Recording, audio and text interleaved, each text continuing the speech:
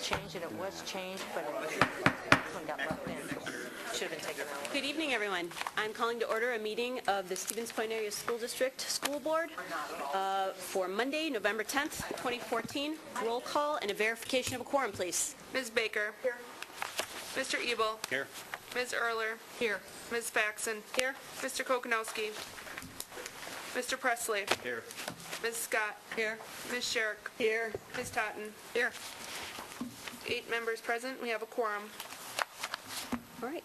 The next thing we have is the approval of our agenda.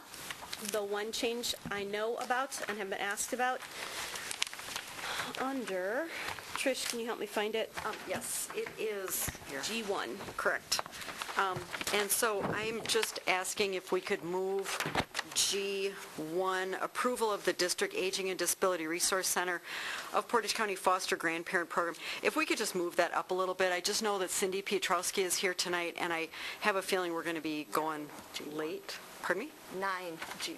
Thank you. Yes, 9G1, correct. So my question is, could we move that up someplace a little bit? Perhaps like maybe 9, someplace earlier in 9. Put it in 7. How about 7F? Does that work for everybody? And it's a presentation. She's here to answer any questions we may have. She doesn't have anything specific to say. So if you have questions about that. Is that all right with everybody, 7F? That's fine. All right. Along those lines, Yep. if there's somebody here from the UWSP about the classroom telepresence other than Keel, it would be, okay. Same? Thank you. Okay. Okay, so with that one change, any other changes anyone wanted to ask about? The school board secretary position, we're going to go over the Job description? job description. That should probably move down to close and put into open. It is included. No, out of closed, Oh, okay. going over the job description. Yep, okay, And just that, whatever. sure. We'll just do it the last thing before closed. Yep. Anything else? All right, then I need a motion to approve the agenda with changes, please. So moved. Second. Roll call vote? Mr. Ebel. Yes. Ms. Erler. Yes. Ms. Faxon. Yes. Mr. Presley. Yes. Ms. Scott. Yes. Ms. Sherrick. Yes. Totten. Yes. Ms. Baker. Yes. Motion carries 8-0. Okay, Pledge of Allegiance is next. Would you stand with me, please?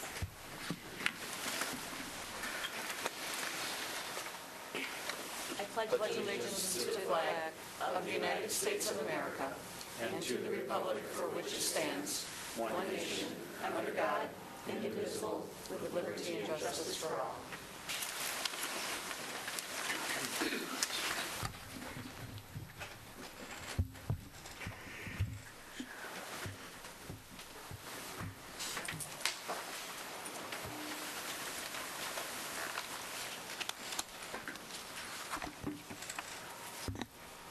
So this evening, we are recommending or presenting a Community Service Recognition Award, and our partner for this month is Security Health Plan, with whom we have a pretty unique partnership, and the two people actually were most responsible in working with the district are here this evening.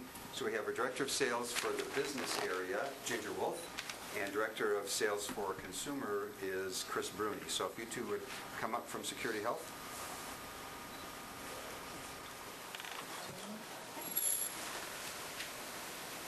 So Chris and Ginger worked with the cabinet for probably 18 months, maybe a little bit longer than, in developing what we now have as our health insurance plan. And it has a lot of different features to it, but it helped dramatically reduce our health insurance premiums and at the same time put into place a pretty unique wellness program for our employees, and we're continuing to ramp that up. And it was as a result of that we decided to award Community Service Recognition Award to the two of you. So Angel has a plaque that she would like to read and give. All right, Community Service Recognition Award presented to Security Health Plan in recognition of the significant and profound contributions to the district for advancing the education of all its students and for helping us to fulfill our mission, prepare each student to be successful, with deep, heartfelt thanks and gratitude.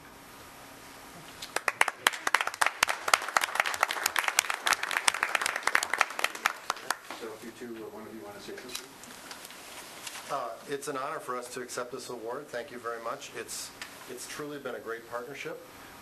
This has been a very unique experience for us, working with such a large employer group and such a diverse population and so many diverse locations. So it's been an exciting opportunity. Ginger certainly has spearheaded our efforts internally, and it's just been fun. So we'd like to see this as the model for how we work with a lot of employers throughout the area. Ginger, anything else? I would echo that. Again, thank you for the members. And outside of even the 18 months, I would say we really enjoyed and look forward to a longer-term relationship and are thrilled to be partnered with the Stevens Point Area School District. Thank you. So Dan's going to take a photograph for posterity's sake, so you can hold that up. We would ask you to introduce your parents, but that's probably beyond. So, What? we have to the kids. So the board members would like to meet you. Thank you very much. Nice to see you. Thanks so much for coming. Congratulations. Thank you. Thanks, Chris. Thank you. Thank you very much. Thank you. Thank you. Thank you very much. So our second and final award this evening is for a teacher in the district, Carrie Cluck. Is Carrie here? Come on up, Carrie. See, we have 6 minutes, and we're going to get you out of here in time. Without rushing. So Carrie is a speech and language pathologist, and she works at Plover Whiting, and she's been with the district since 2011. And in those 3 years, right, Mary? Nope, I've been here since 1993. Well, but I've been at Plover Whiting. Yeah, see, I'm getting, that's my next line. Ah, 1993. I've been here a long time. No, I know that. But you've been at PW, so. Exactly. But you just, what is it, 22 years, right? 21, 22 years, yeah. So before that, she worked at Jackson and Roosevelt schools, came to the district in 1993. Over years in the district, Carrie's been a positive example of special education teacher, developing effective relationships with gen ed teachers, to plan, teach, and problem solve with her colleagues, all for the benefit of the kids. She's also developed a substantial knowledge of students with autism, and is very open and willing to share that knowledge with parents and staff, and promote student success through those collaborations. Carrie is very deserving of the recognition that she just received, which we are kind of piggybacking on too, but really proud of Carrie representing the district.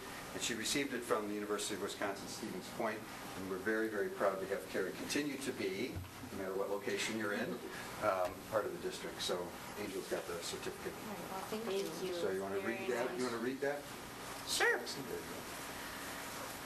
This is hereby presented a certificate of recognition for receiving the UWSP College of Professional Studies School of Communicative Disorders Center for Communicative Disorders Outstanding Practitioner Award.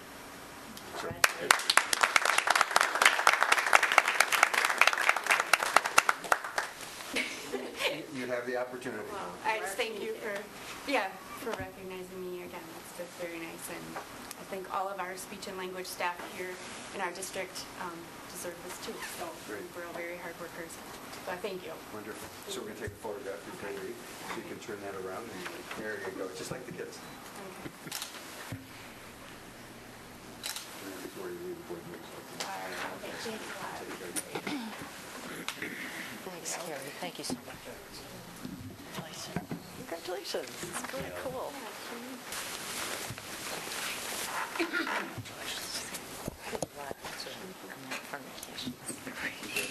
Very appreciative. Thank you for all your hard work.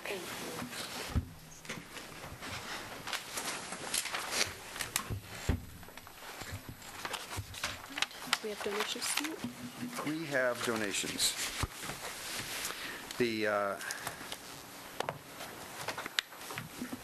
The Spash Machine Tools Program received a donation of 2 Haas simulators, totaling $3,598 from Alan and Deb Martin from Martin Machining, and Alan and Deb are in the back. Thank you very much, Alan. Very much appreciate your donations and generosity. The district received a donation of $200 from Sparta to be added to the Washington, D.C. Scholarship Fund.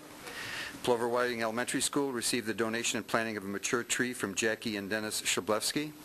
Food Service received a donation of $900 from the Middle Wisconsin Chefs Association Annual Chef's Charity Dinner. Boston School Forest received a donation of $450 from JMAR Inc. to keep their bird feeders filled.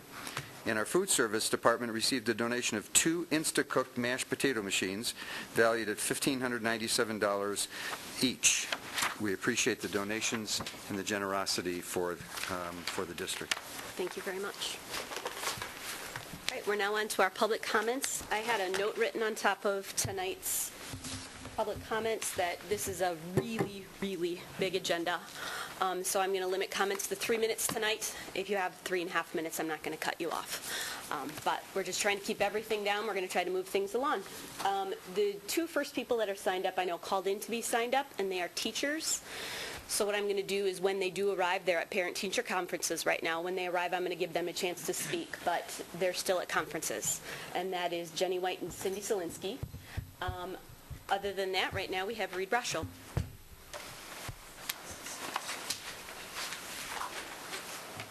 Doesn't surprise me. Just keep shortening the time for the public to speak.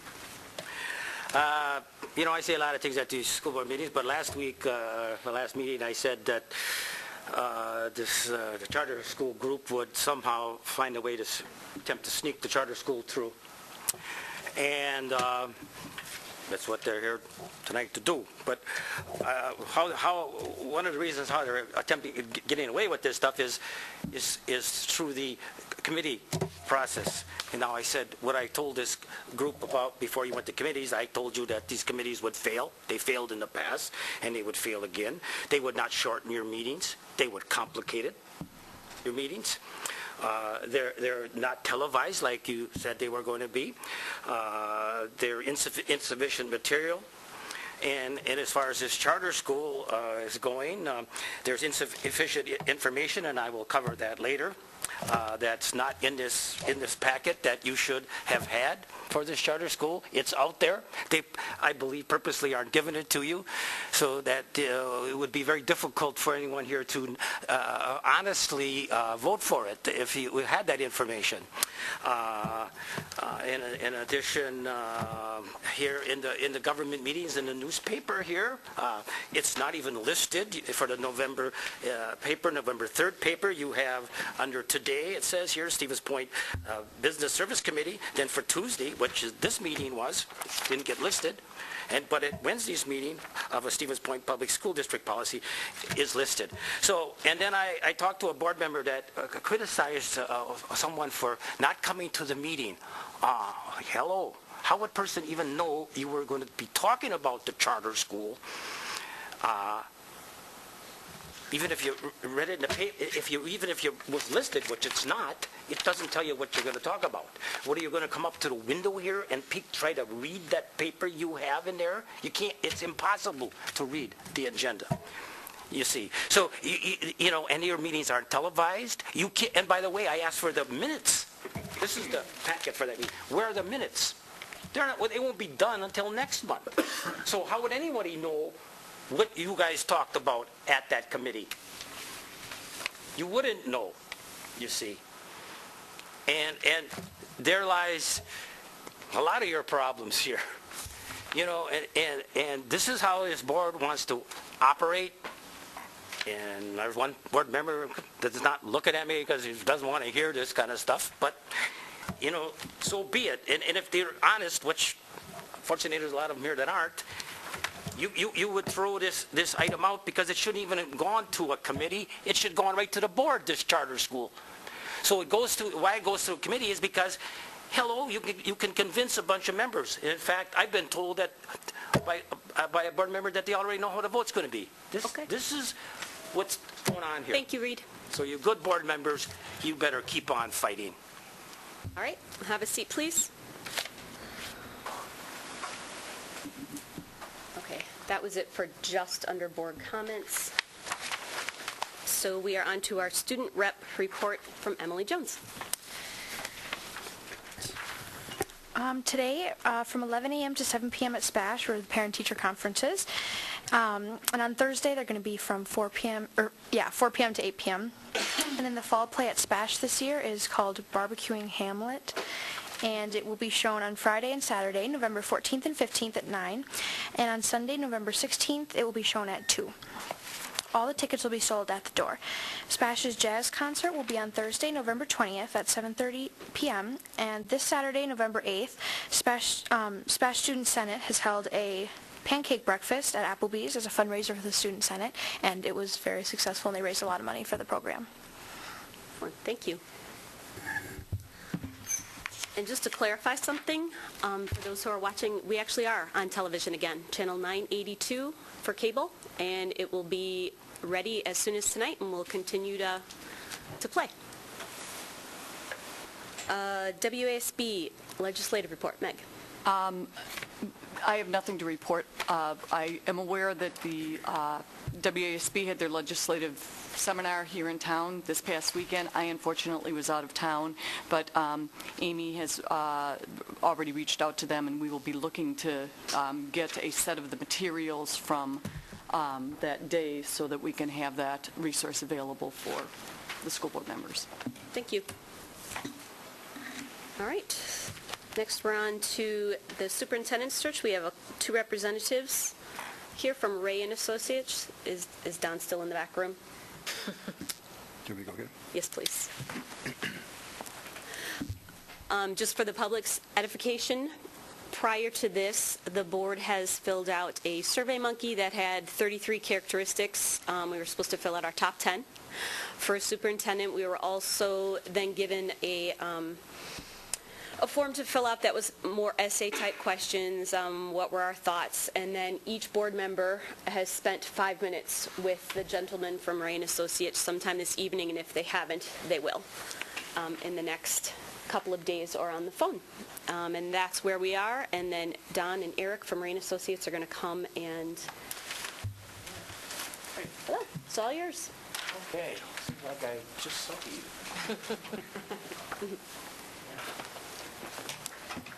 Good evening. Good evening. How are you, folks? Good. My name's Don Kusma. I'm from Ray & Associates. This is Eric Dibbett, and we are the two consultants which will be looking for a new superintendent. We are from Ray & Associates, and we have a little bit of work here for the board to do. Okay. Yeah, why don't you start with this one? To keep us on track, Eric is passing out an agenda of a few of the items that we want to cover. That's fine. And as we said the last time we were here, we would put together a preliminary timeline for the search. And I remember at that time you talked about a pretty aggressive timeline, and we have put that together. If you want to just pass that out.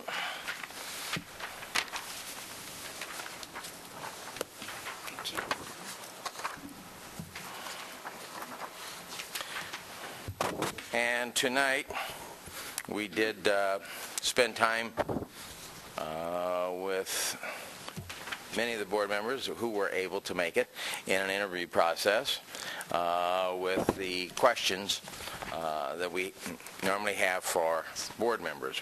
We will look for those to be in very, very shortly. Hopefully by the end of this week, we can have those back in our office. So if you need to fax them, please, we can get them faxed in if they're not in already. Okay? Also, I believe there was on Monkey Survey of the 33 characteristics, of which you were to pick 10 that you wanted to see in a new superintendent. And hopefully those are all in. If not, we're not going to hand out detentions or anything like that. But it's time to get in gear because we're gonna move with this. Tonight, we want to get through all these items, if we can, on the agenda. Please don't hesitate to comment as we go along. This timeline is aggressive. We start 11/10/2014, which is right now. And We will begin preparing the district promotional flyer with you. Notification of all associates will start in 2 days, and other professional contacts of the vacancy. In other words, that it does exist.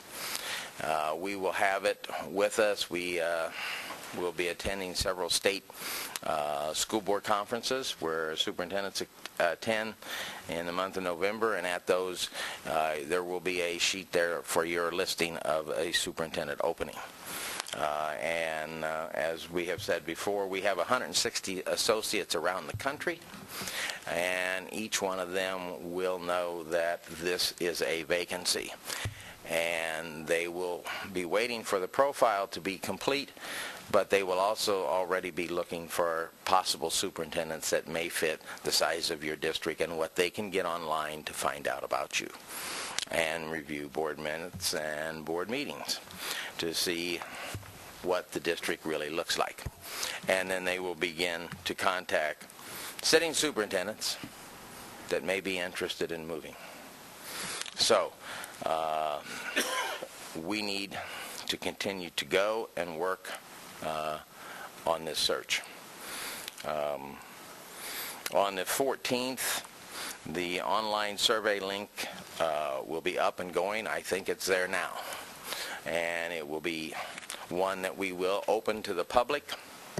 And anyone in the public will be able to get onto that website. There are 33 characteristics of leadership. And of those, you will pick 10 of those that you are interested in seeing in a superintendent for this district. Please don't hesitate. It will be on the district website, and then it will be linked to our website in Cedar Rapids. Okay.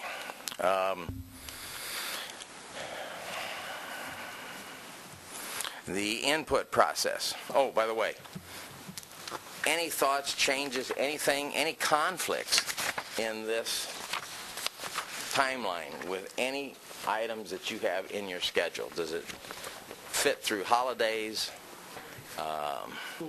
School calendars, things Yeah. like that, parent-teacher conferences or breaks or anything like that? As best we could determine with the school calendar, we were in good shape. But you have your own calendars, and that we need to know if it works. Can we have some time to look at this later? Or do you want this done right now, right this minute? Take a look. I guess I will raise a concern about the 11/24 date meeting with constituent and stakeholder group representatives. That's the weekend of Thanksgiving. It's also the midst of deer hunting season, and it is something that's very important to this community. A lot of people participate in that. I'm a deer hunter, so Right. I understand. So I guess I would have a question about. Okay. I think that probably should be put back past the Thanksgiving holidays at a time when we'll have Okay. more people present in the district. Is that a feeling, a consensus, Could we move it up instead of the other way? It'll be pretty short timing for people. I mean, you're talking 2 weeks here. That If it were to get moved up, it would be next week. yes. You would like to see 2 weeks of the survey? At least 2 weeks. Yeah. Let's see. Go ahead, Trish. Can I ask a question? Sure. I would just echo Meg's comments. I really do think that it should be the first week in December. I just don't think that is a good week to do it at that time. I also have a question about the survey. Sure. The Survey Monkey, the same survey that we all took is what it will be available to the public? Yes. And how will they access that? How will that be publicized? That will be through your website. Okay. They'll be able to get on your website, and that will have a link to ours for the results. Okay. The survey will be there. And then my second question is, will people be able to do that more than once? Or does their IP address prohibit them from taking... Pretty well prohibits them from doing it more than once. Yes. Okay, so they'd actually have to jump on a different computer if they wanted to do it twice or more times? Yeah, I would assume they could probably do that if they wanted to go through all of that work. Okay. Yeah. We do have a weighting factor with the amount that we get with each group, since there are only 9 of you, and you are the people who are significant, that have been elected by the people to serve on this board. Your weighting is pretty heavy. Your results, because whoever this person is, you 9 are going to be the ones that will be working with them. So yeah, there is a weighting system that pretty much levels everything. Okay. I'm sorry, can I ask one No, last go right question? ahead. Go right ahead. The meetings that I think we're suggesting that get moved to December 1st, and I know it on here, you've got constituent and stakeholder group representatives. Have you identified, or how are you, do you have an idea of who you want to come to these meetings that you intend to invite? We don't do that. Okay. You do that. Okay. Yeah. All right. Yeah. Oh, yeah. We have had a group of students. We've had Ministerial Alliance. We've had business leaders. We've had teachers and union reps.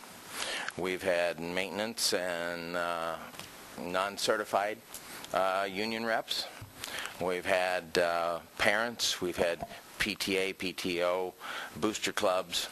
What we try to do is make it a sizable group for discussion, so that you can add 2 or 3 groups together that are similar and get some discussion. I can remember several that I've been on where we asked, the board was really concerned to invite the mayor and the state rep and those people who are out working as well. And of course, it was difficult for them to make it.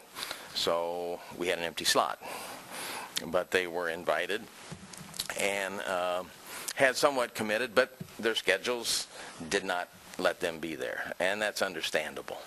So yeah, I think that you can look at a number of groups. We've spent as much as 1 day to 2 days doing it with the groups. We have had open forums where we would start at 7 in the morning and have an open forum, and come back that night at 6:30 and have another open forum and invite people. And we've had some boards that just had 2 open forums and let people come and express their feelings at that time. So it would be putting those groups together will be up to the board or board representation. Thank you. And that's something that we if we do it, we do need to do it pretty quick. And that's actually one of the topics for the second item on the agenda. Yeah. Discussion of formally identifying those groups. Chris? Angela, I'm thinking we should have a list of the focus groups somewhere in superintendent search that we've had before. Okay. Because I've done it 4 times, so I know we had at least one set of groups of different focus groups that we had. Okay, if you've got focus groups, that is a good starting point for certain. So we Yes. put the groups together and you come and lead the discussion? Yes, we take it over from there. And the girls in the office will work with you to get it all set up. They've done quite a few of them. Okay. Chris? Yes, ma'am. I don't know if this makes any difference, but you've got some things going on here, January 19th. Yes. That's the week of the state convention. And I don't know, you're saying the week of, so I don't know how that's going to fit in with the convention. It might not make any difference, but I just wanted to bring that up. Well, that's what we hope to finalize. Is the convention Friday, Saturday, or Thursday, Friday, Saturday, or Convention Tuesday, Wednesday, Thursday. Wednesday, Thursday, Friday, so it's Actually, it says 21 through 23, but I think people go. There's a pre-conference on There's a Tuesday. pre-conference, so the 20th. So. Okay, so the 19th itself would work. Yes. And that is a regular board meeting that night, or I'm gonna have to look. No, I don't think so. 3B. No. Okay. It's if- Martin It would be the Luther 12th. King Jr. Day. Okay, so you would need to have a special meeting for that? Okay. This is to meet the final candidate? This would be to develop and finalize interview questions with the board, and the procedure for the questioning of candidates to be interviewed. And we will then present semifinalists to you. There'll be between 10 and 12. There will be a stack of material in front of you. And by the way, set that evening aside because you will be here for a while going through these. Trish, that's a third Monday. That'll be okay. Will be okay? All right. So mean, does that work for everybody? The 19th, that's a pretty important day or evening. Okay. I would, oh, I'm sorry. No, go I ahead. would also suggest, though, on that calendar, then, since many of you would be out of town for the convention, I'm guessing, is that what we're talking about at the middle of the week, is that the item right below there for the interview of the semifinalists probably does need to move to the following week of the 26th. The interview candidate finalists will be Right moved. below that. Oh, Yeah. okay. What is that week? That would be the week of the 26th, January 26th. Week of the 26th. Okay.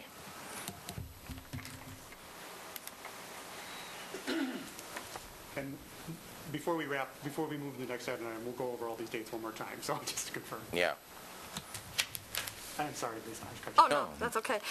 When we talked about the groups that the board is going to come up with, the focus groups, when you talk about the open forums, there are no particular focus groups. It's just open and anybody can come. Absolutely. Absolutely. Okay, so can we do a combination if we want? You can do focus groups and you can do Okay. the open. Open forum. Yep. Okay. Yep.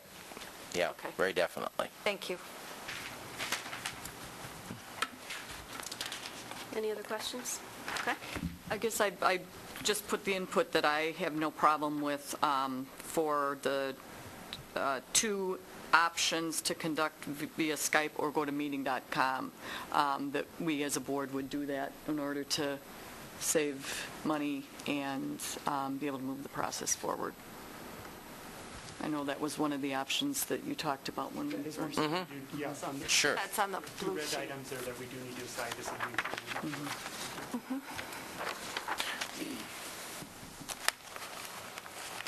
Okay, so the promotional flyer draft will be due on 12/1, and on 12/3, we can do that by Skype. We can also move back to that week of 12/1. Yeah. If we've moved the meeting with the focus groups and so forth to December 1st and 2nd, I'm wondering if we do need to have the promotional flyer to collect that information the following week, December 8th, and then also finalize December 8th. See that? So Yep. It's basically taking, it looks like most of the dates that are on there currently and moving them just forward, or one more. Do we have committees the 1st and 2nd, is that right? Yep. Okay, so, But we're not involved in those groups. oh, got it. It's the others. Gotcha. Right. Yeah, when it comes to the focus groups and all of that, we'll be working with them, Yep. and you guys get a break. All right, sounds good. Okay? All right. You want to review the calendar then, Eric? So we are on the 10th, which is in the stage 1, which is the board input and preparation. On the I'm going to 10th, interrupt you. Can you go up there so then the Sure. camera can pick it up? So we've really checked off the first item there. As we mentioned before, if there's a board member we weren't able to meet with, we'll make alternative arrangements for that quick interview. We'll begin preparing information for the promotional flyer starting this week, and also, as Don discussed, notify associates so that the opening will be known by midweek this week. I mean, it'll be out there. In stage 2 for the profile development, we'll start off with the website also by the end of the week, so that we're gathering the information through the SurveyMonkey. On December 1st and 2nd, that Monday and Tuesday, right immediately after Thanksgiving vacation or Thanksgiving break, we will have those meetings with constituents, and by the following week, December 8th, have that promotional flyer draft prepared, which will also mean that on that evening, you have a board meeting, I would guess on that Monday evening, we'd be able to have what I think is a suggestion on the table, a go-to or a Skype meeting to just confirm that profile. Okay. And is that the direction of the board to do it remotely? Do it remotely? Yes, that would be great. Okay. Okay. And then for stage 3, which is the recruitment and search, which is that expanded period from basically, it looks like around the 11th of December, because we'll finalize the promotional flyer, through January 9th would be the application materials, the deadline for application materials. We might actually be able to extend that out, and we'll get sent another week, because on the 19th, we will still stick with that being the time to finalize the interview questions, and then doing interviews with the semifinalists and such, which is stage 4, the week of the 26th of January. Which means that if we move that stage 5 up just one more week, we're just in the first week of February, if I'm accurate. So that means that if you look at the entire arc about what we're going to get into details in just a few minutes. You now can see the arc in terms of by early February should have a candidate selected.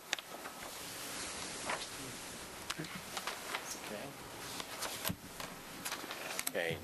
Oh, wait, I should mention that final meeting with the consultant. Did you also want to have that as a remote meeting at this time? Should we plan on figuring the one that's that first week in February, also doing that remotely?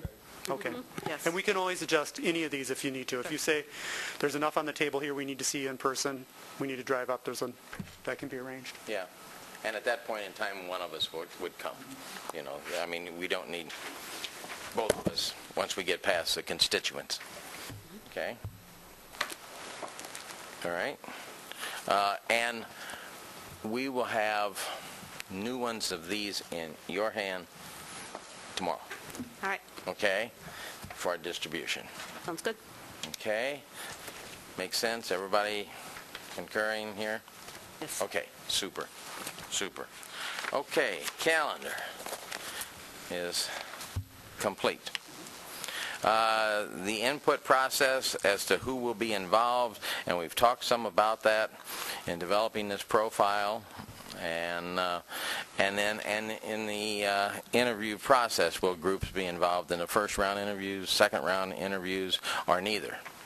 That's one of those issues that we give out.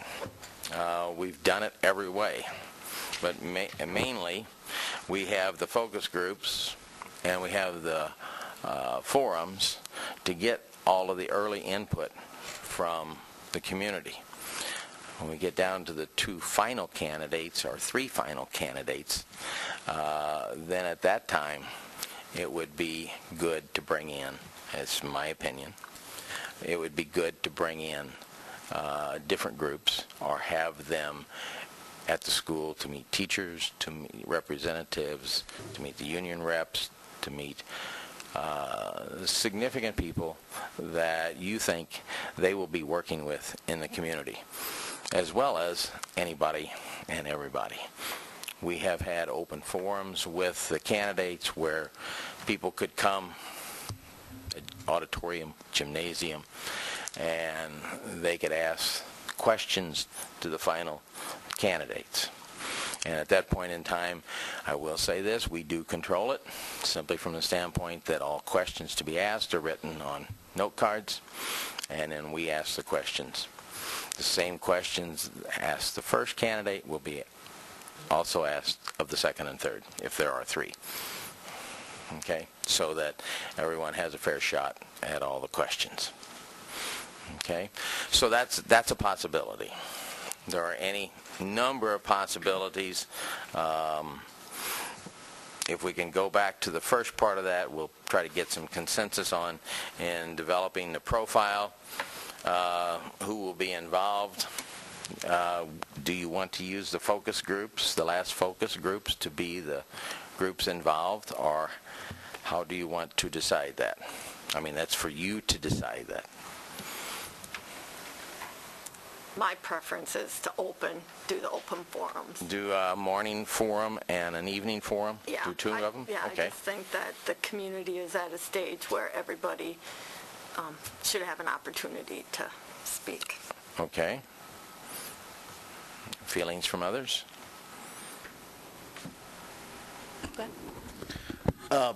I think we need to pick groups too, just and just saying that it's open so that we get that participation level that we're looking for.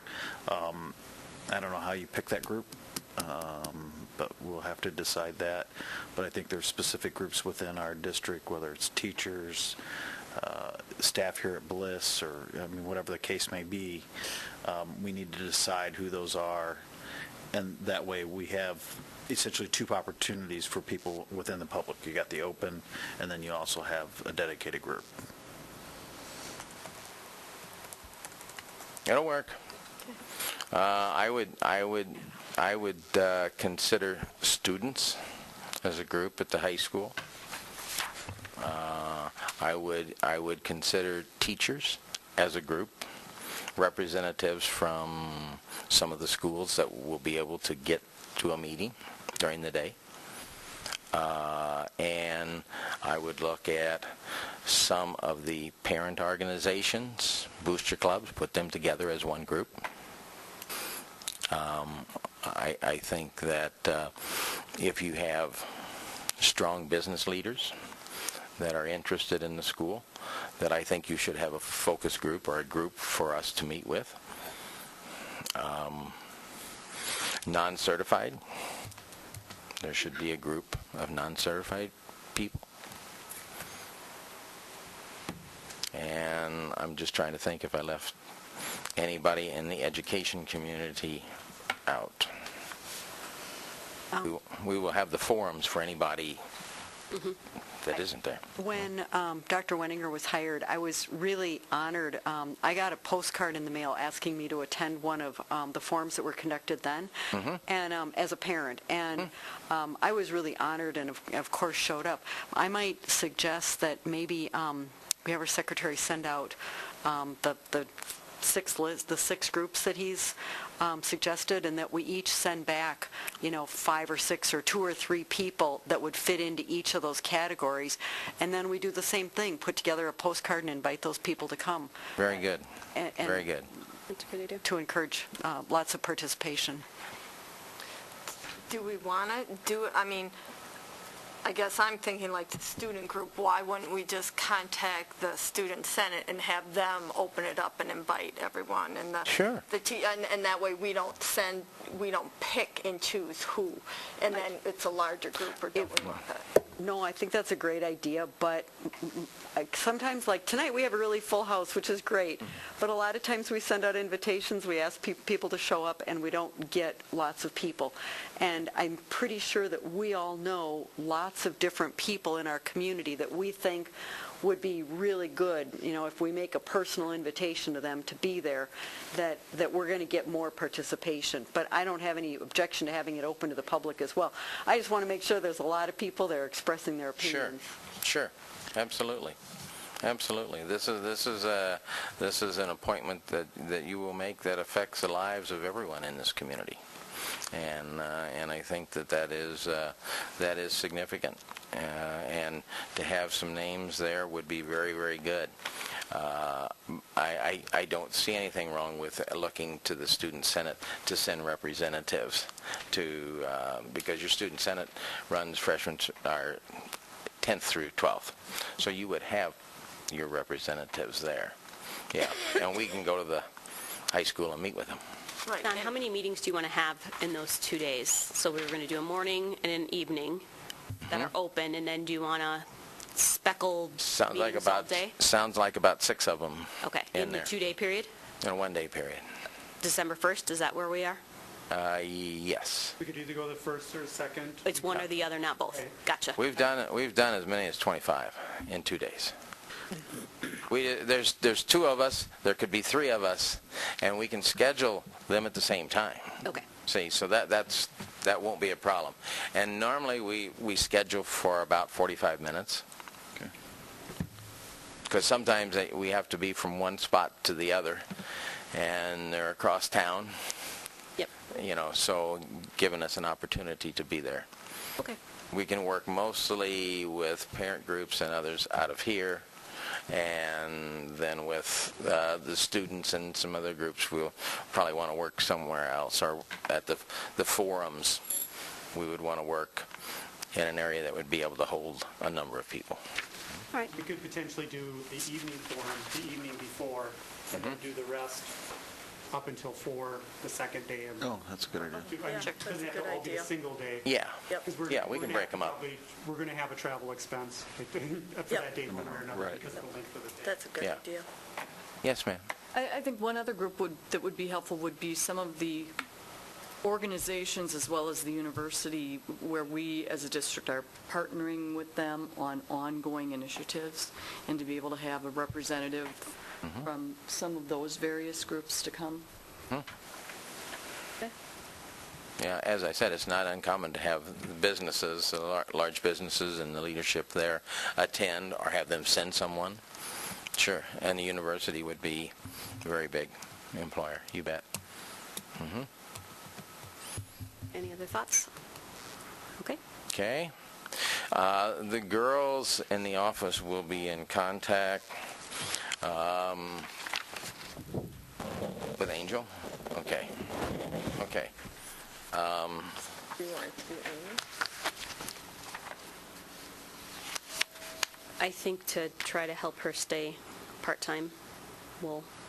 That's fine. Go ahead. It's fine. Okay, so we can take that and we'll have everybody then involved that you want there in those groups we talked about will be involved in the process. Okay. And anyone else can get online and complete the 33 characteristics, where they pick 10 that they want to see. And how will that get advertised out to the public so that they are aware of it? People do it on their websites, and it's not uncommon to see an article in the newspaper, the local paper, that specifically says, in the process of choosing a new superintendent, we are looking for input from the community. Will you do that, or will we put that in the paper? Normally, you put that in. Okay. I can do that tomorrow. Contact Okay. media. I would say like anything like this. Just do a press use release. Normal communication, then use like if you do issue press releases, that type of thing. Perhaps it's something that you translate out to the individual schools that might, depending upon, or if you have some type of district-wide email blast. Okay. I've seen districts do that also. And we can do them all, so Right. that Well, we yeah. can hit as many as possible. I know some districts are sensitive how they use, for example, their alert now or whatever, like you would use for a snow day. Some districts only use that in an emergency, but if it's something that you do typically use, we've seen districts use it that way. Okay. Sure. So you'll do that, Angel? Yep. Yeah. Okay. Now, it comes down to the two questions that I think we probably know right now. Number 3, who will be the consultant's in-house contact person? For in-house, is there a person we will contact in the central office? Or is it the board contact person? We'll do it all. But, I think it would just be between Amy and I. okay. Is that all right with you, Amy? I'm good. Okay. Then I will have Molly from our office get a hold of you on other things or things that might be coming up or how to deal with certain issues. Okay? Yep. Okay. And now, will the district create the promotional flyer? That's Eric's, and yeah. Go ahead.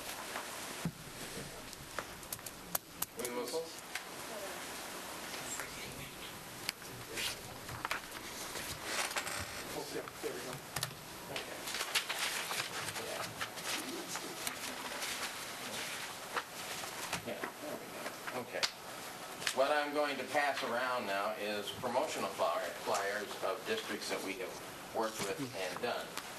And you can take a look. There's 2 on each side, so you can see what we have done in the past. So the decision here for the board is really, or the discussion is whether you have the means to doing this internally to create something like this, or whether you would like to have it be part of what we provide at Ray and Associates. In other words, based upon the information that's accumulated through what we were just discussing, the focus groups, the discussions, the interviews, the surveys, we will put together a profile that will look like that will be available not only on our website, but we'll also be able to provide it to you, so you would have a PDF version of that. So any candidate going to your website, looking at up the Ray and Associate website, it would also be the information that would be used to construct what we're going to talk about in just a moment in terms of how we would go through advertising the position outside of just regular means.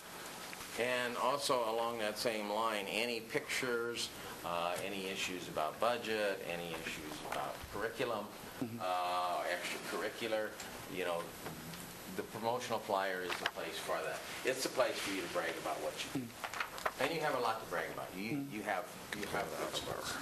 You do.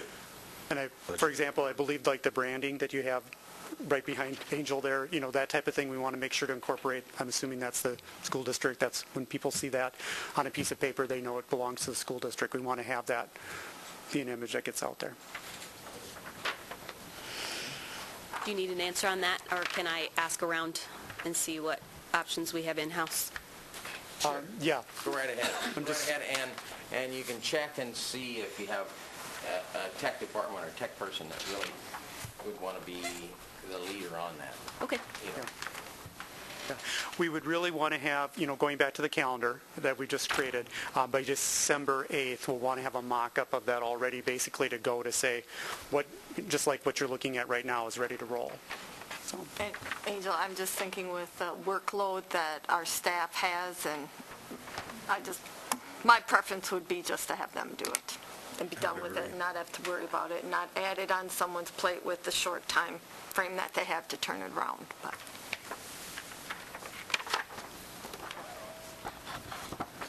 We can do that, but we still need some help on the type of data that you would want to get in there. Yeah, it's just, the schedule's pretty tight, and people have jobs that they're... Yep. Yeah.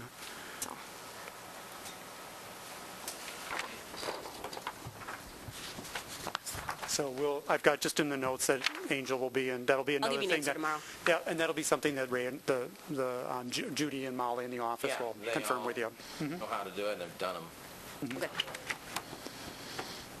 So that was number 4. We're down to number 5, the approval of the advertisements.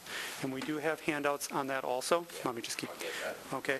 So in the green sheet that Don is passing around, this has the suggested superintendent search advertising. In other words, the ways in which, in addition to through the associates and other methods, that we will get communication out. Some of them are free, and we will leverage those as much as possible. Others do have some cost attached to them, obviously, like anytime you work with the media, they have to pay their budgets, so they have advertising costs that go along with that.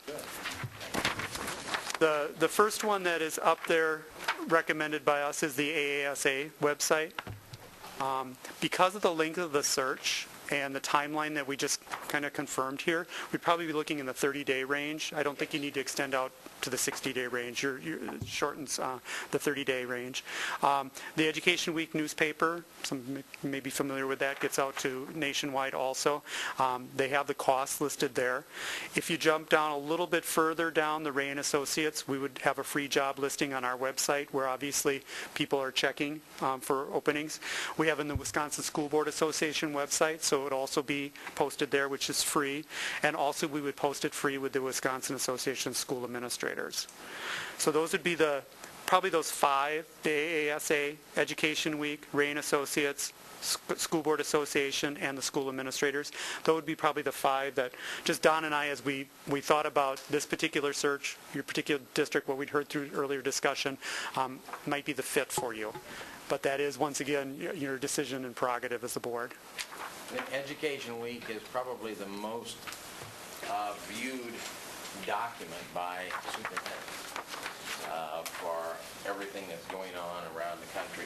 It has become the premier educational newspaper across the country. And that's the reason why it is expensive. I think that probably no more than one shot at that. Yeah. Is all that you would need. There is the website, which is an option. Go to the website to do it. There are a lot of superintendents that go to that website, but the Education Week itself is the go-to publication. I'll just say that when I was an administrator, that was the one, in a busy week, that was the one piece of communication that I made sure I read, for beyond just the job listings, obviously, but the information that's in there, it's very current. It's a weekly. So do we want to also put it on the Wisconsin Jobs?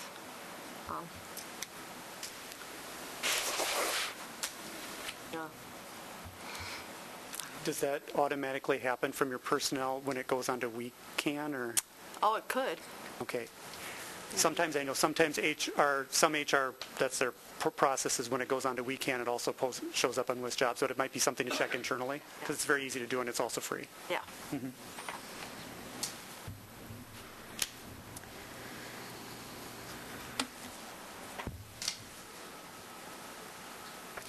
Questions? Thoughts? Do we need to make a decision about this advertising budget, like, right now? Would be helpful. I'm good with your recommendation. Yep. Yeah, I guess I'm with Lisa. They're the experts, we're not. If they say that this is what we need to do, this is what we need to do. Yeah. After 28 years of doing it, we recommend the best of the best for you. And it changes sometimes. I mean, Ed Week has come up in the last 10 years as being the number one go-to for superintendents. Okay. I agree. Any issues with that, or is everybody okay with them making that call? I'm good Right. with it. Good. Do you need a motion? It looks like it's about $4,400. We've already approved the contract, which included. Yeah. Yep. Okay, good. I think so. Okay. Yep, I'll turn it back over to Okay. Now, we get down to the determining and discussing any certification, licensure, or other legal requirements. We definitely want them certified in Wisconsin to practice as a superintendent. That's for certain. And everyone who applies, we will be able to check, and we send them a letter basically saying, to check with the Wisconsin Department of Education to make sure, or Department of Instruction, to make sure that they qualify and begin the qualification process. So everyone will be legal in Wisconsin that we bring to you. There will be no question about that. The other thing is, do you want them with a doctorate degree or not? You mean as a requirement? Yes. Okay. Has everybody been a That has been our past practice, that they've had a doctorate degree. I don't know. I just want the best candidate. Dr. Schuler was actually working on his and finished it while he was superintendent. I have no preference to require that. I finished mine about 8 years into my second superintendency. I was slow. What do you recommend? I recommend the best candidate. Okay, but with regards to the doctorate degree, what do you recommend? Funny guy. Pardon me? It means we shouldn't limit ourselves. Yeah, that's basically what I was saying was, don't limit yourself. Okay. You can say doctorate preferred, but that does not connotate someone who does not have one from applying. Do we even want to say that? You don't have to. No. I would like to say that. I would like to say doctorate preferred, but that I don't see that needs to be a limitation. Right. Others? You just think doctorate preferred? And that is a limiting factor. You're putting it on there. It's pretty much stating what you want. That's how I feel. I don't think so. All right, we're going to have to do a kind of a general. Most of them will have a doctorate, I can tell you that. Right. So you don't, yeah, most of them will, so. I think the terminology of doctorate preferred doesn't limit us in making the choice of which candidates we choose to interview. No, it doesn't. Ultimately, that's what we're talking about as a board, us being able to look at... But it may limit who applies. Yes. Well, they may look at a lot of things and not apply. Well, absolutely, so why add another? Well, because it's what we're requesting. It's up to the board. Okay, so Board doctorate preferred, just give me a, I'm doctorate preferred. okay, yes, yes, yes, yes, yes. Okay, so doctorate preferred. Doctorate preferred. I do believe when Okay. people look at that, they're going to limit themselves to applying, I think so. but that's my opinion, so. Not at this level. Okay.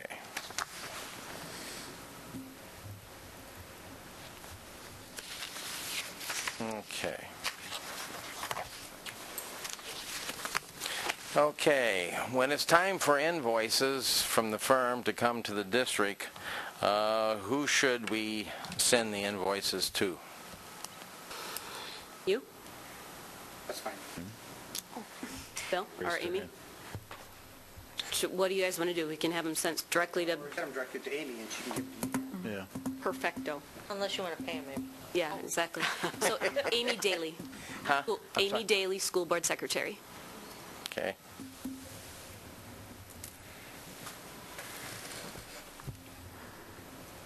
Okay.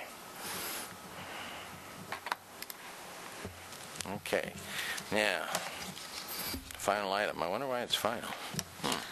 Discussion of salary and benefits for the position. And I think that, yeah, we have a comparison sheet here of salaries, and we went in Wisconsin as well as across the country to take a look at salaries and see where we are.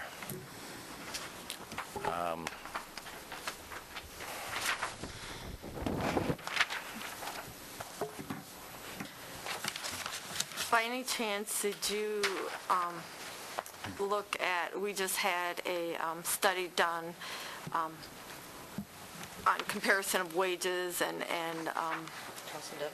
yeah, And I So almost brought it, but I don't think I have. Among superintendents, administration and, yeah, all administrators. all that. administrators. Yeah. Okay, these are just superintendents. Right. I know, but I'm just wondering if you looked at that at all when you... Some of these salaries came from there. Okay. Are you talking about our Because we growth? tried, Is that what you mean? because we tried to look at enrollments Well, that's what I'm saying. and come close to yours, He's going to want this tonight. and we looked across some of the states Time to digest. to see where we were. It's also important to note that that last column is the 13-14 school year, so there's a potential that this current school year is higher, and then we're also talking about the 15-16 school year, so we have to keep that in mind when looking at the numbers. Because this person would not be starting until 15, 16. So it's it would be that year ahead. 65. And right now, you're currently at 155. What do you recommend? Based upon the fact that if you want a $155,000 superintendent who can do what you need done, you're going to be paying somebody about $180,000 because it takes $25,000 to move. And on top of that, you're looking at, you're not going to get someone who's making $155,000 now to come for this job. That isn't going to happen. They aren't going to do it. For a $155,000 job, you're going to be looking at somebody who's making between $100 and $120. And that was a discussion that we had with WSB.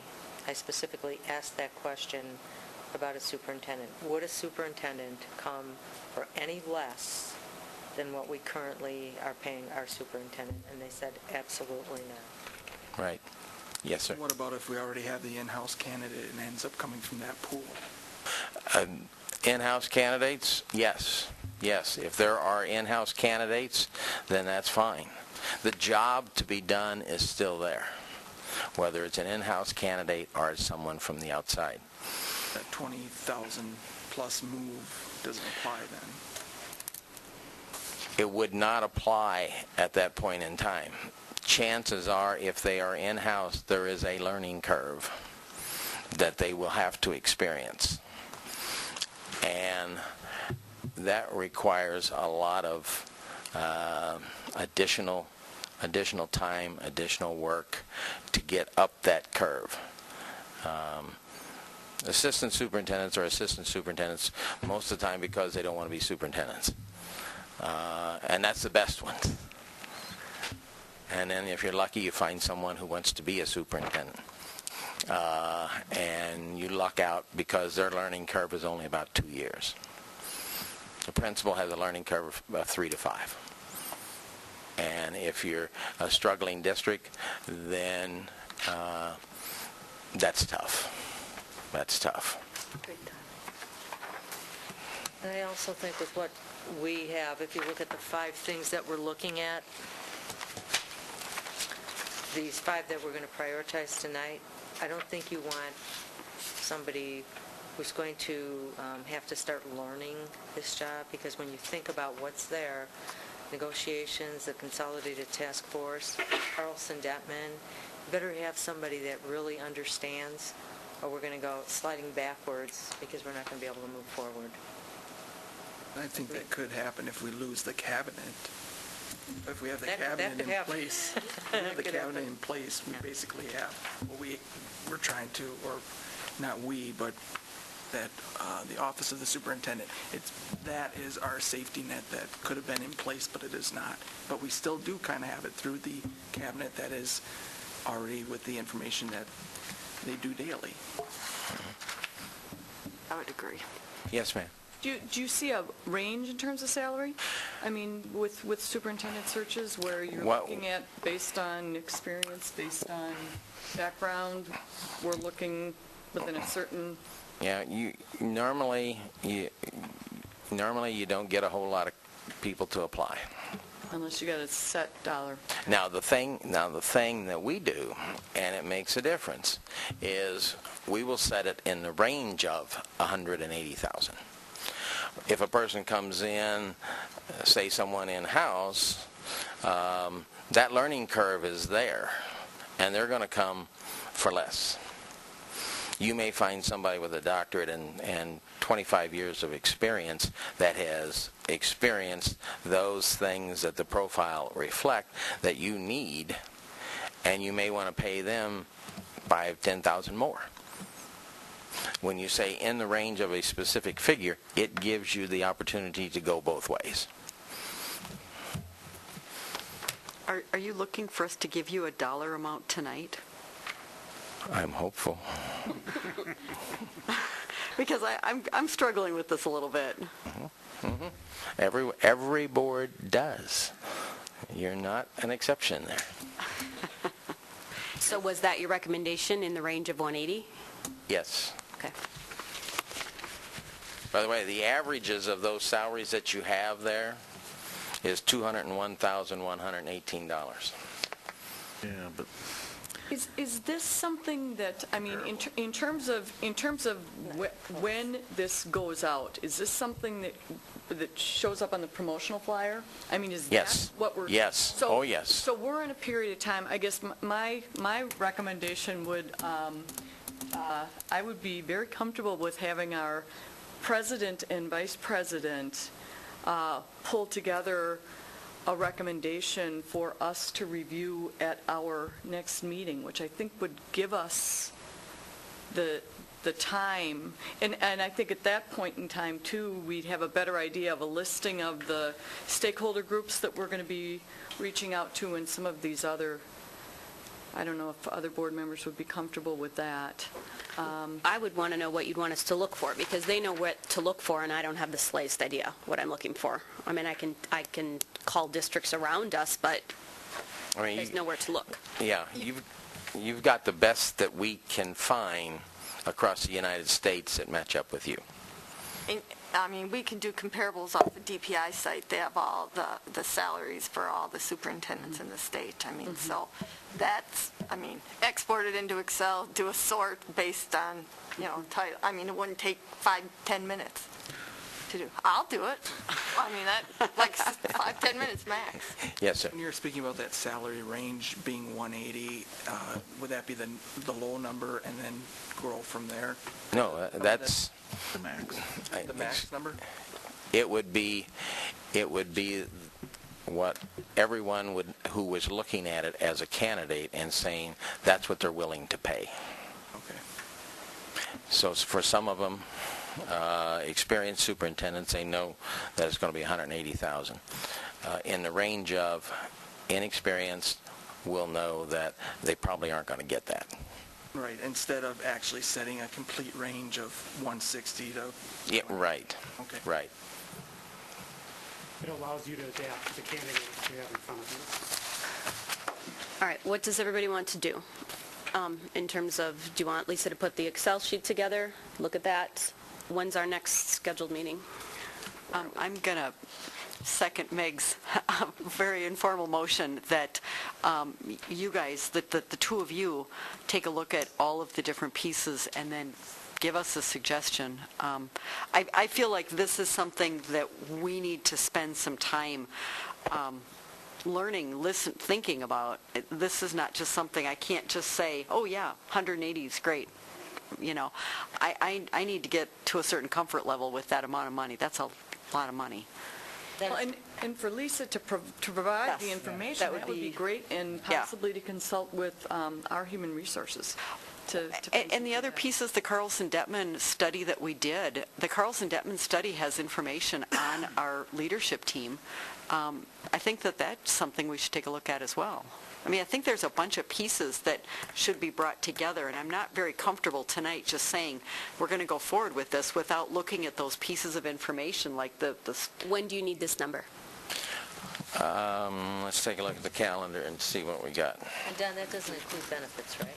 No, Well, no, even if we no, use all the 10 no, benefits are above and beyond. hours or whatever. I mean, the board's just got to realize that. Okay. I'll say that in the speaker. Looks like the promotional flyer is going to be based on our timeline is the week of December 8th. Do you have a meeting before December 1st and 2nd? Yes. The 24th. Then it would be good if you could do it by then. Okay. That would give us the time that we would need. So what are we saying? You're just putting the information together, and then we're going to discuss it as a board, correct? Yes. Correct. So just send it out, send it to Amy, and then Amy can forward to the rest of the board. The rest of the board. Yep. Got And then it. we can talk about it on the 24th. Got it. That'd be perfect. Thank you. Yep. Now, remember, the data that you collect is from 13-14. Right. You will not get 14-15 nor 15-16. 2 years difference from where you are right now, okay? Okay. Apples to apples, oranges to oranges, okay? All right. Sure. Okay. Well, I think we've made some progress, and we can get going. Excellent. Thank you. You bet. You bet. Thank you very much. Safe trip home. We appreciate the opportunity, and, any questions, please get them to Angel, and she can get them to us, and we can get them taken care of, okay? Do we have your direct contact information if we want to get you something, or do you want us to just go through? I would say go through your board rep. Got it. That's the best way to do it. Got it. Yeah. Thank you. Any other thoughts, questions for the good of the cause? Okay. Good. Thank you very much. Okay. Thank you. Thank you. Oh, if people still need, are you going to contact the people you haven't spoken I to? just talked to him. Okay. Well, I don't think you're the only one. Or do you want them We to ha- contact you? We have a couple, and we will be in contact with them. Excellent. Yep, we will Thank take you. care of that. All right. Next thing on the agenda is the president's report. It's going to be really brief. Okay, at the last meeting, I said I was going to explain the difference between a workshop versus a board meeting. I'm going to give you the same, our board attorney and I have been playing phone tag for I was on vacation last week. So in terms of what he said is that both are subject to the same open meetings law. What's different is the effects of the open meetings law based on how it's structured. Exactly what that means, I'm going to have to get back to you on because he and I have not had a lengthy discussion on it. But he does know the question. He is processing it. He didn't want to answer it in an email. He thought a conversation was the best idea, so I apologize for not having a very thorough answer, but that one's in process. Life Skills Center groundbreaking, Wednesday the 22nd? Not too long ago. Board members, administration, students, teachers went, and though the ground was already broken, took some shovelfuls of dirt, and it was an amazing and joyful and beautiful event, and I was very grateful to be a part of it. The students were very touched. We got to hear from some of them and from the people that have been involved in this process, and it was wonderful, and I just wanted you to know that. Consultation with legal counsel, the reason this is on here, at the last board meeting, it was brought up, or the question was brought up about the superintendent calling legal counsel to ask about bill paying. The reason I asked for a recess, or 2 recesses, or 3 recesses, because I left and called legal counsel. That's what I was doing. He actually did not answer. I didn't get my answer from him until the following day. In an email, the answer of the fact that the bills are paid came from Bill Rudall. Superintendent search steps, the survey to prioritize. You have a little third size piece of paper by you. If you would just put them in order 1 through 5, Amy's going to add them up while we're sitting here, and I'll give you the results. And we'll know, all this is all of these are important. They all need to be dealt with. How fast you want them dealt with as we set workshops and set priorities. That's all that is. That's exactly what the next one is as well. Negotiations. AFSCME negotiations are set for November 13th and November 19th at 5 p.m. SPAEA negotiations are set for November 18th at 6 p.m. Can you repeat those? Yep. AFSCME, November 13th and November 19th at 5 p.m. SPAEA is November 18th at 6 p.m. That is all.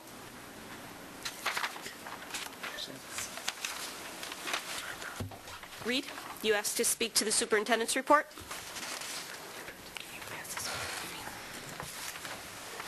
Kind of complicated the way it's set up here, but anyhow, I'm referring to this item, says F1, Lisa Totten. She apparently is asking, as a board member, I'm requesting to know what attorney you call. She's talking to the superintendent at approximately 10:10 p.m. on August 13th. I'm asking in response to Reed Rocheleau's comment at last night's meeting. And then you apparently had come back. Not apparently, you did come back, and or came back. You were there and gave some advice to the council. Anyways, I'm reading your response in your report, and I'm not buying it. There's something doesn't smell right. Because first of all, this is a big deal. I think this is potentially some unethical, improper, perhaps illegal behavior may have occurred here.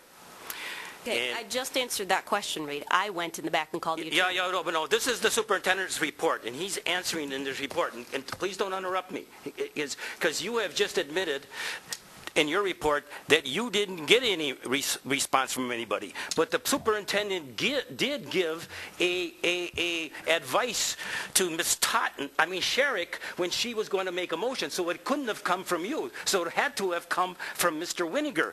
And is he suggesting that I was fabricating this story? This is not about you now. You just listen here. Because I'm involved in this. Yeah, I'm down here. Are you suggesting I fabricated that there was a phone call? He spoke to someone in this panic mode that you guys were all in, and I can tell you, I told you already to Miko what was going on, and I have assumed it was an attorney. Who else would you be trying to get advice from? Okay? And then he came back and he advised you. Who did he talk to? His mother? He got legal advice to tell you how to do it? There's something isn't right here. And you good board members, if you don't let this go away, you're going to get some answers to this. Who did he talk with? Because that was very important, because I'm telling you, those bills shouldn't have been paid because you shouldn't have voted 3 times. But whatever it was, there was advice given, and there was a phone call. It was happened right next to me. Was he just making it up? But he did give a comment. He led you to believe that there was somebody he got advice from. Who would he have gotten it from? That's the point here. And this is a big deal because we've gone through this. What attorney firm? Because that happened before all these late night calls. And if you can't get the information from him, somebody better stand up here and get some phone records. And if you can't get them here, get them from your attorney's firm. And if he doesn't have records of it, then who's called who? Now I can understand that. Maybe they use a different phone. I don't know what's going on here. But this is the crux of this whole board's activity, why you can't get honest answers from this board. Okay, this Reed, is the kind your of time is behavior up. this board participates in. Have a seat, You please. good board members with backbones better get some answers here. Have a seat.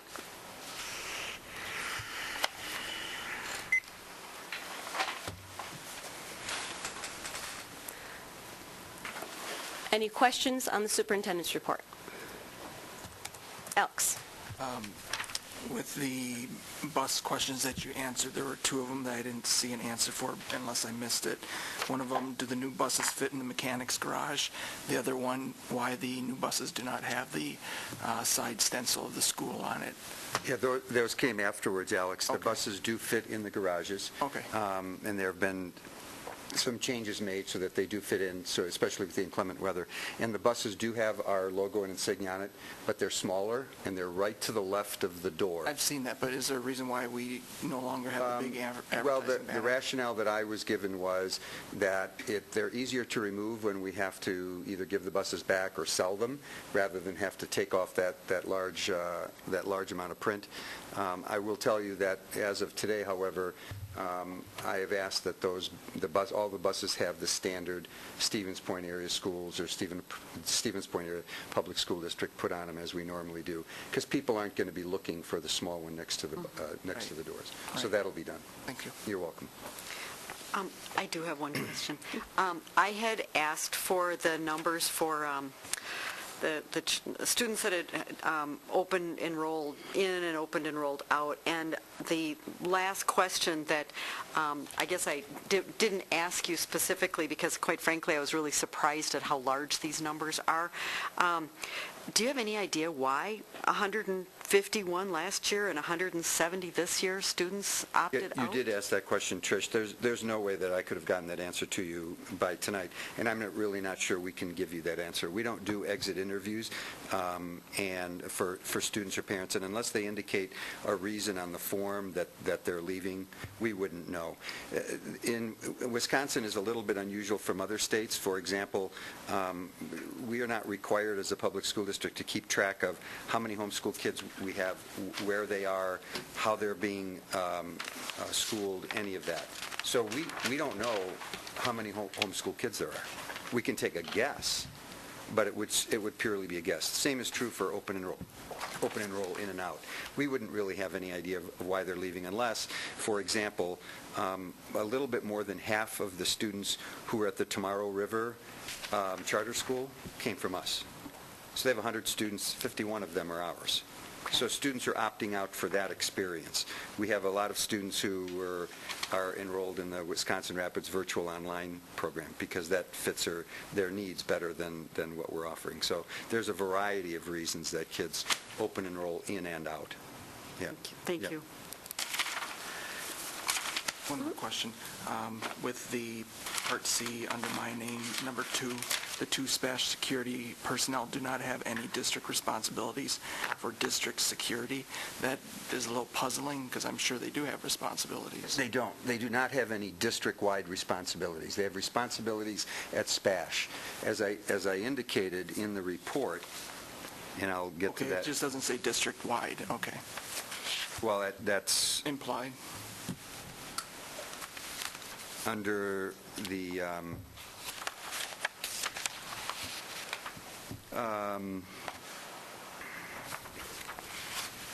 yeah, they do not have any district responsibilities. They have school responsibilities. Okay. Yeah. All right. Then the other elementary schools and middle schools, that's like liaison? The elementary, the high school has a full-time police liaison officer. Right. And they have 2 security personnel. And that's during the day. At the 2 junior highs, they each have a full-time police liaison officer as well. The elementary schools don't have police liaison officers or, designated security personnel. Right, okay. So as far as the need at SPASH for having the security personnel that we employ right now, when one of them is pulled away to a different task like substitute teaching because there's no sub available, are we still meeting the needs that we have? I'm unaware that that happens on a regular basis. I'd have to ask Mike about that. We also have 3 assistant principals there. In my view, the explanation that was provided regarding some of those services that were at one time reduced because of the failed referenda and then cuts that were made in the district, I think it would be safe to say that we could probably identify somewhere between 18 to 20 areas that we could use additional staff in, and I guess it's a matter of priorities. When you have limited dollars, where do you want to put your funds? I don't believe, and I can speak for Mike Devine and his administrative staff, that SPASH is at any great security risk, nor are the junior highs. Can something happen, as it does across the country? Absolutely.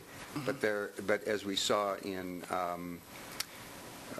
think it was in Connecticut, somebody went through 3 security barriers in order to get to kids and staff in that building. So it's a matter of priorities.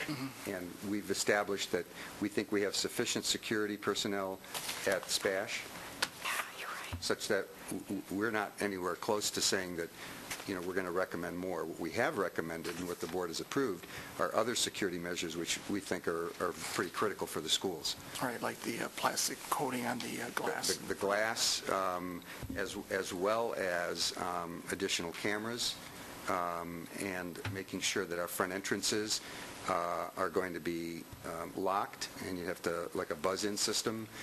Those things are yet coming down the road. Okay, so there's some other measures. The security with the cameras, someone needs to be monitoring that in order for it to be effective. That's correct. So that's one personnel individual.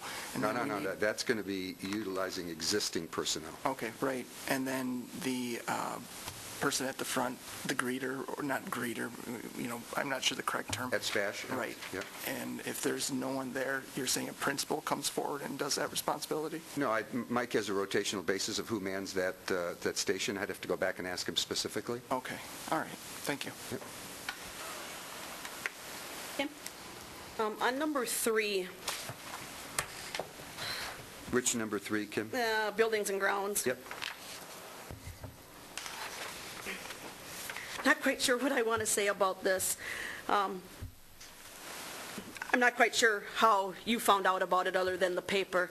I know I brought it up to our HR director a day or so later and gave this gentleman's folder to her and said, how did he get hired in our district? What folder, Kim? His background. It was about this thick of this gentleman, who I had asked the administration, I believe it was at a business meeting, regarding this individual. They assured me that this individual was hired through Clean Power, through ABR, and there was a background check done on him. Who assured you of that? Do you want me to say the names? Because we're not supposed to pick out names. Well, you're being very general. Well, because I can't say names, I cannot point out a person that told me. Okay. Okay, but if your administration, I will tell you later. I mean, let me restate this, he's the one who hired him. So I think you could probably figure it out. If this person was hired in our district through ABR without a background check, shame on that person. Because his background was within 30 pages that I had delivered to my front door last Monday. Don't know who delivered it. And Chris, I think it was legitimate because it was off of the CCAP, I think it was. Okay, so shame on our district for letting this person in our buildings, regardless what time he worked at. So, because there's students in our buildings almost 24/7. Is he still working for us right now? Can I react to some of the things that you've Sure. said? Okay. So the individual was never employed by the district, nor, to my understanding, would there ever have been an opportunity for us to have known anything about that individual regarding whatever folder it is that you're talking about. We use ABR for temporary services only. So this has nothing to do with clean power at all whatsoever. The individual, his record, had no criminal history for 3 years prior to him being employed by ABR and assigned to SPASH.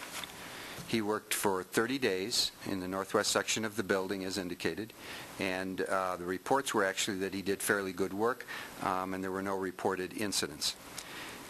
When we used ABR for that temporary service, we were under the assumption that they were doing background checks, and I believe they were under the assumption that we were. Immediately upon finding out that this individual had been employed at SPASH, but not during the time of his alleged activities in the community,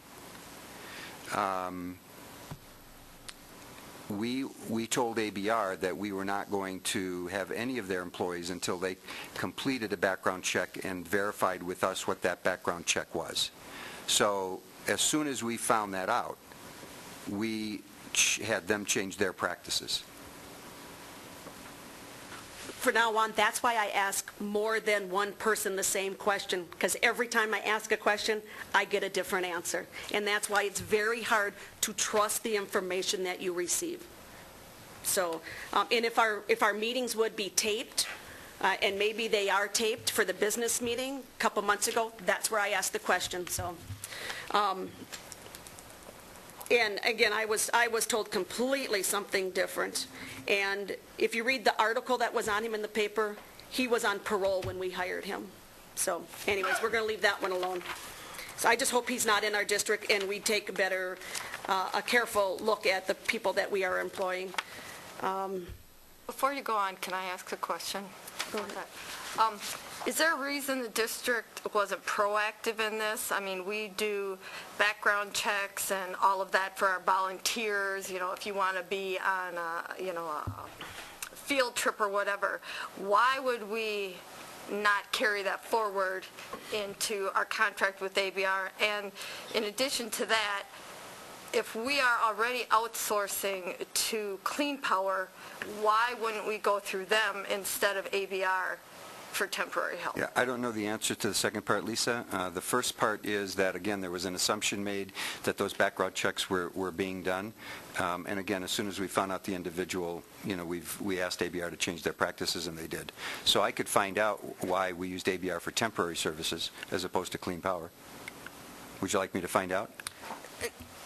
I want to know why we are worried about our parents and our grandparents and other volunteers, and yet people who are in our buildings in locations where sometimes there isn't a lot of traffic or there's staff later in the evening, it could be there by themselves, and we don't think that's important. I'm missing something. Something just doesn't sit right. I'll find out why we used ABR for temp rather than Clean Power. I'm sorry, Kim. Thank you. That's right. And then I'm going to go to 12F. I mean, I believe this is something new where now we are printing out, I'm going to assume everybody's question, not picking and choosing just certain people. That's correct. Okay. Are you also going to start giving us the information then when a board member comes in and asks a question in the office to any administration?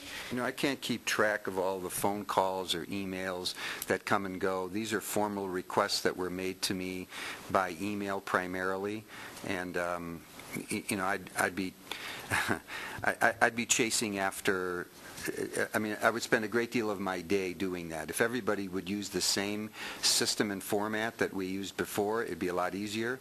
But what I'm doing is reflecting what I was asked by email. People generally don't ask me personally for questions like this, Kim, board members. You know, I'm aware that some board members have contacted cabinet members. If they do it by email, I've asked them to redirect those to me so that I can give the information to the entire board. So I'm trying to do the very best that I can to let you know who's contacted me and then to give you the information for those questions, because I think the board has a right to hear them. And I'm not saying that it's not. We've just always received an email with your responses, and I thought that was... Well, I got away from that specifically because the one time that it occurred a few months ago, people began exchanging emails again about those topics. And so I said to Angel, and I said to the board, actually, I'm going to revert to this because this just makes it very transparent. But I can't chase after everything that's asked of every cabinet member. Oh, and I agree with you. Yeah. I agree with you. I mean, I believe there was a format, too, where we were supposed to email the questions in so you can email them back to everybody, and no one was responded. I mean, you have that big red paragraph up there, and I agree. I mean... But what happened, as I said, is that there was an emails began to go back and forth, and I just said, I can't be a part of this because this potentially is a walking quorum. So it was mostly to protect myself and the board. Oh, and I agree, and board members should know better, and also to give legal advice in an email. So on C there, on F1C, Yep. on the file management system, what board members are using it? You're using it with the iPads. The Dropbox. The document management, the Dropbox situation. Okay, I don't think That's not the file management system that they demonstrated to us. What that is part of it. It is. It is part of it. That's what Gwen in-serviced. Very small. Very exactly. small. And what I had indicated here was we haven't yet taken that next step towards training people to use the entire system. And how many? Go ahead. No, go ahead. How much have we spent on that? As I indicated in here, no additional cost. But in our contract... No additional cost. The board approved an addendum to the contract at no additional cost. Tom? Bill? Do you remember the contract, the EOJ contract? Is Tom? I don't know. There was something about the terms of the lease, that the length of... The length of it was increased by 1 year, but there was no additional cost. Well, that's Gave us this product for free because we were the first district that they had contracted with in order to use it. Tom, there's no additional cost for the EOJ file management system. Is that correct? In fact, I pulled it from the file to give you that information. Right. It was approved by the board, and it says no additional expense. It's correct. However, the file system management, they're using the Dropbox within that. I mean, because there's information in there that the school board members should not be able to get at. So they're using a small portion of it. The Dropbox situation that board members use on their iPads is part of the file management system. I think that's all I have. Lisa? 12A, technology. How is this any different than what we currently do? I mean, kids use their mobile devices in the hallways and during lunch all the time. They use them during classrooms. I mean, what's different? Well, that may be. There are a set of rules at SPASH, as there are in our other schools, about when you can and can't use the cell phones. Brian, you want to address that? Thanks.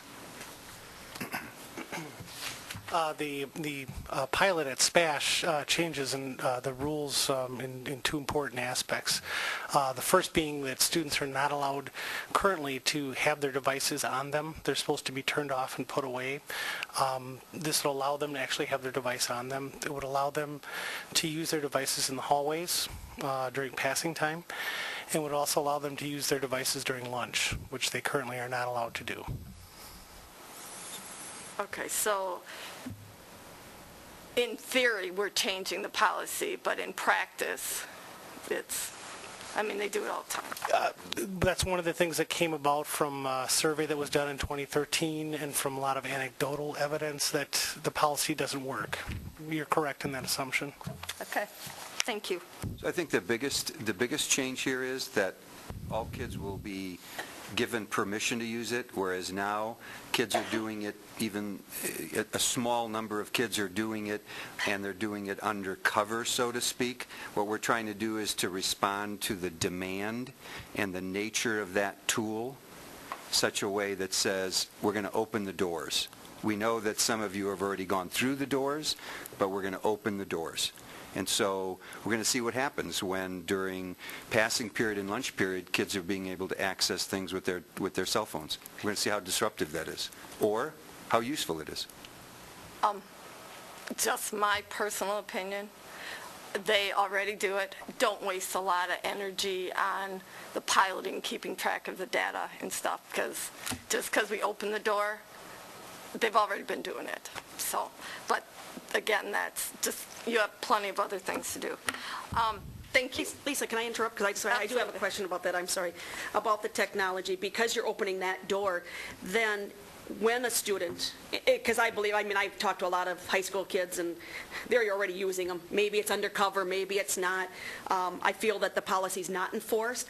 Then, are we going to enforce the policy when they're using it in the classroom? And we are going to stand behind our staff if that staff has to take that cell phone away in a classroom. We're not going to just turn that back over to the student. That's what I hear that's doing. I'm not saying that's your fault. I'm just saying we're going to open this up. We're going to enforce the policy and stand behind our staff. I'm hoping that will happen, and we will make it happen. Well, I think in an organization that is as large as ours, where we have 1,000 employees, and most of them have direct contact with kids every day, we rely on everyone to enforce whatever policy or rules there are. And so, since you mentioned, supporting staff, it really is up to each individual staff member to enforce that policy. And then, as you point out, Kim, if it's brought to the office, that there be some consequence depending on what the rules are. So everybody's relying on everybody else like a chain link fence. Correct. So the answer is, our expectation is that's exactly what will happen. Okay. I think one thing that's important to understand is that the current policy allows students to use their cell phones in class with permission. So under the current policy, a student could bring their cell phone or mobile device to class and be allowed to use it with teacher permission. That has not changed. As far as violating a classroom procedural aspect, that would be up to the teacher in terms of how they enforce that. So it could be referred to the office if it was a continual problem. But just like any other discipline problem that could occur in the classroom, it's up to the teacher to confront that and hopefully deal with it in their system of PBIS that they've set up at SPASH. And then the upper staff to hold the policy and support their staff member. Yes. Thank you. Sorry, Lisa. No, that's fine. That's fine. Go ahead. You can come back to me. You want to finish your list? Go ahead. F1A. I don't even know what to say. I read that. You have repeatedly made comments that, in my opinion, have been disrespectful and inaccurate, but when you bring in a community member and essentially say that they were inaccurate when they made their comments based on what they observed, not good. I went back and watched the video, and at 4:32:56 on October 13, 2014, and I quote, we had a couple of breaks. You can't make the same motion twice, so what the board did earlier was not legal. So I don't know what you're going to do, but I just want you to know that you can't make the same motion twice. Okay. And apparently you believe that the video is saying that you didn't say anything. Point of order. This is a school board meeting. It is now 20 minutes after 8. This is the president's report. Superintendent's report. We have a full agenda of what we need to take care of in terms of business. This is not within the purview of the agenda. I think it's important. Okay, excuse me. I think we as a board need to focus on getting the work done that's on our agenda. We have a number of people out here who are waiting to address agenda items. I understand that that we as board members may have issues or concerns, but the right of first address is outside of the board meeting. If you have concerns about the report, I think it's essential that we as board members are addressing that with the individual and respectfully asking questions and getting response. This is so beyond the purview of board function and operation. I believe we need, as a board, to move on to our agenda. It's in the public packet. We need to move on to the consent agenda, and we need to begin to address what we as a board have set as our priorities. Reed, you need to... For the superintendent, lady. Reed? It's in your packet. In the public. Reed, you're out of order. Stop. Madam President, Yes. the statements that Lisa was making, I kind of would like to hear the conclusion of it. But first of all, before you continue, Lisa, why is this important right now that it needs to be discussed? Well, because it's on the agenda, Okay. and I have said over and over and over 100 times that I prefer businesses done in open so the public knows what's going on. I do not believe in doing business behind closed doors. Okay. It's that simple. Okay, we're going to take a 5-minute recess while I make a decision with the Vice President about what we're going to do. All right, I'm bringing the meeting back to order. This is what we have discussed and decided. This is a gigantic agenda, gigantic.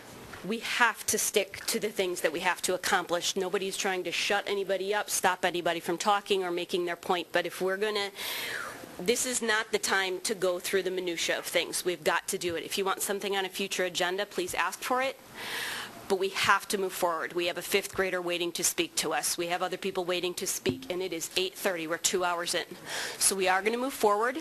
I'm going to ask that there not be any other clapping or applauding, and Reed, I'm going to ask that there be no more interrupting. At the time when Meg made her statement, I had the floor. Having the floor, I have a right to finish what I was saying. I will give you 1 minute to finish. I want what I stated about the tape on the minutes. I want that in the minutes to counter the lie about myself and Reed in this paragraph. We had discussed this before when Attila did the same thing to Jeff Presley. It's unacceptable. The 20-second delay with the televisions is unokay. I will be making an open records request for your so-called telephone records that will reflect the same, your telephone and text message, where because the other part of your statement was not true, I do not believe you there either. I do not believe this passes a smell test whatsoever. So I'm very disappointed in you, Angela. I do not believe that you have the authority to do this. You run the meeting, but you do not get to behave for the board. Okay, Lisa, I can't think of a time in the last 6 months when I haven't sensed that you're disappointed in me. My job is to run these meetings, and we need to get them run, and we need to get some work done. I've talked with the Vice President. That's what we need to do to move forward. let's go. Okay. So next on the agenda, I have a student that I'm going to ask to be able to come and speak to us. She's speaking to an item that's a little bit later, but this way she can speak and she can go home. So if you'd please bring her forward. I am assuming this is Hannah. Thank you, Hannah. Come on up. Hi. Someone said that we should state our names, so my name is Tim Thompson, and I live at 901 Lindbergh Avenue in Stevens Point, and this is my fifth-grade daughter, Hannah. We're here with my wife, and I'm really here for only one reason. I'm here for her. And I just want to tell you about the Expeditionary Learning School possibility that my wife and I are very excited about it. But at the same time, you know, I'm not attending. I wanted to ask her what she thought about it. And so we looked at some of the literature and the videos, and I asked her. And I will just let her say her piece right now, and then we'll be done. Okay? If we open a EL school, there are about 1 out of 1,000 kids who go to EL schools, and it's really, really special. And if we open an EL school in Stevens Point, and if visitors come, and they might have kids along, and if the kids see the EL school and they want to attend, and they do attend, the visitors might stay. And if more and more visitors come and they stay with the kids, the population will go up. And also I think the kids might like it more than normal school, because it's just really different, and you learn more about the thing before you move on to a different unit. And I think Stevens Point would be a little bit more attractive, and everyone would really like Stevens Point a lot. Thank you. Angel, can I ask one Thanks, question? Hannah. Okay. Thank you very much. Thank you. Hannah, can I ask you one question, please? Do you think that this would benefit every child to have this opportunity? Would you like to see a whole grade be EL? Yes. Thank you. May I just say thank you for coming up and Yep, speaking thank you. tonight. Thanks, Hannah. Really, really appreciate your comments, because you have a unique perspective as a student, and we really need that. So thank you so much for staying and speaking to us. Thank you. Thanks. Thank you. Thank you.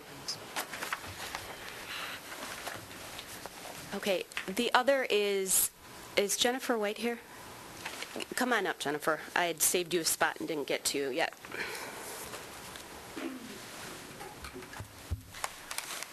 All right, so this is supposed to be public comment, but I'm a little late because of parent-teacher conferences.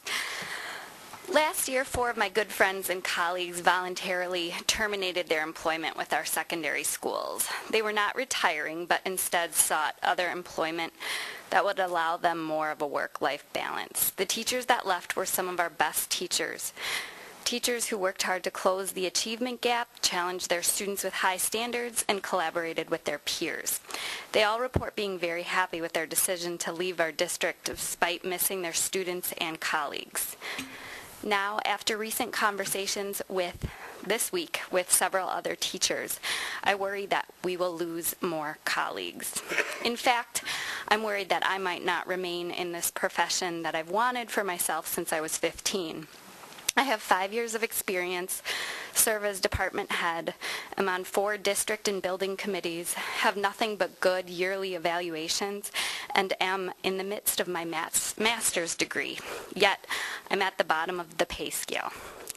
Our district is not taking care of our teachers, and this is impacting our students. One teacher recently said to me that during numerous conversations over her struggles with a work-life balance, she was always advised as to what she can do differently: take a personal day, assign fewer papers, reduce her feedback to students. However, the workload imposed upon staff is a systemic problem, too great for any one teacher to solve. So we teachers are left with a choice. We either have to care a little bit less, which for many of us feels morally wrong, or we have to leave the profession. It seems like the message to young teachers is that if you don't like the workload, we'll find someone to replace you. Our board and administration should examine our teacher retention rates over the past several years. To improve retention rates, the board must look at supporting our teachers. First, you should continue the pay study group and set up a temporary pay structure to suffice until a new pay structure can be determined. You need the time to do it right, but teachers should not be frozen until then. Bargaining is now only about getting a cost of living raise, not setting your pay. Secondly, increase the number of FTEs per building so that teachers aren't traveling and can invest in one building. This will lessen our workload, also allow for smaller class sizes and more individualized student attention. Thirdly, provide more professional development opportunities. Our half days are now eaten up by educator effectiveness. Instead of having time to collaborate on best practices and improve what we do for students, the intent of the half days, we are now spending our time trying to prove we're doing those things. Provide us with release time and funding to leave the classroom to truly collaborate, attend conferences, or visit other classrooms so we can learn from one another. We want to stay in this district. It has so much potential. We love the staff. We love the students. But if we cannot see a future for ourselves and cannot fulfill all the demands of the job while balancing family and home, we won't stay. The mission of the school district is to provide quality education for all students. Without committed teachers, how can we do so? Thank you. Thank you. Thank you. Thank you for your comments. Okay. I think I cleaned up things I promised, so let's move along with the agenda. We are on the consent agenda. I would move to approve the consent agenda as presented. Second. Okay. Any questions or comments on the consent agenda? All right. Roll call vote, please. Ms. Erler? Yes. Ms. Faxon? Yes. Mr. Kokonowski? Yes. Mr. Presley? Yes. Ms. Scott? Yes. Ms. Sherrick? Yes. Ms. Totten? Yes. Ms. Baker? Yes. Mr. Ebel? Yes. Motion carries 9-0. Okay. And I apologize, I'm going to go back to 9G1. We agreed to move that? Yeah, okay. I was just going to follow up with that. Thanks. Okay, so we're on to, if you look at 9G1, the approval of District Aging and Disability Resource Center of Portage County Foster Grandparent Program Memorandum of Understanding. It's an action item, and we have someone here to answer questions if anybody has any. Cindy, are you here? Okay, she's here. Does anybody have any questions regarding this?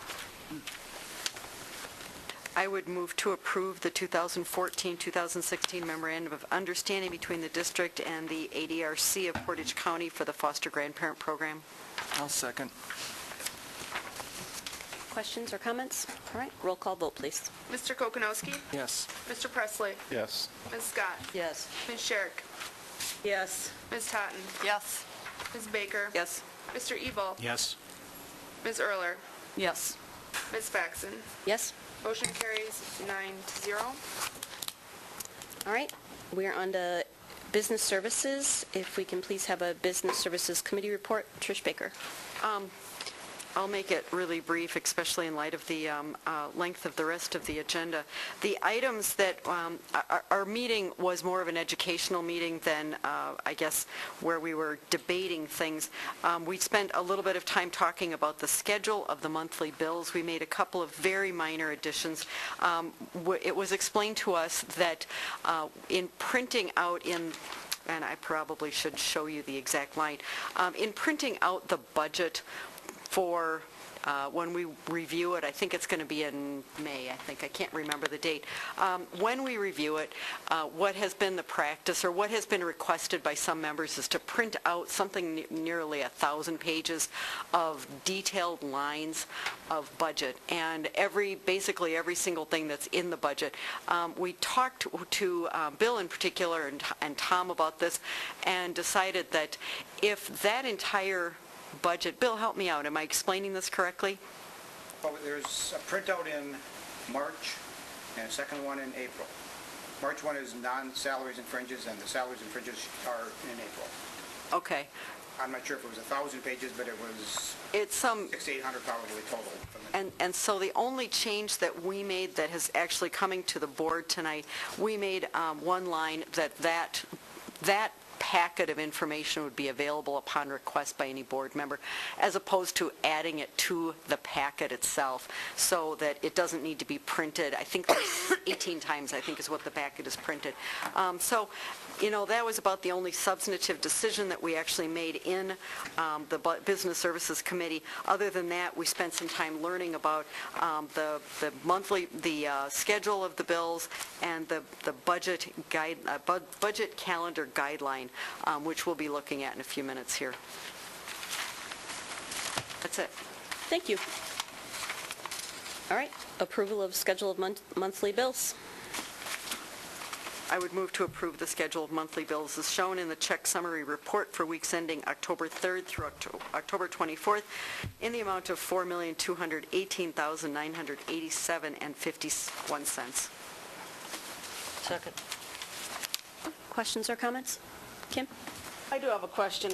I'm not quite sure what page it's on, but it was a payment made for installation of playground edging at Jackson School. I guess my question is, I know at Jackson School, though we're not open, we have updated the electrical and did some new technology update wiring there too. Is there a reason why we updated the playground? I know the playground equipment I don't believe has been updated. The chips have, and now the edging is. Is there a reason?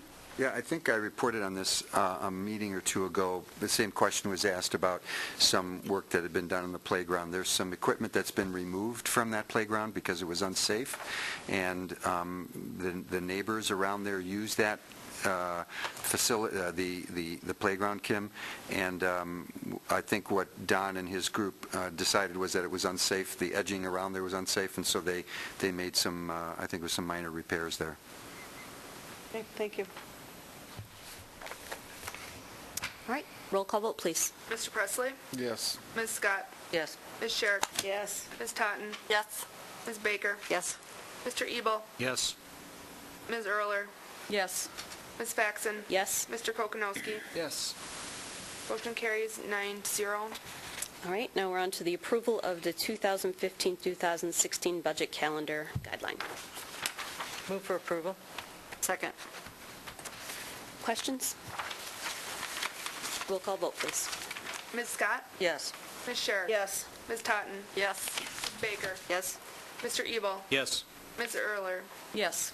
Ms. Faxon? Yes. Mr. Kokonowski? Yes. Mr. Presley? Yes. Motion carries 9-0. All right, and now we are at the approval of the 2015-2016 per pupil and department allocations. Need a motion? Move for approval. Second. Are you moving on 1 and 2 or just 1? I think we just did, Nope, there's are there two? Yes. Oh, okay, I'm moving for 1 and 2.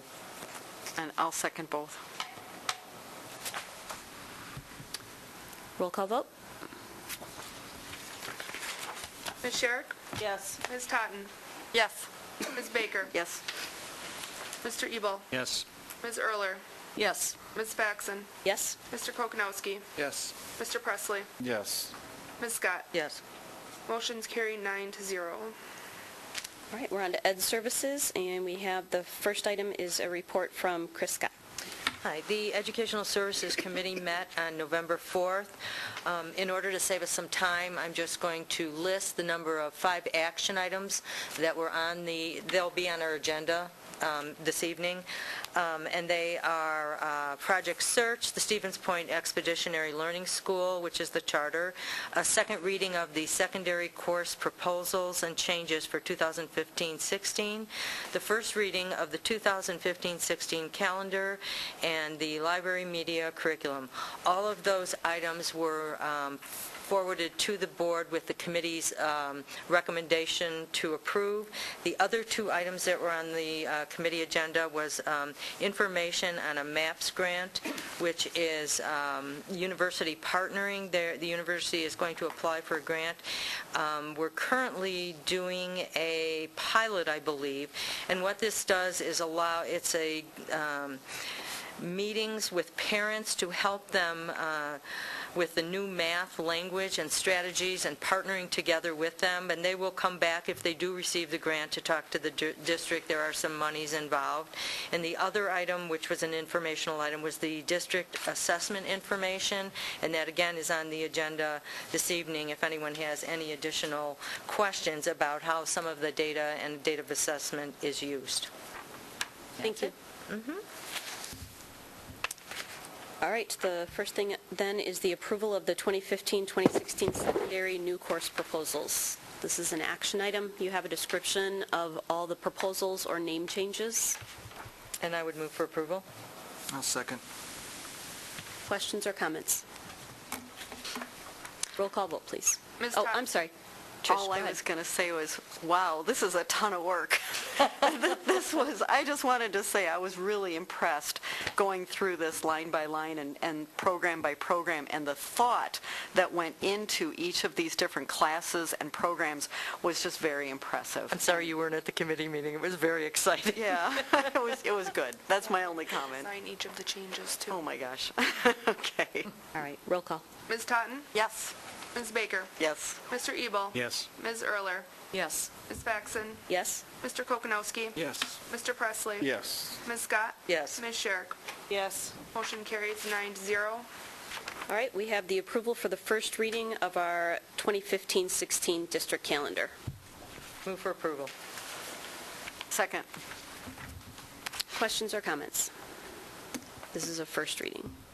Well, I think we should make a statement of a few of the changes, such as the moving the 6 early release days or half days and the 3 institute days to 6 institute days. So we would remove those 6 early release days, which parents have not liked for many, many years. That was one thing that caught my eye.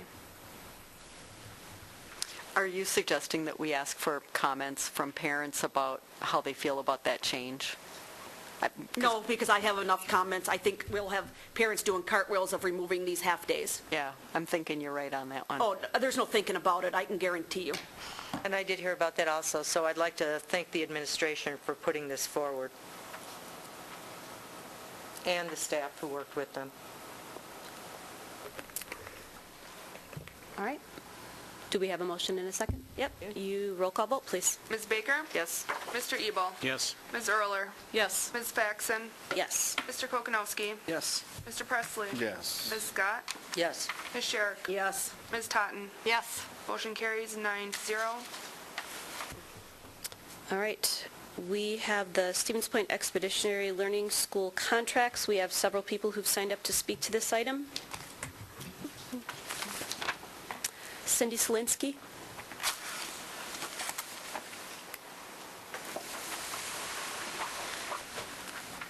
Hello, I'm Cindy Solinsky. I live at 3064 Water Street.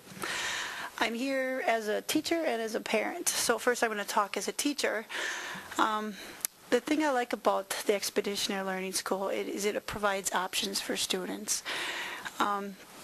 When you think about, there's about 10% of our students who tend not to be as successful within a traditional setting. So because the Expeditionary Learning School offers options that allows them to succeed within a setting in which they're hearing about a topic from all different avenues and they're able to apply it directly in their life. And that's exciting to me. And as a teacher, I try to implement projects as much as possible, and that's a lot of what the EL School is about. They take an expedition and they apply every single curricular to it, across, topics, social studies, science, etc., to it, and they make sense and they make it real relevant. So that's, as a teacher, to me, it's just really great strategies to teach the students and make sense for those students who maybe not as successful within a traditional classroom. Now, as a parent, to me, as a teacher, like I said, it has always made a lot of sense. But I kind of, since I'm a science teacher, I like evidence to support what I feel. And so I decided when Expeditionary Learning School had their slice day about a month ago or so, I decided I'm going to bring 2 of my daughters, which were elementary age. One was 3rd grade, one was a 5th grader. And I didn't tell them what it was about at all. We just went, and They had a great time. They learned about sustainability on a cold Saturday morning when they should not have been in school. And they learned about it through financial papers. They learned about it for historically. They learned about it scientifically. They were interacting with all the classmates, which was many of adults. They had a great time, and I have a middle daughter who is also an English learner student, and she tends to struggle in the regular classroom, and not for lack of support. I mean, she gets a lot of support from the school she attends. She just struggles because she's learning English, and there's some disconnect from what she's learning to what she can make sense with. Well, the sustainability, because it came from all these different angles, so she could relate it immediately to her life, because we have this little mini farm with chickens and garden and such. So she immediately applied what she learned there, and she was talking about it all day after we left, talking about how what she learned there applied to what was going on. And she had some little bit of math there, she had a little bit of history. So with my daughters, I could see, even especially my struggling one. Now, my youngest one, she probably could learn in any setting, but my middle one struggles, and she enjoyed it, and her comments to me was kind of exciting to me. First, she said, wow, I can't believe this is school. And second, she goes, I really enjoyed it. And we had to leave kind of early because we had their stuff going on, and they were really disappointed to leave. So that told me a lot, because I don't always get that feedback from her on a regular day, because it's difficult to apply what she learns to what is real to her on a daily basis. So now, as a teacher, I supported it because, in theory, the strategies, but my daughters now have themselves said, we like it and we're all about it. And they're within that age range in which that school would be shooting for, 6th to 8th grade. Thank you. Thanks, Cindy. Bob Larson?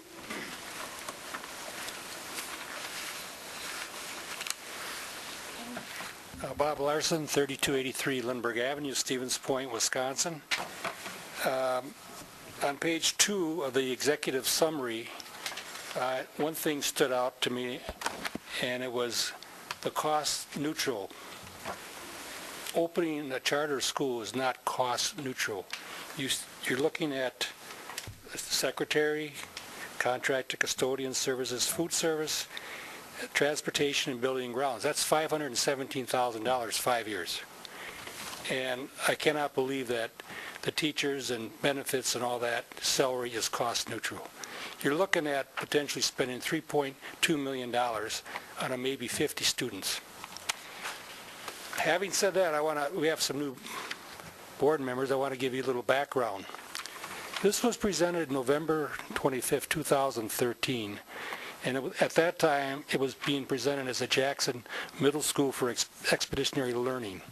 The first presentation, they came up with 150 students at a cost to the district of $965,000.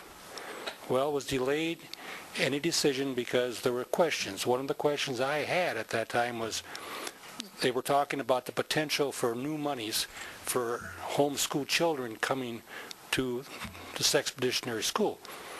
After they came back, they told us that Marathon Expeditionary Learning School that they're using for an example did not get any homeschool children, so you're not looking at new revenue. If it is, it's going to be slim. So then they came back on December 9th, 150 students, and they still call it the Jackson Middle School for Expeditionary Learning. Dollars changed. Now it's $981,000. Well, that didn't fly. It was delayed again, so now it came back January 27, 2014. They dropped the enrollment from 150 to 100. Still called it Jackson School. That dropped down to 454,000. So the numbers changed, and then they changed the name of the school to Stevens Point Expeditionary Learning School. Now they come out with this one here, 50 students first year, 358,000. Okay. The numbers, they kind of change all the time. The board did not authorize a charter school on March 31st, 2014. Why? They were awaiting recommendations from the Consolidated Task Force. That was the reason to shelve it. Well, you have the recommendations, but you still need to act on their recommendations. If you go for referendum and it fails, you're locked into a 5-year contract. This 5-year contract could cause the district problems. When first presented, it was stated there was a potential for I mentioned that one, okay. Charter schools are developed in districts that are failing. Based on the information in your board packet, agenda item 9B.5, our district, our teachers are doing a fine job teaching our students. We're above the state average. We meet expectations. Our district is not failing, so why would you want to incur additional costs for something that is not needed desperately? This district does not have the luxury to spend money on programs that are not essential. The Stevens Point School District has a mission statement: prepare each student to be successful. Last March, Jerry mentioned at the board meeting that we had the alternative school was full to capacity, and there was a waiting list of 45 students to get in. These students need help, and they're out of room at the professional building. So why don't you take the Consolidated Task Force recommendations and move the alternative school into Jackson School to accommodate the additional students? Put the professional building up for sale. Maybe Berkshire Hathaway would buy it. They're looking for space. If you look at any of your past board meeting videos, every board member sitting here has talked about being good stewards of the tax dollars, spending our tax dollars wisely. Putting money into a charter school when you have other needs in the district, example the alternative school, to me is not a good dollar spend. So I'm just going to recap. Our school district is not failing. Our district does not have $3 to $4 million to put into a charter school. We have a mission to prepare each student to be successful, help the students that really need help, move the alternative school to Jackson School, and again, sell the professional building. Practice what you speak. Spend the tax dollars wisely. Thank you. Thank you, Bob. Reed, you're next. Yeah, I'm piggybacking on what Mr. Larson said. I wish he was back as a board member. Question isn't are charter schools good or not? Are they necessary and financially prudent for Stevens Point? Milwaukee, where the school systems are failing, that's what they're for. And what this group has done in order to justify it in their application, if you take the time to look at it, is they're trashing the Stevens Point School District because they're claiming it's failing. They're not giving you those reports. I have them. And fortunately, I've given a lot of information here to Lisa Totten here, knowing that you were going to cut people off, and there's no one who knows more about this than me.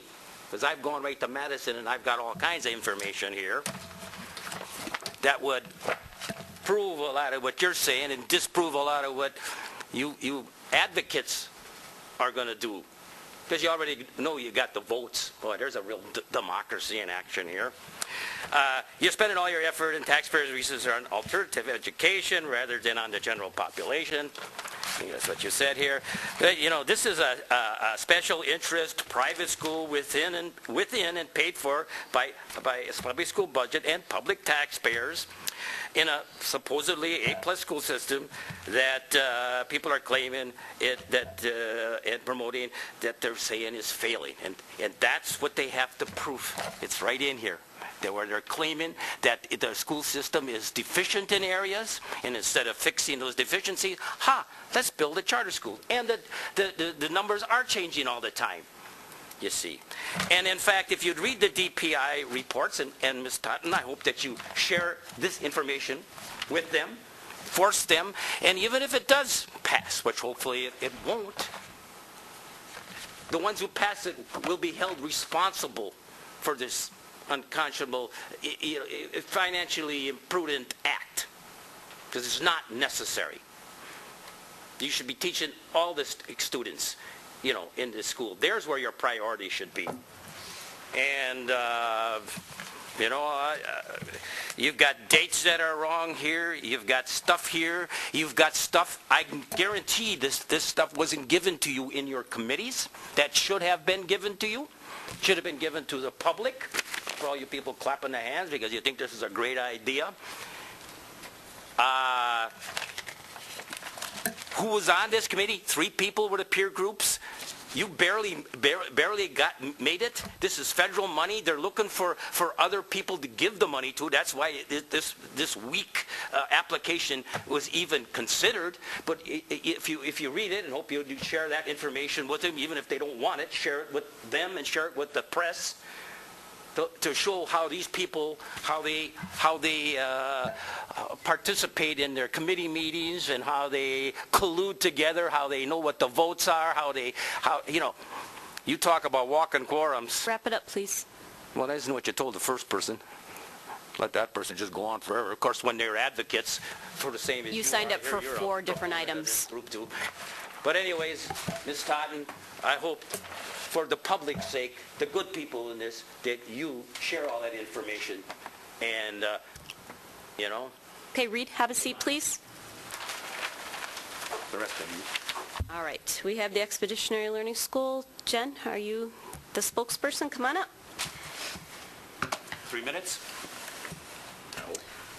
Please don't speak out of order again, Reed. Just reminding you. Well, school board, thank you so much for letting us come and speak to you tonight. The governance board of the Stevens Point Expeditionary Learning School really is very pleased to be here. And if we could have our governance board members stand, please.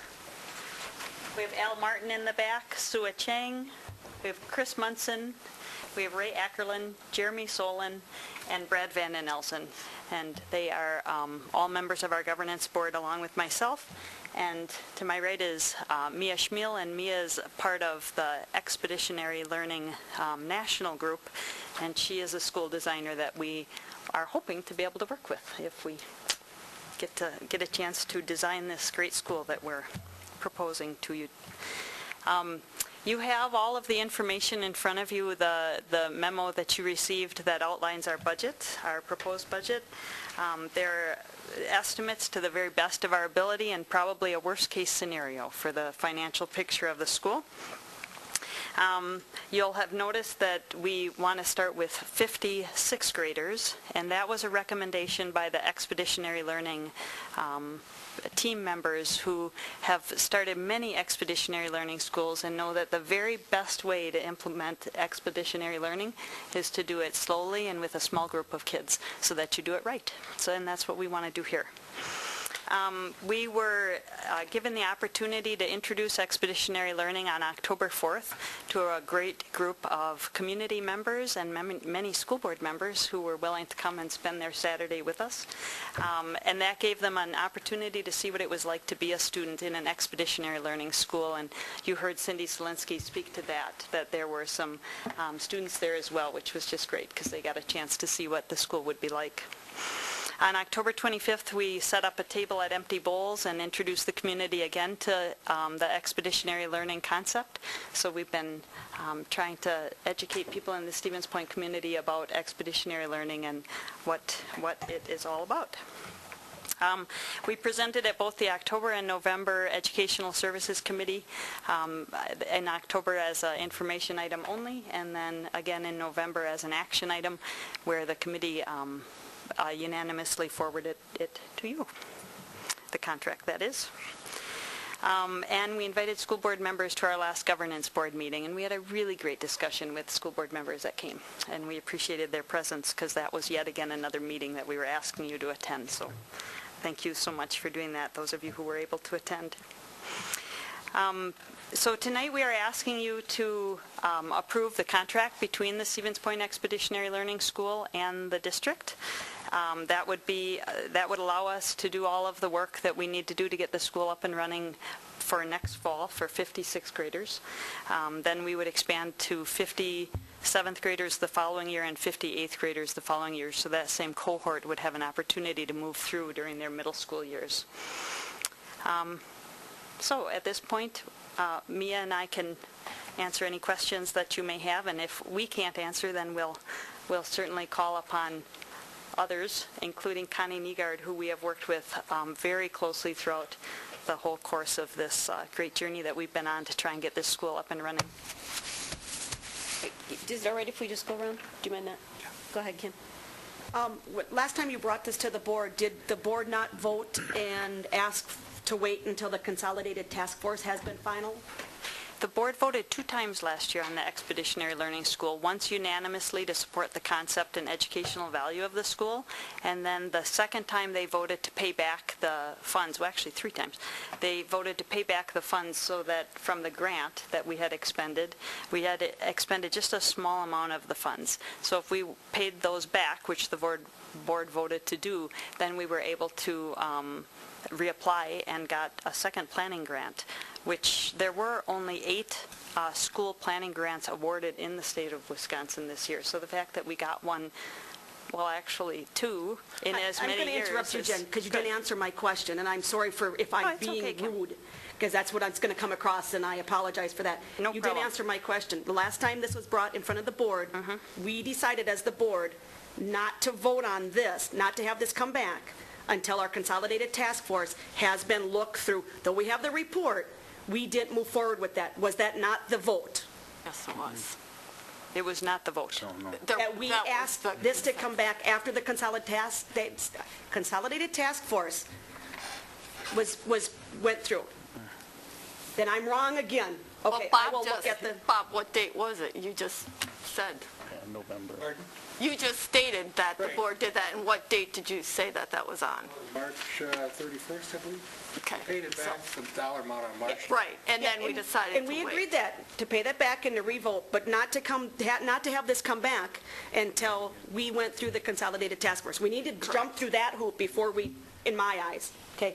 Would you be interested in putting this into a referendum, a non-binding referendum, and let the community vote on it?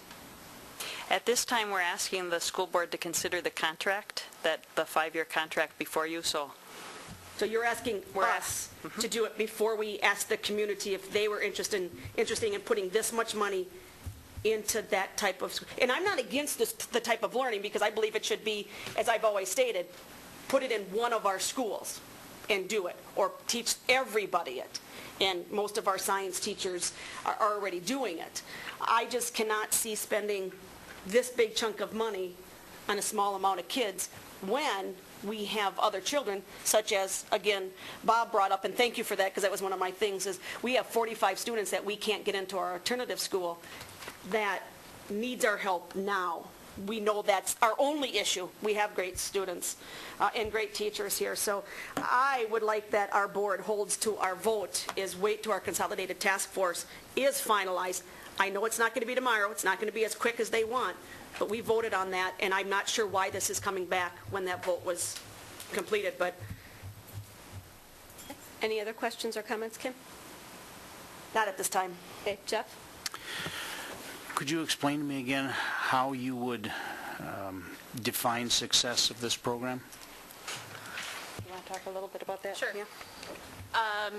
When you have a charter school proposal, you look at student achievement scores, so whether it would be our standardized tests with MAP or Smarter Balanced, which we'll begin assessing in the spring. But you look at baseline student data, and then you are required to have higher student achievement success as a charter school based off of the fact that you're using a different model. So because it's a charter school, it is held to kind of a higher benchmark for success. So looking both at academics, one of the pieces of an EL school is also looking at your habits of scholarship. So we look at whether or not students are showing responsibility and have the character of being a great scholar. So that's another piece that is part of the reporting process that would show success in the school. Thank you. Meg? I'm going to pass this time. Being the newest member, I guess I'd like to hear from the other members who've been on the board. First, a question about it. The contract was brought up. If there's some kind of issue along the way, let's say year 5, it's not working out, can that contract be amended to assist in moving forward if there's issues? So after the 5-year contract is up, we will be coming back to the school board for renewal. But there's quite a list at the end, Alex, at the end of the contract that talks about different ways that the contract would be terminated if, either party didn't do what they were supposed to do according to the contract rules. So there is also that. So in other words, are there safety nets for the school board if the school is on abysmal failure, which it won't be, but if it was, absolutely there are. And those are stated in the contract. You have the precautions in place. We do. I'm going to talk just a little bit about the alternative school because I have some knowledge about it and how that plays into this. I did do a walkthrough of the Fernandez Center earlier this year with Jerry Gargolak, and he told me that he was excited about their location. He liked being there. He liked being close to Midstate. They have room for growth in that building. I saw it. I could be wrong as to how things might be currently at this moment, but this is at the beginning of the school year. Also, the 45 students that were referred to not being in the building, I believe that's by choice. I believe they're in the program, but they're doing a different type that doesn't involve them being in the facility itself. Done? That's all. Okay. Thank you. Jeff? Just a comment. The last agenda item that we had, agenda 9A4, right above the summary. However, our budget being so tight, I am obligated to recommend no increase in allocation. This is a very small percentage of our budget, not even close to what you guys are asking for. And we're limiting our current students because our budget is so tight. Given that fact and the common theme that we've had the last, I don't know how many meetings about our budget, fiscal capacity, I know that Renee Shively had suggested possibly folding this into either PJ's or Ben. Was that looked at so that you get more bang for your buck, so to speak, and still maintain this program? It wasn't, and I'll tell you why, Jeff. It's just because, number one, there is no room in either building to accommodate that, especially if you talk to Connie at Ben. I know more about the numbers only because I've heard her talk about them. She's up 70 students this year. So the other problem with it is that this is a very different type of school. It doesn't run on bells every 45 minutes, and the way in which the educational model is approached is really different than how either of our junior highs are set right now in a more traditional model. And one of the reasons why we tend to lose some students when they move from the elementary into the junior high is because our junior highs are so large. So this gives that nice alternative to students who are really looking for something very different than the traditional model. And to put it in a school where the traditional model is in place does not give us that fidelity to really practice EL in the way that it's meant to be practiced. And we really want it to be successful if we're going to implement it. We want it implemented well. So back to my question as far as fiscal capacity, my question to the administration is, do we have an extra $3 or $4 million in our budget over the course of the next 5 years to fund this kind of program?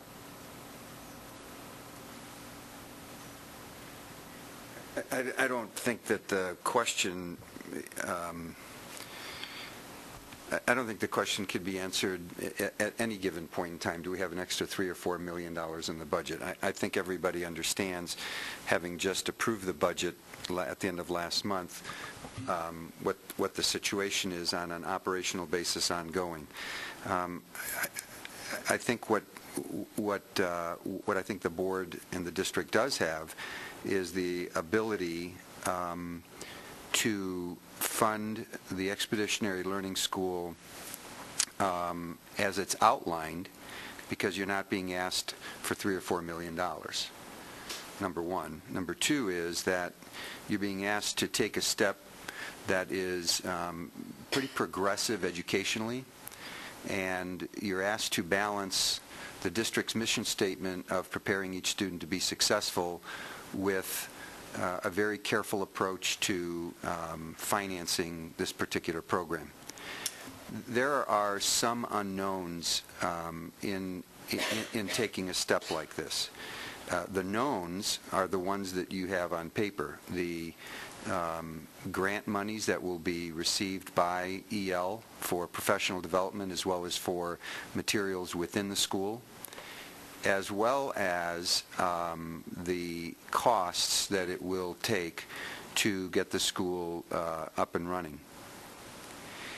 There are some unknowns, however, and those unknowns are that there are a significant number of homeschool students in the district whose parents have said, whether it was on online learning or in this case the EL, that there would be a strong interest in returning to the school. I don't know how many. That's a projection that I wouldn't even venture a guess at. We have 51 of our students that went to Tomorrow Rivers charter school. I would suspect that some of them would return. And there are a host of other parents who I think are looking for alternatives for their students. So my answer to you, Jeff, would be that this is one of those steps that the district maybe can't afford not to take educationally. I remember coming to the district and having seen firsthand what $7.5 million in cuts did to the district. And the very first thing that we reversed, which we were able to do without having to go out for additional funds, was take away the cap that there was placed on students at the high school regarding the number of classes they could take. In my view at the time, and it still is, that was probably one of the greatest sins that was ever evoked on a group of students. We limited as a district their educational opportunities. And I think this is one of those examples where we have an opportunity to advance opportunities for kids, not because our district isn't failing, and you're right, Bob, it isn't failing, but to create additional opportunities. And this is one of them. I think the district has the capacity to take this step because it is manageable and it doesn't, in my view, it does not take away funds that the district is currently looking at to use for employee wages or other kinds of programs. Does that answer your question? Trish?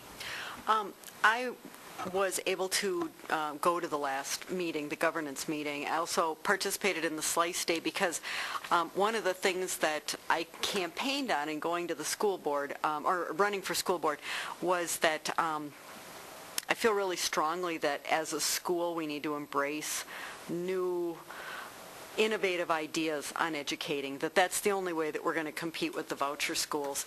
I appreciate Mr. Larson's comments. I appreciate you coming back today and the dollars and cents. I think that's a really important thing to look at as we are talking about giving our staff members, our employees, these little teeny-weeny raises. I'm really struggling with that, and then struggling with this big dollar amount. So I will tell you, this is a little... I already know some of the answers here because I asked a lot of questions at the governance meeting with Alex, and so I know a couple of these answers, but I guess I want to talk about a little bit of what we learned at that meeting, and some of the things in particular, the second year, third year, fourth year, we talked about the possibility of hiring new teachers or what else might happen. And the cost here in particular in the second year of the core teachers, elective teachers, all of the FTEs. And I guess my first question for you, and I think I've probably got about 4 or 5 questions here, is do you anticipate that these numbers are set in stone, or are they going to be something else based on the anticipated growth that you see? So these numbers are projections, and they're kind of a worst-case scenario for the board. And the reason they're a worst-case scenario is several-fold. The $85,000, just as an example, that we allocated for the lead teacher is a high estimate. It's unlikely that that is what we'll be spending. But we purposely did that to to make these numbers a little bit higher so that they'd be a worst-case scenario so that the board wouldn't be caught off guard.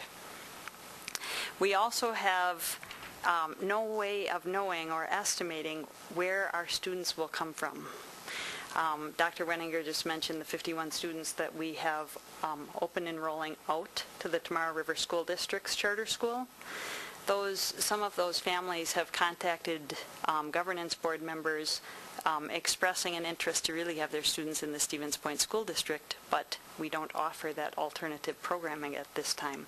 So they're looking for a reason to come back. I've talked to several homeschool families who have a keen interest in sending their kids to this school, and of course that, money follows the students. And you don't do something like this because it brings a money stream to the district. You do it because educationally it's the right thing to do for students.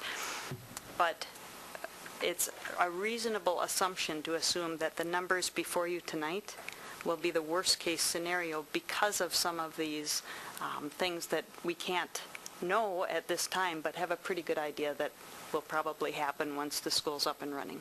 So in the second year, if you have taken 25 kids from the second year that it's up and running, one school, we're going to have one FTE at that school, potentially without a class to teach. Correct. Do you anticipate that FTE is going to move or could move, that people could be moved around such that we wouldn't be hiring a new teacher, we'd just simply be moving a teacher from the normal classroom situation into the EL class? Well, and it isn't always even that you're actually moving teachers, it's that your total number of FTE remain constant, because the students that would move then that may have come from either Ben Franklin or PJ's, because they're only coming from 2 schools versus the 6th graders that come from 9.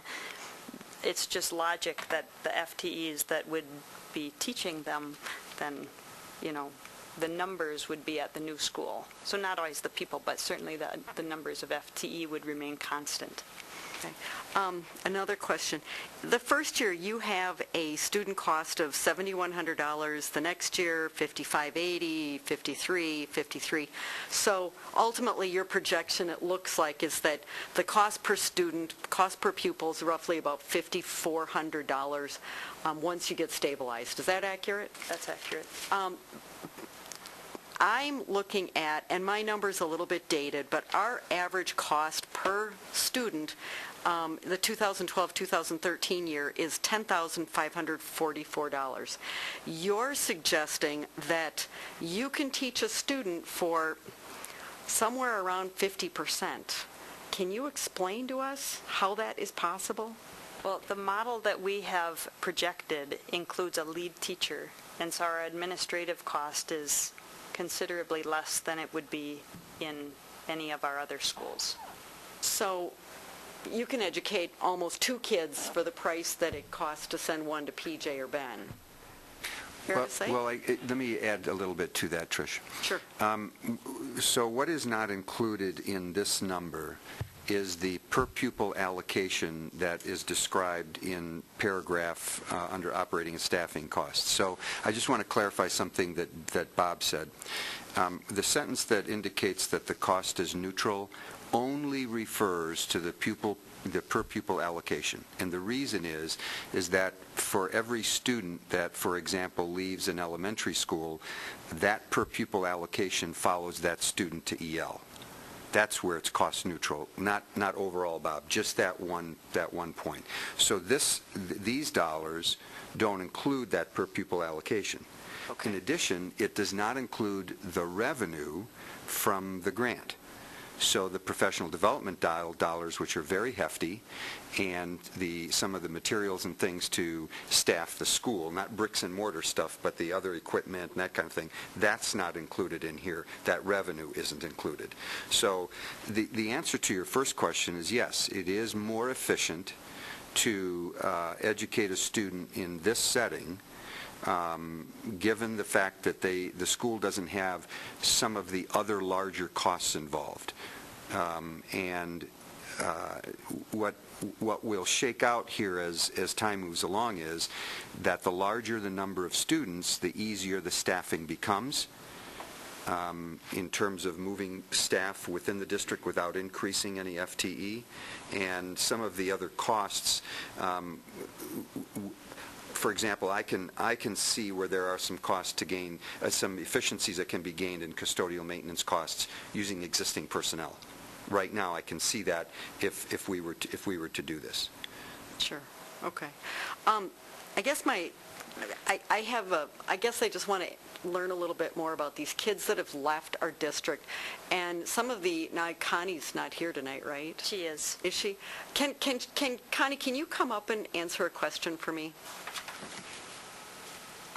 So, at the governance board meeting, you made a comment about our kids leaving our district. Do you remember? Mm-hmm. That really bothered me. That really sat with me because I did not know how many kids opt out of our district. And I want to give you an opportunity to explain.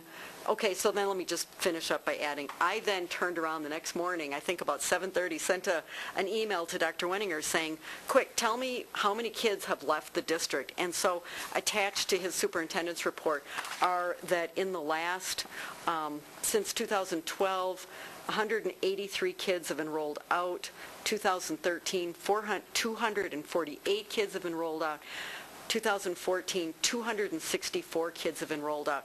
So understanding those numbers, and those numbers are huge in comparison to 10 years ago, I want you to explain to the rest of the board what you were talking about when you said to me, I'm concerned about kids leaving the district.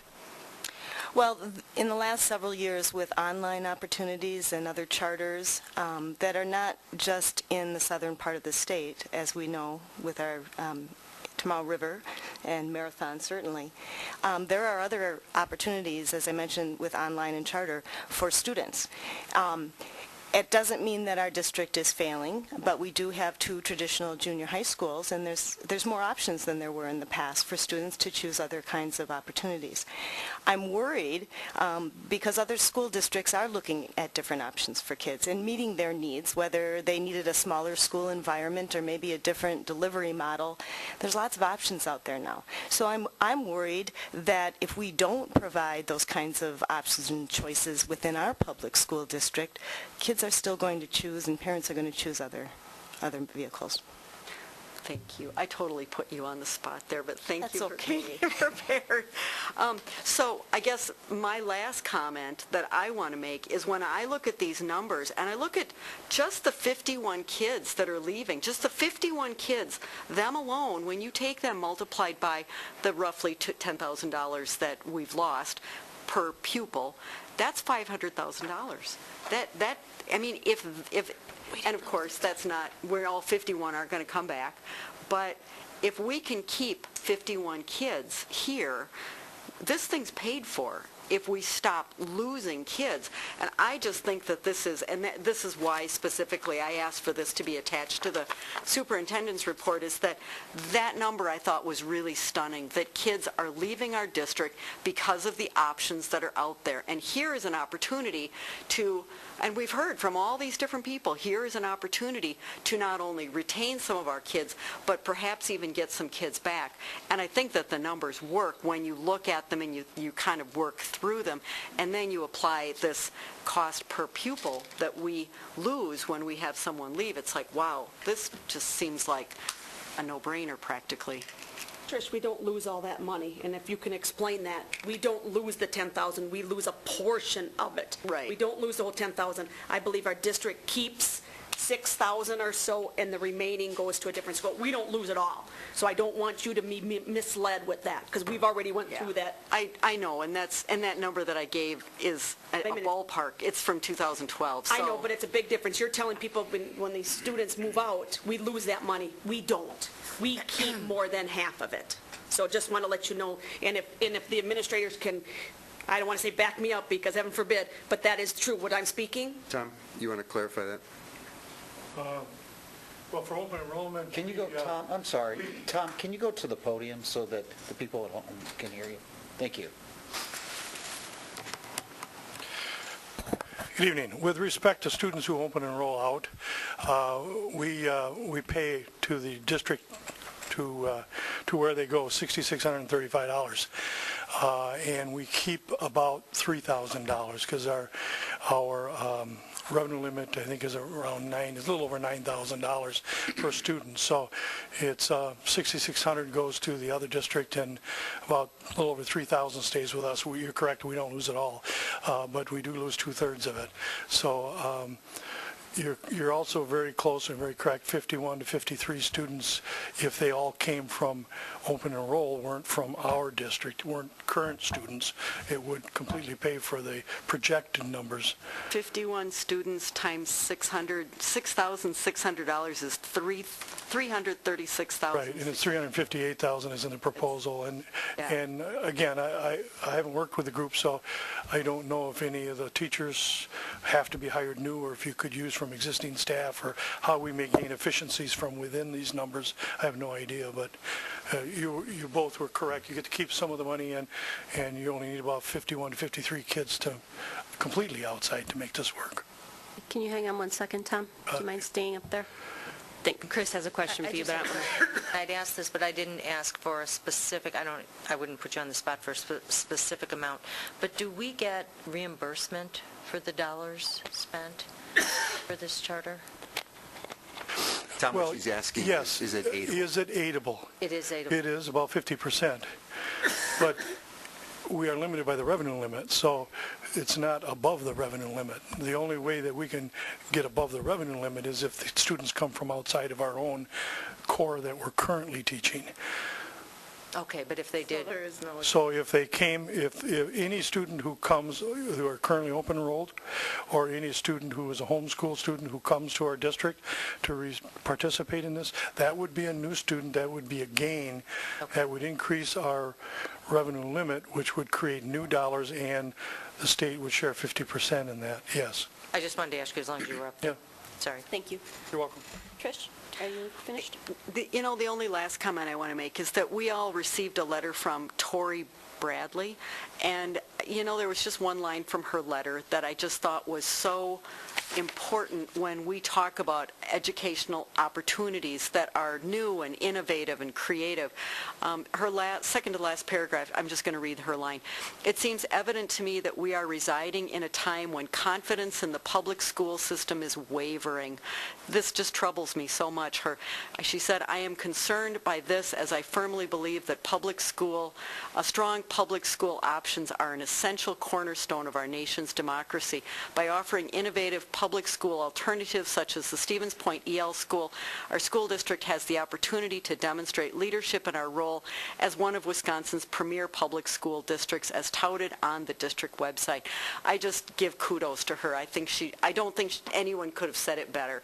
I think that this is a great opportunity, and when you crunch the numbers, and even with the corrections, I think that it still pays for itself. And that's, of course, we have to take that into consideration. Lisa? First, again, the board has seen this, numerous times, which, it's, and I'm disappointed that, we're doing it again before we did what we last agreed to do and waiting with the Consolidated Task Force. I think it's very important for us. Lisa, do you mind if I actually have those minutes, if it would be helpful? Okay. This is from March 31st. It was moved and seconded, Larson, Sherrick, to postpone Stevens Point Expeditionary Learning Charter School application till after the new Board of Education is seated, and the Consolidated Task Force present recommendation to the board. The motion failed. And later, the two votes that Jen indicated took place later in the agenda to repay the grant funds and to make application. So that motion earlier didn't happen. Okay. So, Reed did give me a bunch of information. I went through it, and then I also contacted DPI. for additional information. One thing that is on the application, which I'm sure you're aware, we did claim that the district had, the gaps in the district's proficiency scores are significant in 3 student categories. So we, in our application, said that we were failing our students. Okay, so to be clear, that's in here. Even though the following report says that that's not true, that is in our application. On August 6th, we received the award letter, the $150,000. But in the letter, it states that a condition of receiving that planning grant was that there were 2 meetings that someone needed to attend in October and December. I don't know if that's happened or not, but in addition to that, I received copies of the peer benchmarks.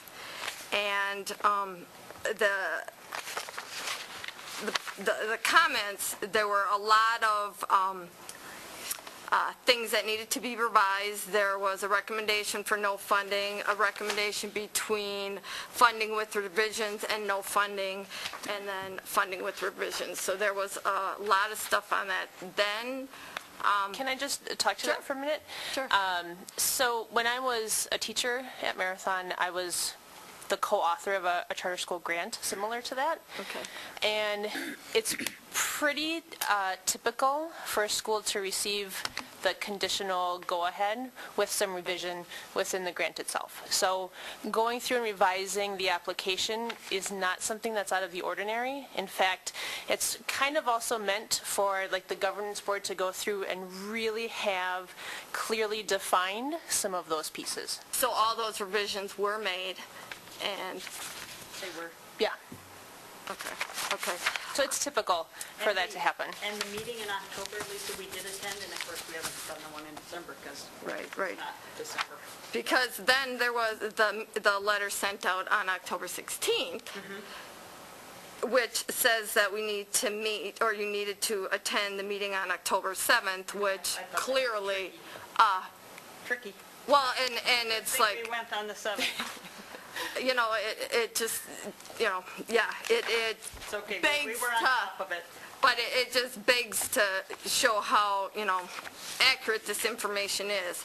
I contacted DPI and asked them if there was a time frame for beginning the charter school, and the response was, well, if there were additional grant funds available for 2014-15 in order to continue applying for and receiving those funds, the school would have to start within 18 months for the beginning of the planning grant, so by January 16th at the latest, which means we have plenty of time. However, this is usually impractical since at this time there are no federal funds after this year. Then technically the school could open whenever. However, if Wisconsin were to win another federal grant competition, then you'd want to be back on the grant schedule in order to compete for those funds.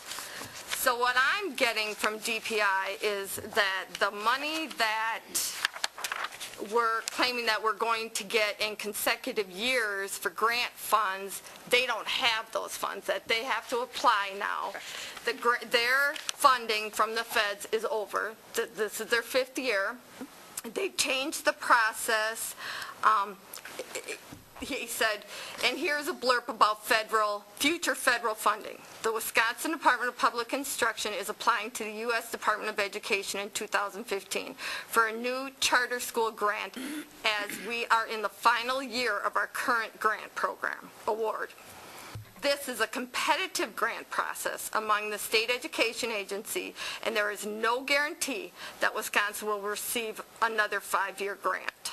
And then it goes on. So the board needs to be clear that these grant funds are not, the state's done. It does sound dire when it's laid out in that Well, I just want direction, everybody to know what DPI But said. 5 years ago, Wisconsin was in the same situation. where they had received a cycle of grants, and then the 5-year period is over, and then they start all over again. And they are competitive grants, and we compete for those federal dollars, and every indication indicates that the federal dollars will be available to states, and Wisconsin has an excellent track record of receiving grants.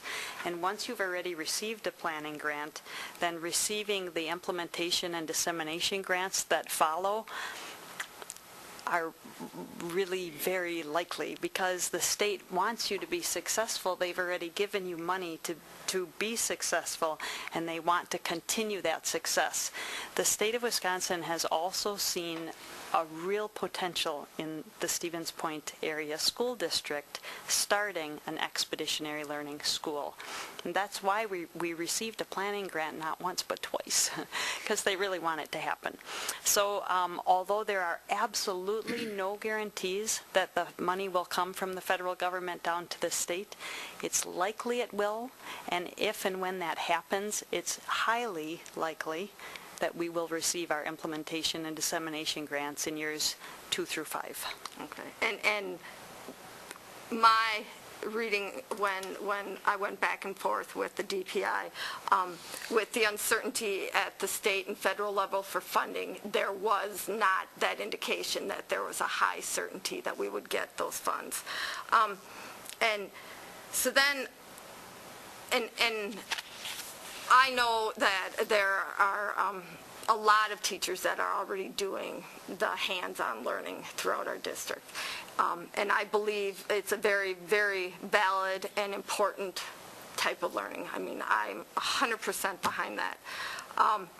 But at this point, when we have a consolidated task force report that we have not been able to analyze, we have at least until January 2016 before a decision has to be made. We can go to the public for either an advisory referendum or a referendum just whether or not they want to do it. I can't support this at this time. And I was wondering, when I look at this, I see it as a want. I mean, we want to provide our children this, but when you look at our other report as far as where we stand in our accomplishments, how can you convince me that this is a need when the data doesn't? Sure. Educationally, we always have a need to, first of all, look at what you read initially, that we have a gap within our middle school population. We are by no means a failing school district. We have so very much to be proud of, and we should be celebrating the successes that we have. But no school district that wants to truly prepare every student to be successful should rest upon the current situation and remain static. Well, I agree and that's with that. why we continue to look for areas where we aren't serving all the students as well as we think we should, and we look for opportunities to provide models of education that might fit that student that isn't being served by our schools. And without those different types of models being offered, we don't have an opportunity to serve all of our students as well as we should. And that's the wonderful thing about this charter school, is it allows us an opportunity to serve students who, in our traditional model, just don't quite fit. And again, I think it would be very prudent of us, much more prudent of us to send this to the community to see if they're willing to fund this, because there's a lot of things we need to fund. And if we decide to go with the grade realignment, potentially a lot of this will be taken care of, because in the application, it was, our configuration the way it is wasn't conducive to this. Well, maybe it will be. I mean, so it's great. Our school already does it. I would like us to, if we're going to spend this kind of money on this type of learning, that we spend it for all our students. That's it. Chris? A few things. First of all, I think I did get to attend the Slice Day, and after being involved with the school district for years, I finally figured out I am a visual learner. I don't think I would have totally understood what type of learning this was had I not attended that Slice Day. The engagement by the students, by the parents, the type of learning it is, I haven't seen that before, and the first thing I thought of was, I wish I'd had this type of learning opportunity in school. When you mention why can't we just put it in a classroom, I understood then why by attending this. Number one, the type of teaching that's done is totally different. The professional development that needs to be done, teachers need to have this. And I know we do hands-on in school, but I remember a time when we didn't have 4-year-old kindergarten, and I was so concerned. I thought it would be a wonderful thing, but these classes were not going to be in our school rooms. They were going to be out in the community, but we never had that before. And it was an investment that we made to move forward, because other districts were having 4-year-old kindergarten, and they could see how it helped.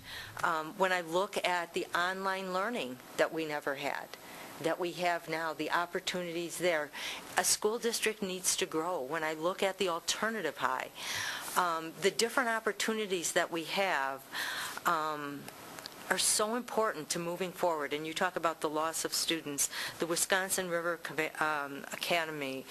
I just think that we talk about preparing each student to be successful. There are a number of students who don't learn in the same way as other students do. And I have to tell you, there wasn't one person who wasn't totally engaged and immersed in that type of learning. I think this is an investment for our district. It's so positive, it's so energizing, that I think no matter what you look at here, every program, every initiative that we have, there aren't guarantees. There just aren't.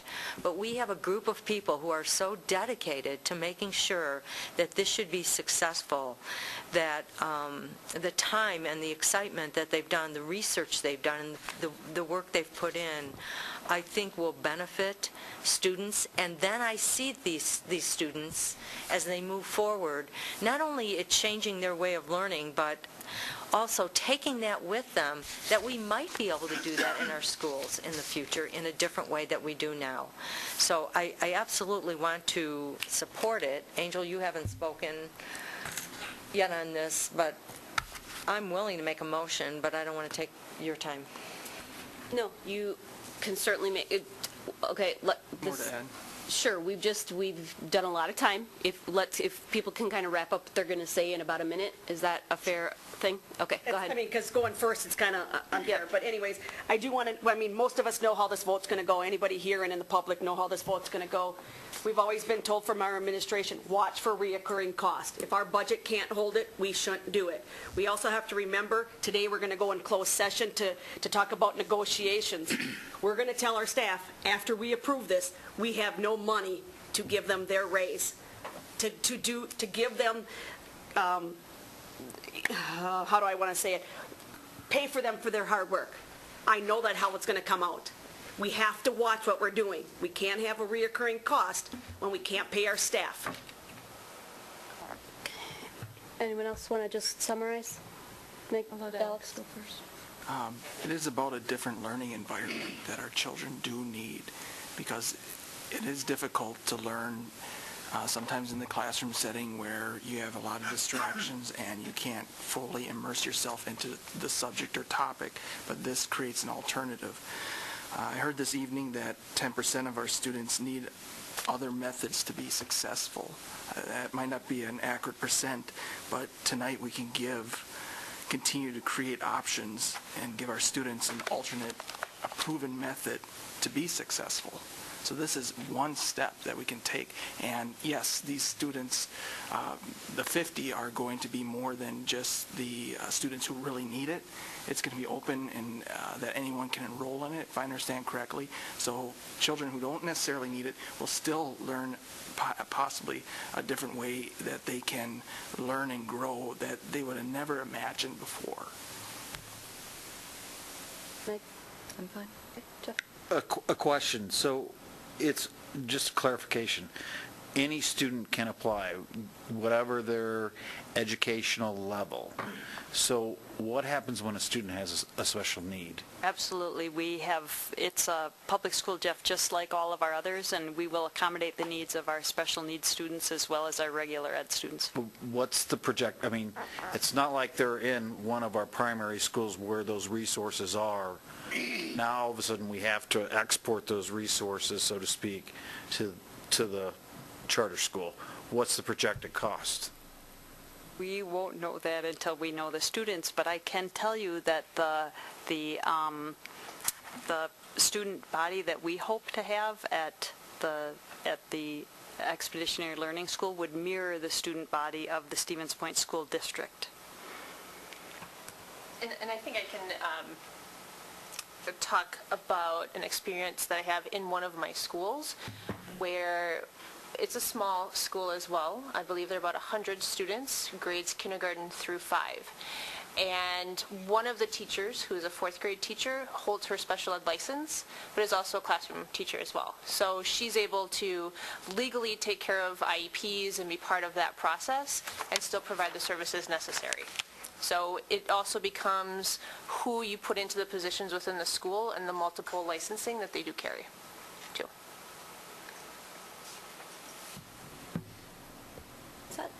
I guess I just have one question, and I guess it's a follow-up with Lisa. So say worst-case scenario happens, and a year from now or 2 years from now, there's no money, there's no grant dollars. What is the plan? The grant dollars, Meg, you can think of them, especially in this first year, as incredibly helpful for the professional development and the materials. The implementation and dissemination costs as you move through, I don't want to say they become less important, but this first planning year is really important for using that grant money. So that's wonderful that we already have that. Should our implementation and dissemination grants for some reason not come to fruition, then we will actively seek grants and monies elsewhere to continue professional development and to continue buying any of those big ticket material items that we would need. And as a governance board, we're prepared to do that, and we know that that's a possibility. We've talked about that already. It's unlikely, though. If I can just make a comment about that, Meg. What Jen said earlier was absolutely correct. There are no absolute guarantees. And regardless of anybody's political persuasion, if anybody's been paying attention for the last 2 weeks, the Congressional House Leader has come out and said that one of the primary objectives is to fund charter schools and voucher schools. The same parallel individual, Fitzgerald, here at the Assembly in Wisconsin, said exactly the same thing. It's a priority to seek funding for and to establish avenues for charter schools. So while there's no absolute guarantees, at both the federal and the state level, there's a keen interest in establishing charter schools. Now, there's a variety of types of charter schools. However, I will also say that nationally, Wisconsin is a very, very strong leader in charter schools of a variety of different types, but especially the ones funded by the state. And that's factual. You can go out and look at other states and what they're doing, and we happen to have a very, very strong successful history in those charter schools, especially the ones that are successful, that is, that they don't go away after 4 or 5 years of the initial grant. But there is a national and state, at this point, very strong interest in seeking out and obtaining those kinds of funds and spreading the availability of opportunities for kids. You set, Meg? All right, Trish? I'd like to make a motion to approve the contract between the Stevens Point Area Public School District and the Stevens Point Expeditionary Learning School as presented and attached. Second. Lisa, do you want to? I just wanted, there was one thing I forgot to mention that was a concern for prior boards, for you new board members, that doing the charter school, they have their own governing board. We have no control over it. So unlike the rest of our district, they run it. That's part of the grant. The autonomy is that, and that was very much a concern in the past. So I forgot to bring that up. It could bring more success, unfortunately. Well, I'm just telling you that. Good point. I'm just. Chris, do you have any final thoughts? No, let's go. All right, roll call vote, please. Ms. Baker? Yes. Mr. Ebel? Yes. Ms. Erler? Yes. Mr. Kokonowski? Yes. Mr. Presley? Yes. Ms. Scott? Yes. Ms. Sherrick? No. Ms. Totten? No. Ms. Faxon? Yes. Motion carries 7-2. May I just, in hopes that you would say yes tonight, we've been doing a little bit of thinking, the governance board at the last meeting, knowing that we had an awful lot of work to actually get the school up and running in the fall. So we set some preliminary dates, hoping that we'd get a contract with the Stevens Point School District, and we're very pleased about the vote tonight, and we thank you very much. So if I could just mention these couple of dates so that people are aware of them. There will be an informational meeting Wednesday, January 14th at Ben Franklin Junior High School. That will be for anybody to attend who is at all interested in learning about expeditionary learning. We will be holding another Slice Day on Monday, January 19th. The reason we chose that day is that there's no school. So we're hoping that parents and their students will be able to come and learn about Slice Day, but it won't just be for parents. It'll be open for anybody who's interested in coming. Our website has been linked now for a while to the main page of the Stevens Point School District, and currently it's under the district news, and then the question, what is expeditionary learning? And if you click on that, it goes directly to our website, which is www.stevenspointelschool.com. We also have a Facebook site, Stevens Point EL School. You can search that. And we have governance board meetings, which are, of course, open meetings every first and third Wednesday of the month here at Bliss, and we welcome people to attend. Thank you very much. We'll be back with updates. Thank you.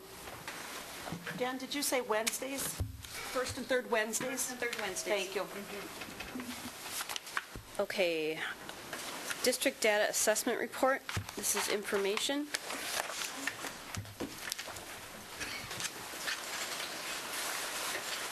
Dave Lockett. Oh, are you doing it, Kim? We are. I say, what's to do? You read it.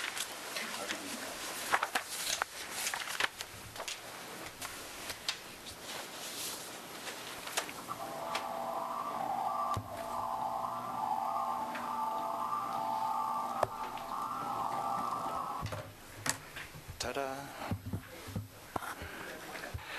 Good evening, everybody. We provided quite a bit of information in your packets on district-wide data, and we wanted to give you a little bit of information, share with you essentially what we do with a good amount of this information so you're aware of it as a board, and then also to make some of these items available to you if you'd like more information or more details for us to be able to do that at some time. The first page that we show you is our district assessment matrix. And what we do here is update all of the different assessments that we actually do use during the year throughout our schools by level. The first column, formative assessments, are classroom assessments that we use, and there are more than are listed there, but these are the most common and most used formative assessments. The center column are the benchmark assessments by grade level, and you'll see at each, starting with the 4-year-old kindergarten, then kindergarten, first grade, second grade, the different assessments that we are using with our students to help to determine different achievement abilities. And that they're using these several times during the year. They're also part of the system that the teachers utilize in terms of their educator effectiveness SLOs, which are student learning objectives. So they'll use these same assessments to develop baseline information on students and then determine growth goals for students. They'll use it for RTI, response to intervention purposes, as they look at students and see if there are students who aren't performing as well as they should be perhaps expected to, and then they will use progress monitoring tools to help provide interventions and look for improvement with those students too. So there's a lot of information that the teachers are using based on these students at the different grade levels. Yeah, and just to point out the first column on the left, not every one of those assessments are used by every teacher at all times. That's really a running list of choices they might have in the classroom. And the center column, the right column are standardized either state tests or that we're doing as universal screening and whatnot that are happening with all students. It would be the difference between column one, the center column, and the one on the right. The one on the left, teachers don't do every one of those. But the center, and also the in the center column, not every grade level is doing every one of those assessments either. You can see third grade, fifth and sixth. So not all students are doing all those assessments. But this is the array of all the assessments across the district.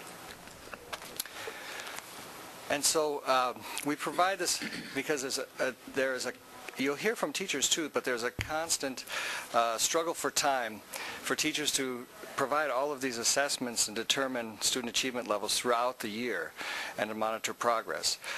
We wanted you to have an idea, be able to see what it is that they're constantly working on throughout the year. A lot of this information is then used in conjunction with the school report card. So if we go to the... If I could also point out one thing, just for your information, is there are some new state assessments that are occurring. Dynamic learning maps are occurring with our special ed students. And the WKCE, which many of you may be familiar with, the Wisconsin Knowledge and Concept Examination, has ended this year only for science and social studies in the 3rd and 10th grade. And the Smarter Balance, now called the Badger 3 through 8 Smarter Balance Assessment, will be coming up. The opens on March the 30th, goes through May 22nd. And that's a brand new assessment. Will be occurring in the springtime for language arts and math. So you'll be hearing more about that as we go into the spring testing period. Right. And it is notable this year that the ACT test has changed to the ACT Aspire test for 8th and 9th, or for 9th grade students and 10th grade students in the spring. Before and you that's change new that, too. could you slide it up a little bit so people at home could see the rest of it? There's more on the page. This one? Yeah. Thank you. Right. And so that is a change again this year then too, that all students will be taking the ACT test in the 11th grade. That's the first year for this. We mentioned that because there are a lot of firsts when we this year when we had a lot of changes just 2 years ago also, which if we go to the next page, which is an issue we have with looking at our school report cards, the chart. And so we did this report for you, which shows the different schools. You can back out.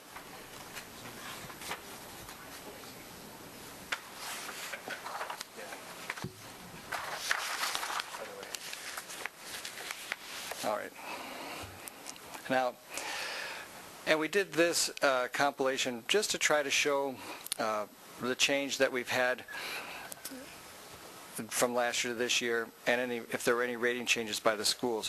One of the problems that we have, well, I shouldn't say it's a problem, one of the changes that we're dealing with is the fact that these tests have just gone through a statewide change, so we don't have 5 years or 7 years of data to really look at trends that might be occurring within the schools. We have more recent information. We have information that goes to the schools in more detail. And what we wanted to focus on with you tonight and let you know that we have occurring is a process that the schools participate in once they have the information. Once they get the detailed reports on the students, they go through an intricate process of having school-based teams look at the data, decide what areas they may be find needs for student achievement, that they maybe have gaps in student achievement, and they will then construct plans for improvement based on the data and the information they have. Now, this state report card is one of the data points that they will use, but that first page we showed you a great deal of other data and information that goes into great detail for those teachers to use for the students and within the principals, the teams at the schools. The good news is generally our schools are performing quite well. We're at the meeting expectations or exceeding expectations range in all of our schools, and schools are either holding their own or we're also seeing some slight increases. There are places where we can improve, right? When you look deeply into the data and disaggregate it, there are areas that we need to continue to look at to say how might we get down in the weeds and say what is going on in our schools and what can we do for staff development and improvement in order to go forward. Is what we're doing. We're actually have created a new process where we're meeting with school principals and psychologists in our team on a monthly basis. Right, we just met here last week, and we're looking into the data and asking questions. We'll be doing site visits beginning this week, actually, to go over to the schools and talk to them and say, what do you need for professional development? What is going on in your schools? Let's look deeply into the data, and then we'll build our professional development agenda next year based upon the data we get from those schools, right, as we're going forward. Very useful. So you see information here. This is the report card line graph for the last 2 years, and you'll see this is for the secondary schools, and then we show the elementary schools. You see quite a similar issue, and again, what we have is that second year where you see a dip for most of the schools was an adjustment to the test after the first year. And then you see a very nice grouping of schools improving from last year to this year for our scores. So we like that, but of course, you know, we're looking at 1 year of information. But again, probably the greatest takeaway is the idea that you saw how much other assessment is being done for information and input. And as Kill was saying, is that you'll see as the large dip on the left was when they implemented what are called the NAEP standards, which are the National Standards for College Readiness. And they changed the cut scores for the WKCE, and that's where the dip occurred. And in the sort of the center line last year to this year, we see schools holding their own or increases going on. Right, which is quite positive. When the standards and the numbers, the cut scores actually were quite rigorous and quite significant based on the national standards.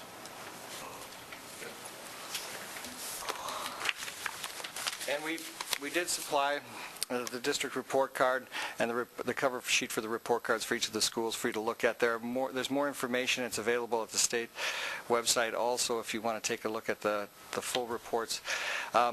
But again, this provides some information about student achievement, about student growth from year to year, about closing gaps, which shows the difference in scores between our different student groups and subgroups so that we can determine if there are gaps for any of our students at any of our schools, and if they're on track for post-graduation readiness. So again, information that's provided that's helpful to the schools. And each of these categories, for your information, again, beginning even as early as this week, we are going to the schools and looking at the full reports that digs deeply into these data analysis, these different categories, about why were those scores given to the schools and what does it look like, as well as the RTI data, as well as the PBIS and behavioral data, attendance and tardiness data, and we're looking at those things that are affected our school performance and asking a simple question, how can we improve, and what can we do for you to help you improve? Is a question that's going to be asked of all schools beginning Thursday, actually. Can I ask a question? Yes.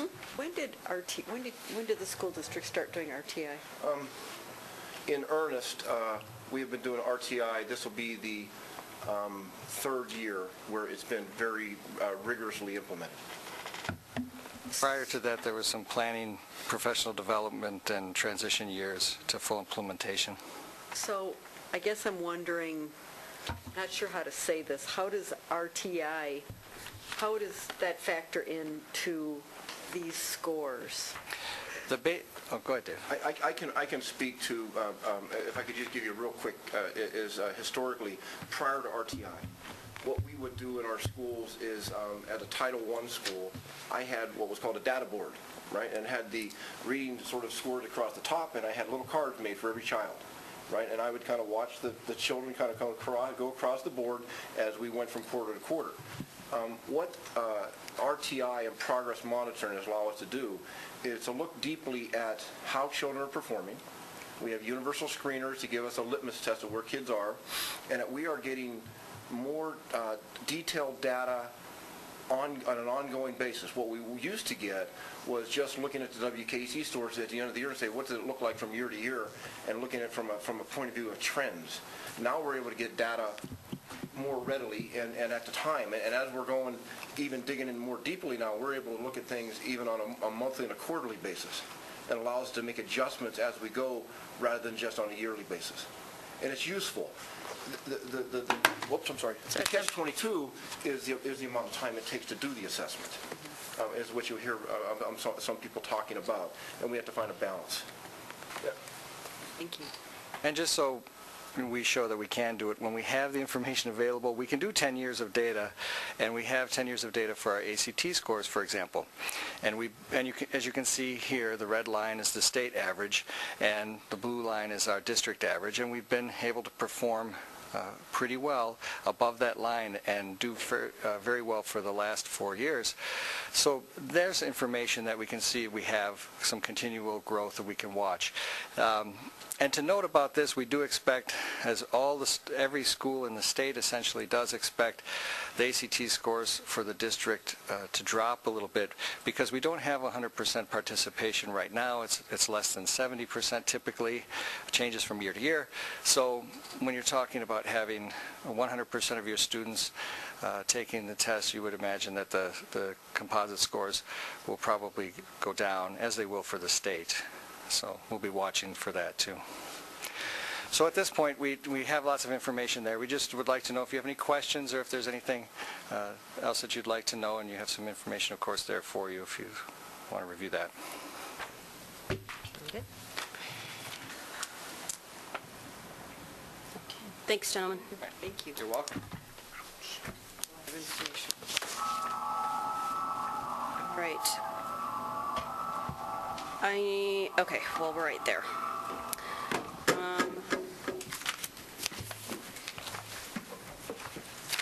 We're on to the approval of the 2015-16 UWSP SPACS Chinese Student Visit Agreement, which is an action item. So we need a motion on that, please. I'll move to approve the agreement between the district, UWSP, SPACS, and M&J International as presented. Justin. Okay, do we have any questions? Although I don't know who you're going to ask. Are you answering? Okay. All right, roll call vote, please. Can I ask a question? Yes, of Can't course. let it go without at least one question. Is this something that the district has done before? No.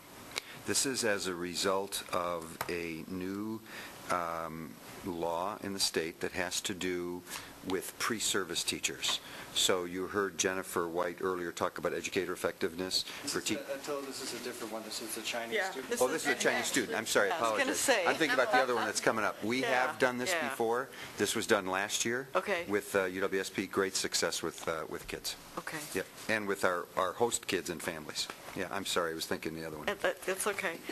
And along with that, there's a dollar amount in here, $2,200. Does that come to the district?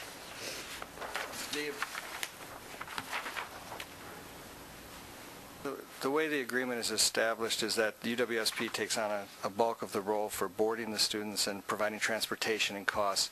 There's no cost incurred by the district. We just host the students essentially with American Buddy students who attend classes with them during the day.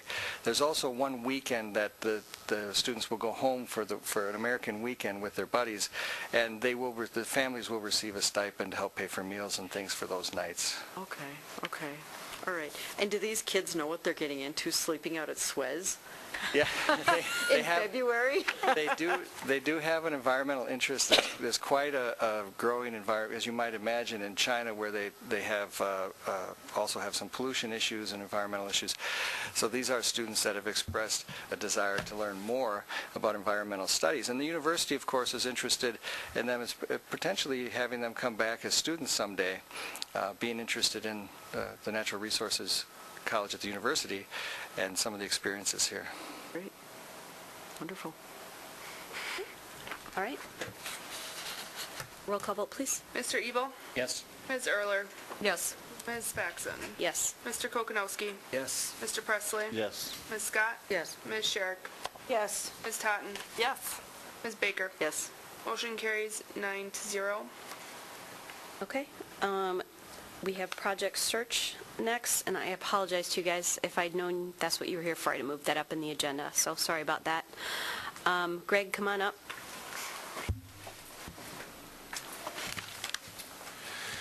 Good evening.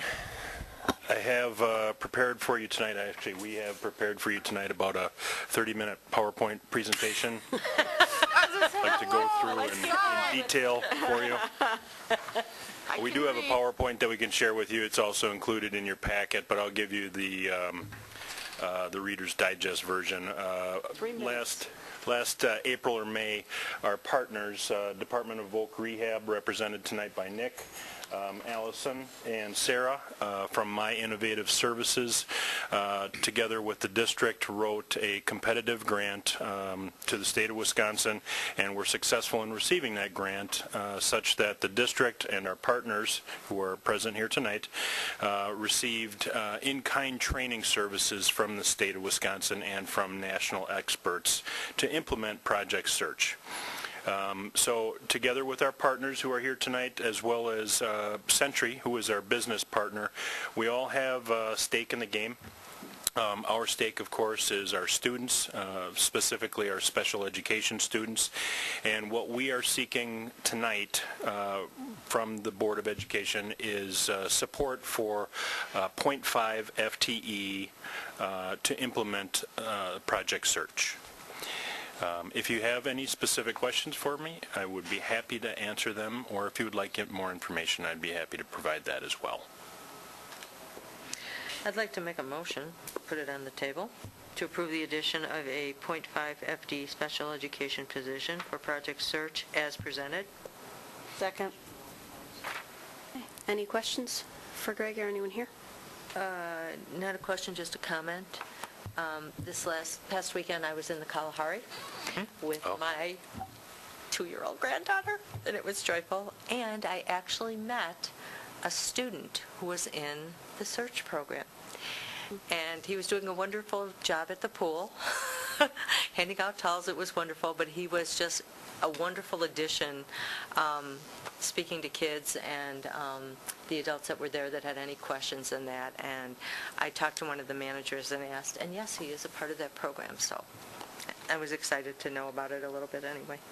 And I think it's really great, and I really would like to thank you guys for going out for the grant, and also Century for providing this for students. Thank you. Can I ask a question? Yep. Is this is brand new? This has never been done before here? This has never been done before here. Correct. And this will, so this is to help prepare our some specific special ed kids to be successful after high school. Correct. It's designed to prepare them to gain employment after they leave our doors, our hallways. This seems like a wonderful plan and program and grant. It is. It just seems great. I have no other questions. Jeff? What's the cost of the position? Well, it will need to be a posted position. You know, it depends on what level education the teacher we hire.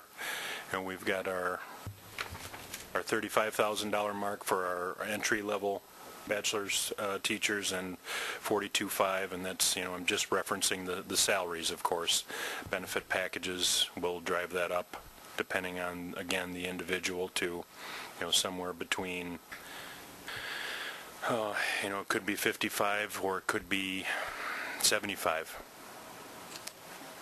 And just a follow-up question. We have the fiscal capacity within our current budget for that 0.5 increase? Well, I can't speak to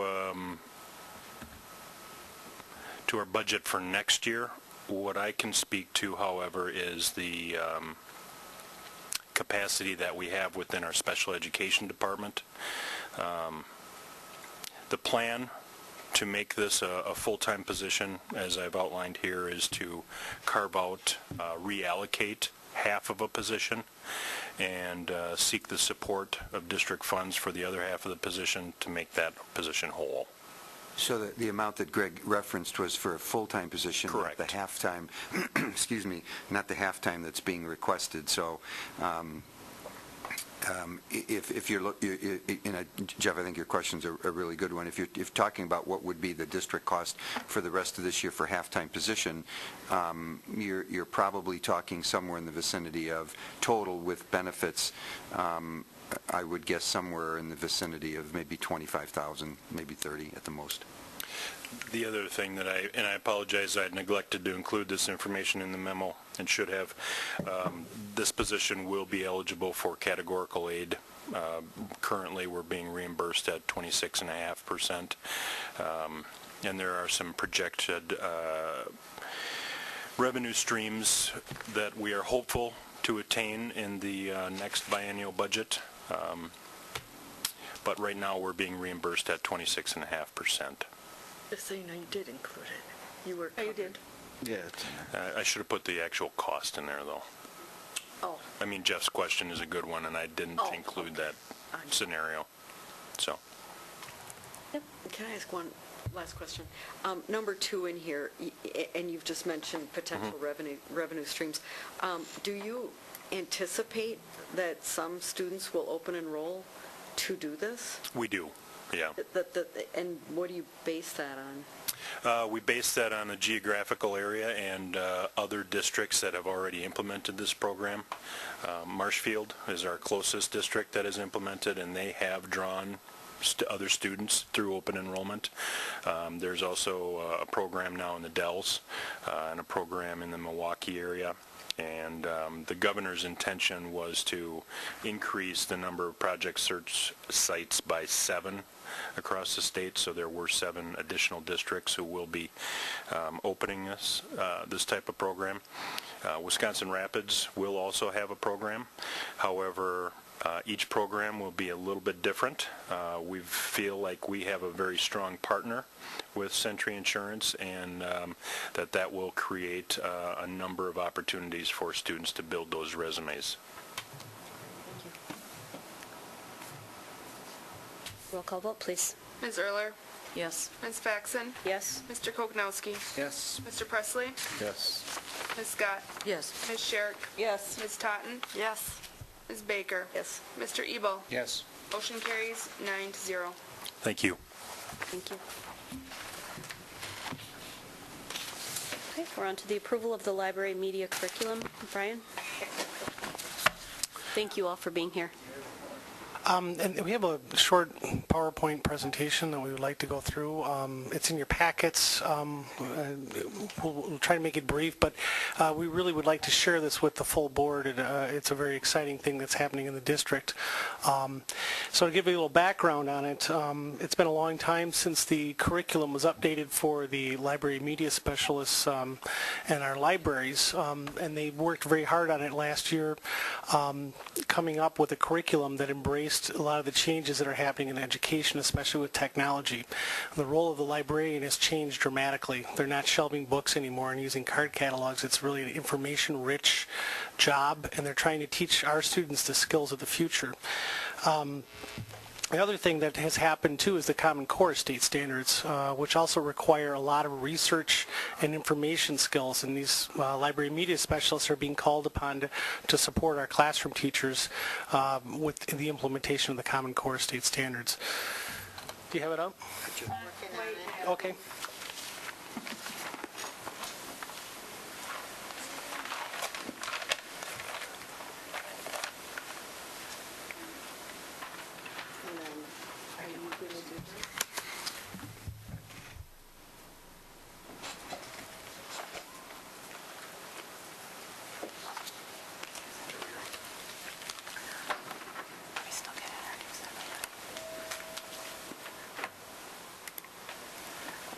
Thank you very much for meeting with us this evening. My name's Jill Brommer.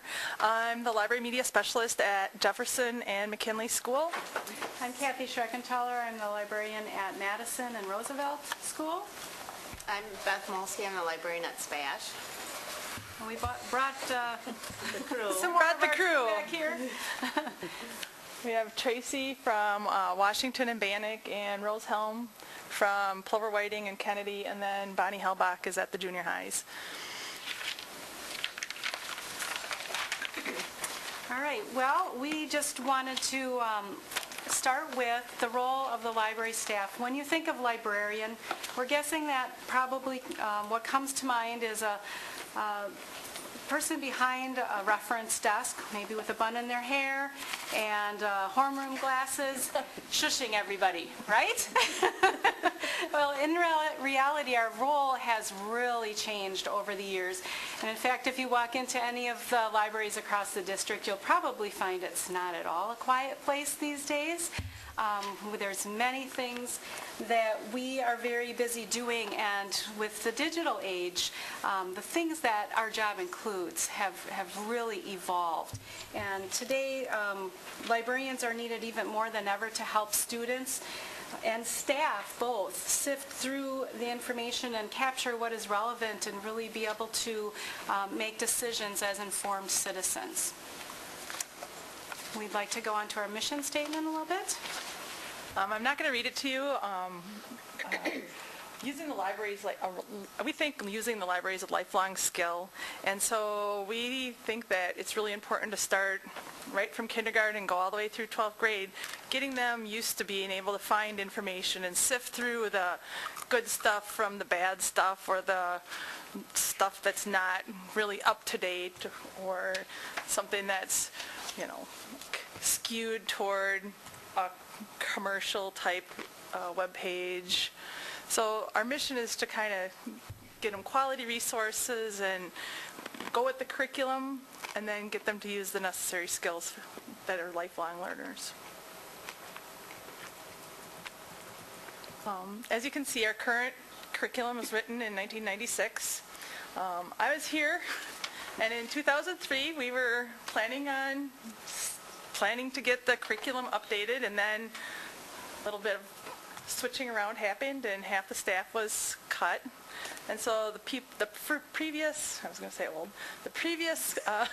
librarians couldn't get a handle on running 2 libraries and redoing the curriculum, so it got kind of pushed to the back burner.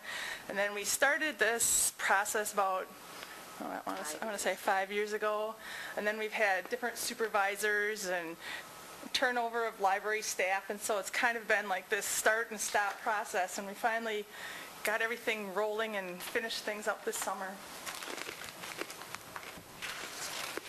Our curriculum, we looked at the state and national library standards, and we found they really fell, what we currently are teaching kind of falls into 3 different areas.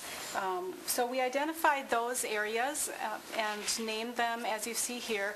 And when we developed our curriculum, we used the understanding by design process. So it's kind of a backward curriculum design, where we started with what are the essential questions, what do students really need to know in each of these areas.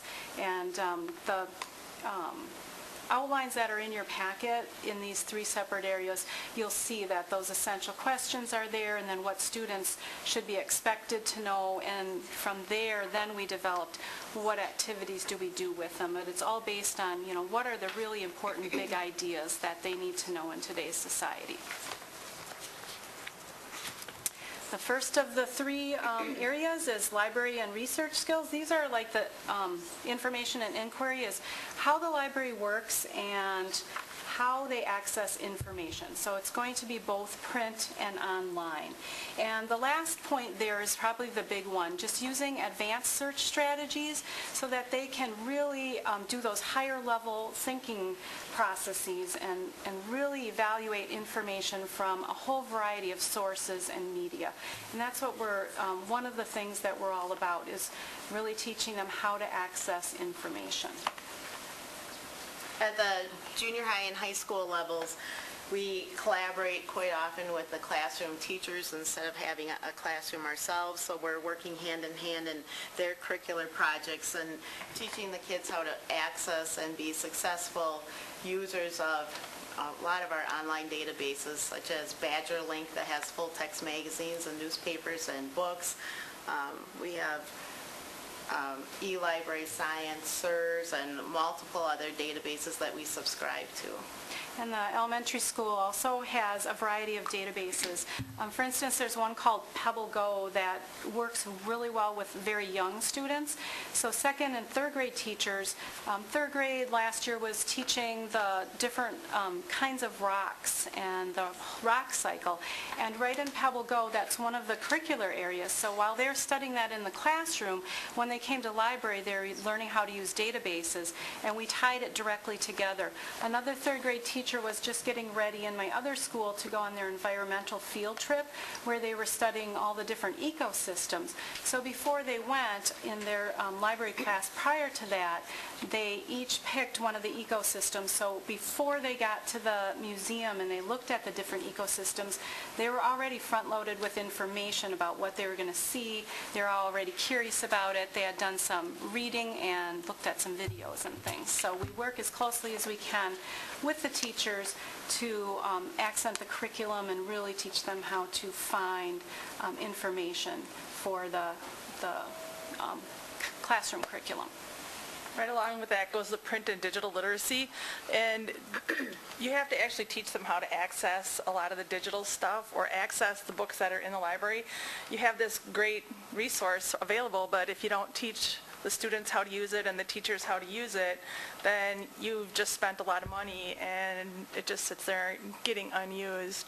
So that all fits in with part of the information and then the digital literacy, which also incorporates the Common Core, which is, we've really looked at that really deeply this summer and tried to figure out how that fits in with our curriculum. And so teaching them how to find materials in the nonfiction section is really important because that's all part of the Common Core. And something at the secondary level that Bonnie Hellbach and I are excited to open up next semester is Overdrive Media, and some of you may use that through the public library, and our 7th through 12th graders starting next semester will be learning how to access that so they can read ebooks or listen to audiobooks on their phones, on a Kindle, on an iPad, or whatever digital device that they might carry into the building. So we're excited that that will be starting second semester. Right along with this digital literacy also goes the Smarter Balance test, which is coming up because they have to know how to be able to read things on a computer or on a device and then access it in their brain and process it before they can take the test. So all this print and digital literacy kind of like meshes together. The third domain is the digital citizenship, and this is something kind of new. Children are on media constantly. We're finding that, at home this is something that they're doing all the time. And so we are trying at a younger age to address how to stay safe online and what's private, what's personal information, what it's safe to share. We adopted the Common Sense media curriculum. It's a K through 12 curriculum, and it addresses all of those things. It also covers the other parts of our curriculum, like accessing information and what you're responsible for, copyright, different things like that we need to directly teach students because they just don't know those things innately. So it's a great curriculum. This is the second year now that we've been using it, and it's kind of neat because like with sixth graders I've been doing advanced search strategies, and it builds right off of what we did last year with keyword searching and how to narrow down searches and improve them. And so they are remembering what we did last year, and they can apply that to a little more advanced lesson this year. So it's nice because it has a scope and sequence. There's 5 different areas that there's lots of different areas actually that are identified, and in the next slide it does kind of mention that there's many different elements to digital citizenship. It's not just the cyberbullying or just staying safe online, but it's what are all their rights and responsibilities as digital citizenship, and what's proper etiquette, all of those things. So now we actually have a program that really helps address those things, and it's very important just for their own safety and knowledge. The cool thing about the Common Sense Media is it's free. So any school district is, available to use it. It's written by a nonprofit organization, which includes professors, foundations, universities. It's just like such a wide band of people that are involved because they care about kids, and their parents can go on there and get ratings for video games or movies, or they just try to have resources there for people in the digital world that we live in. For technology skills, it's our third component, and we found that as things have been cut out, such as keyboarding, the library people see the students every week or every 6 days. We see every student at the elementary school, so we're kind of like the main computer teacher at the elementary school. So that, and this goes right along with the Smarter Balance testing. We do a Trails assessment with 3rd and 6th grade every year to see how they're progressing through this Common Sense Media and the technology skills, the search skills, the library skills that they need. So it's kind of all balances out. They need to know how to use Google. They need to know how to use Wikipedia and how to analyze whether the information that they're getting from those two sites is accurate, up-to-date information. They need to know how to compare it to Encyclopedia Britannica, which is a free program right from BadgerLink. So we incorporate all those kinds of things into our technology skills. They need to know how to use Word, or if they need to use PowerPoint for a project instead of, they need to know how to do that to become independent users of different types of programs that we have available to us. As we're adopting all of the Google applications for school now, we see all of the students, so it's a great way for us to help the classroom teachers get them familiar with new technology and use the resources that the district is making available to us. So. And we do help teachers a lot, not just students. I can't count how many times, how do you do this? They'll come in because they are trying to do something on Google, or they're trying to use some sort of new technology that they think is really cool, but then it's not working the way it's supposed to. So we're kind of like the troubleshooters that they come to first before going to Brian's staff there. We're so busy as it is, so. And to wrap up, our goals are pretty much just to implement this curriculum, deliver it to all students. We've been doing it, or we've been kind of like using a lot of the curriculum stuff, but it hasn't been approved or by you. We want to continue to collaborate with classroom teachers because that is our main, I've always seen that as my primary function, to really help the teachers deliver the curriculum. We order materials that they need, we find out what they need, we help make them available to them, and we're a resource person in the building. So we're hoping that this new curriculum continues to address all the different areas and the needs of the students and the teachers. We want to promote and model and assist teachers in the integration of our skills that we've been teaching during their library times, so that they know what we can do versus what they can do and how we can integrate it together so that we're not doing the same thing in both classroom and in the library. And we just hope that our presentation has just helped you increase your awareness of what we do, and we hope that the curriculum will move forward so we can continue to do what we can to help students be ready for the world that we live in.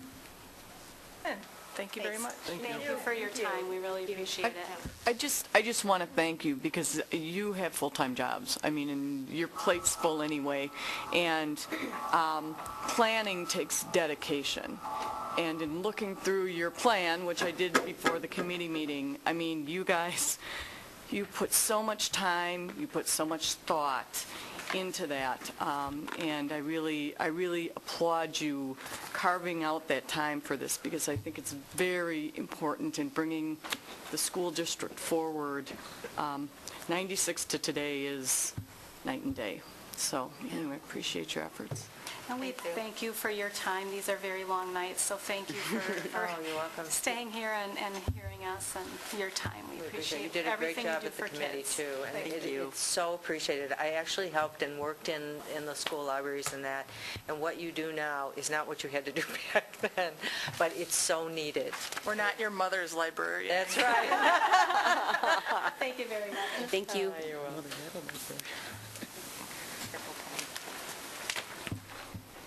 This is an action item. Yes, so we need a motion. Make a motion to approve the district library media curriculum as presented. I second. Roll call vote, please. Mr. Kokonowski? Yes. Mr. Presley? Yes. Ms. Scott? Yes. Ms. Sherrick? I did have a question, but yes. Ms. Totten? Yes. Ms. Baker? Yes. Mr. Ebel? Yes. Ms. Erler? Yes. Ms. Faxon? Yes? Motion carries 9-0. Thank you. All right, we are on our memorandum of understanding with UWSP, the telepresence. Brian? This is an agreement with the university to bring in a new technology called telepresence, which is basically a very sophisticated video conferencing tool. The idea behind this is that we would bring this in, and it would allow university professors in their classes to actually see instruction while it's taking place, and they would also use that to record small segments of instruction as part of the evaluation process for student teachers. So we're both excited about trying to use this new technology to further both our own goals of creating, educating student teachers and bringing them into our schools. So what you see in front of you is a memorandum of understanding that has been vetted by both our legal counsels on both sides, and also a notification letter and a permission slip that would go home with parents. Mine, that was not in my packet. That was the, no, it wasn't the item I delivered to you. No, it wasn't. No, that was a policy. This is 90. I downloaded, I guess I downloaded it off of the packet for today, so it should have been in there. That's where I got this. You don't have it in yours. It's on the, I got it in the Dropbox. okay, so it's missing from the hard copy. Would you like me to print you off a copy? Yeah, well, I won't be able to vote on it. I didn't have any opportunity to go through it, so. Does this have to be voted on tonight? Can it wait till the next board meeting? As soon as possible. We've waited a long time. We had to wait to have this vetted by the university and our legal counsel. If we delay it any further, then we're looking at not getting it implemented by when we need to. So it can't wait till our next board meeting? It really can't. No. It really can't. This is what I was trying to say earlier, Meg, when I got these two things confused. The state law requires pre-service teachers now to be videotaped, and this is the first step that we're taking into it with a collaboration with UWSP, and we need to get this rolling because Can this we is... get a copy of it so at least we can kind of, Well, that's what Amy just asked, if she could... I can't read it off of there, I'm sorry. That's why I don't use that. Could we possibly take a five minutes? Would that be possible? Or if you wanted to move on to another agenda item, we could get copies made. Do we have any packets outside that might have it in there? I have it right here. I can copy It's it. in the electronic, it's not in the hard. Electronic. Who wants a hard copy of it? I do. Two. Just two. Can Lisa, do you want one, Meg? No, I have one. Okay. I have. Jeff, you need one? No, I had a question. So what if a parent refuses to have their child videotaped? Do we boot them out of the class? No, the teacher and that student teacher are also responsible then for making sure that that student is not part of any type of recording that is made. So they can position the equipment in such a way so that child is not in any way recorded, and they're aware of that. So it's something that they would have to take account of. So they, just so I'm crystal clear, they remain in that classroom. We're not removing them from the classroom. That's correct. Okay. Trish? Yeah, that was one of the questions I had was the same thing. Where's the camera located? Is it in the back of the class so you see the... You can position it wherever. This on a telepresence cart is actually a cart that you move around, so you'd have to position it in such a way that you'd only be getting a portion of that classroom, or it really would have to depend on... We have 3 of them in the courthouse. Yeah. So I know exactly what you're talking about. We use them all the time. The other questions I had were regarding, these are going to be saved digitally, correct? Yes. And someplace in here, I see that it says that the retention will be in accordance with district policies and federal and state public records retention guidelines. But I don't know what those are. I mean, is there going to be, will these be destroyed on a regular basis? Yes. How do we know that? I mean, But that's in the memorandum of understanding. I see that, and it just says with state and federal public records. So what is that? Can you explain that? I can add a little bit to that. We have a policy about videotaping students and taking pictures and that kind of thing, and that follows those state and federal guidelines that you referenced. Because this is absolutely new territory for every district in the state of Wisconsin, what we're trying to do is assure that those things will happen. That is that, number one, the only people that are going to view this is the pre-service teacher and his or her supervisor at the university. And while that record will be kept, it'll be destroyed within a year, and no one else can view it for any other reason, specifically to safeguard kids' privacy and their rights. And this electronic image will be saved, or this electronic recording will be saved at the university? I mean, they're the custodians of it? That's correct, but we can request copies of any record that they have. But we won't retain that? No. But we can ask for a copy if we want to retain it. Yeah, no, I'm more concerned about it being destroyed. I'm more concerned about it being viewed, used for the educational purpose that it's being recorded for, and then being destroyed. That, you know, that it's not. I mean, it's very easy to forget to destroy those recordings. Well, I also know that the university also has very high standards in terms of research and how they treat human participants in research. They're very strict about those things. So we have this formal agreement, this memorandum of understanding that absolutely dictates how this will be done, and I'm very confident that they're going to follow it to the letter.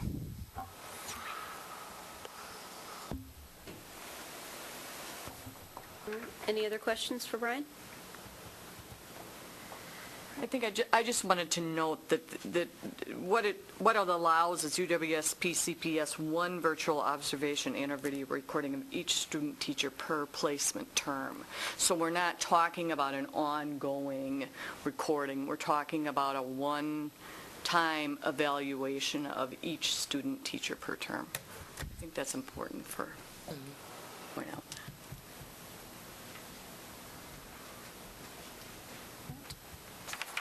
Do we have a motion, Amy? We don't, but I'm happy to make one. Move to approve the MOU between the district and UWSP for the telepresence program as presented and attached. Second. All right, any other questions or discussion? Yep. And I know I just got this, but is this really the 2-year period you want, November through November? Do you want to start it with December, or, I mean, we're already into November? We already have requests by student teachers to start doing some of these things, so we really need to get going on it. That's why we picked that date. Thank you. Oh, I'm sorry. I do have one more question. Sure. Who's providing the equipment? It was through a grant that we wrote, the district and the university, and the university is providing this telepresence cart.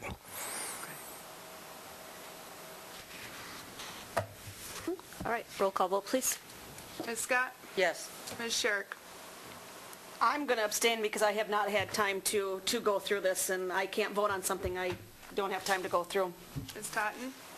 I would like the record to reflect that I didn't have it in time to review it, and I, too, am abstaining. Ms. Baker? Yes. Mr. Ebel? Yes. Ms. Erler? Yes. Ms. Faxon? Yes. Mr. Kokonowski? Yes. Mr. Presley? Yes. Motion carries 7-0 with 2 abstentions. Thank you. Thanks, Brian. All right. Do we want to take a 5? Do you want to plow ahead? What do you want to do? Plow ahead. Keep going. All right. Human Resources Committee Chair Report. Ms. Sherrick. We had a presentation from the Teachers on Call. They went through the absent report, some highlights and some concerns. I thought there was going to be their PowerPoint that they gave me. I thought I had asked that to be included in our packets. I don't see that. In addition, I would like them to come and present to the full board in December or January. I think it would be very interesting to see, and I do have some other questions for them. So if we can get that on the agenda, I would greatly appreciate it, and maybe at that time we can get their PowerPoint included in our packet. We also brought back the policy 3.06, the reassignment and transfer policy. We didn't have a deep discussion on it because Ms. Haley said she noted, she sent an email to the staff members asking for suggestions or concerns with this policy, and she did not receive any return emails, and also I was told it would probably go to the policy committee to look at it. We spoke briefly about the employee insurance and benefits. We have 3 different contribution amounts and 4 different health insurance benefit plans. And we all are aware of it. It's very confusing. The administration said that they will bring back some numbers and some suggestions on bringing all staff to an equal contribution or a benefit package. This will be brought back to the committee no later than January. The committee also has talked multiple times, and we had about 3 things on our agenda that night that we didn't get at because of the presentation, which again was good. I learned a lot from there, and the only reason we asked them to come is because we had a couple people suggest that we take a look at it. I don't believe it should have probably been on the HR committee, but we started with it there. Also, again, the committee has looked at administration contracts. I am asking that this discussion comes directly to the board, since it is a sensitive time issue. We need to make a decision by the end of December. End of January. We as the board should make a decision by the end of December, because by the end of January, we have to make it available to when we renew their contracts. Okay?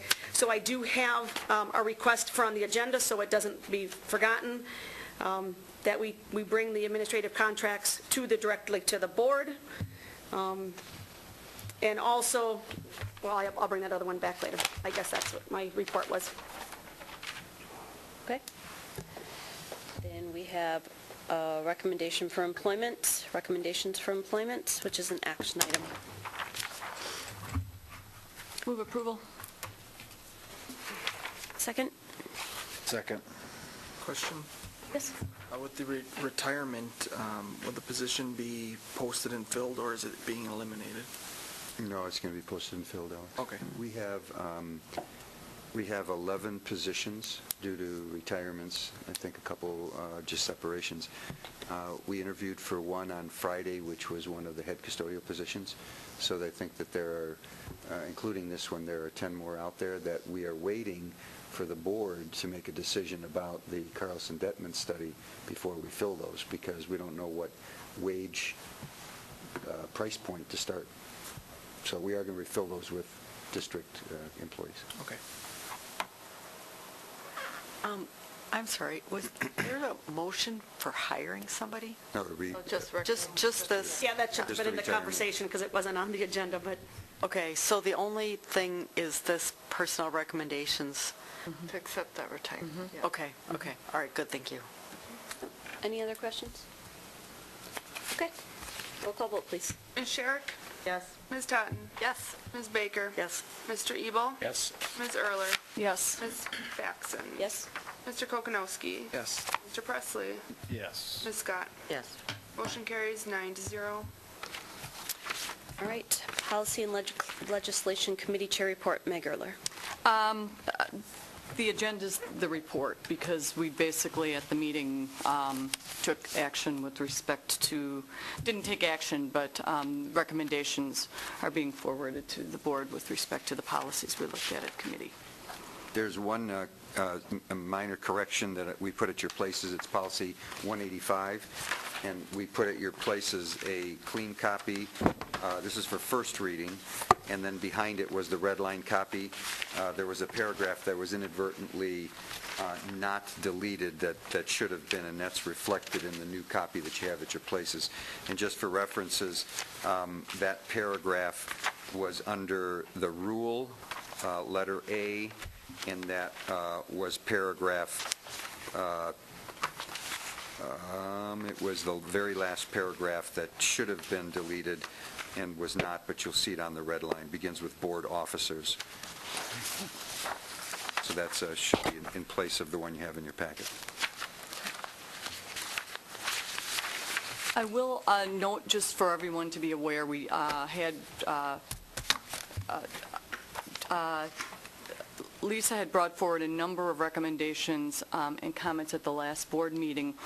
All of those were provided to committee members, so we worked through each of those. Not all of them are being brought forward for recommendation, but a number of them have been incorporated into the policies that you're seeing. The superintendent has provided you with kind of a cover sheet that gives you a synopsis of recommendations. So the first, you've got to call the first one on, President. 141. Yep. Okay. It's fine. Keep going. Just walk us through whatever you need to in them. Okay, so as the superintendent's summary notes, changes were made to be parallel with changes in Policy 171 board meetings, which is, of course, the big one that I know you have been, and we have been reviewing as a board for quite some time, as well as some minor edits. At the board level first reading, we added language in the first sentence to expedite the election process and added additional state statute and board policy as reference. All right. Are we going to, one at a time, approve these? Okay. So we need a motion for Policy 141. This is the second reading. I'll make a motion to approve it. Need a second? Second. Right. Meg, why wasn't the 60-day getting on the agenda put back in? Because it's not the current procedure that we are using. And there was discussion at the board meeting a month ago and then 2 weeks ago and at committee level that the president has provided a form. Board members are filling that out. They are requesting agenda items, and that process is working. And so the policy reflects, the policy allows for that. Again, I always err on the side of being broad with respect to policies. The more specific you get, the more you lock the president into a particular system. And as far as I'm concerned, the system that was created now is a vast improvement because it's allowing board members to request agenda items. They are being looked at thoroughly by the president, vice president, and superintendent, and are being agended for either board or appropriate committee or a response if it's more in the nature of a question than an agenda item. If a board member is unhappy with what happens with respect to that request, another form can be filled out. But at this point, it's working. And so that language came up because we're not using it. Okay. And I would beg to differ that it's working. I have requests in from September that still haven't been brought forward as agenda items. So I think it's important to have that in there so that we are all treated the same. But again, that's a board decision. So I will not support this policy removing that and removing that the recommendations come submitted by the superintendent to the president and vice president for for agenda setting. Okay, we have a motion and a second. Roll call vote, please. Ms. Baker? Yes. Mr. Ebel? Yes. Ms. Erler? Yes. Ms. Faxon? Yes. Mr. Kokonowski? Yes. Mr. Presley? Yes. Ms. Scott? Yes. Ms. Sherrick? No. Ms. Totten? No. Motion carries 7-2. All right, Meg, 151. Okay, 151, again, is the memo notes. This recommendation came out of the WASB workshop up in Wausau that a number of board members attended. At that meeting, we were informed that state law does not require, and the vast majority of school districts within the state do not require first and second reading of policies. As the policy has been changed, there is specific language that has been added to indicate, quote, the board, committee, and/or board may refer any policy back to committee and/or board for further review. So nothing in this policy prevents a second reading, a third reading, a fourth reading, a fifth reading to get it right.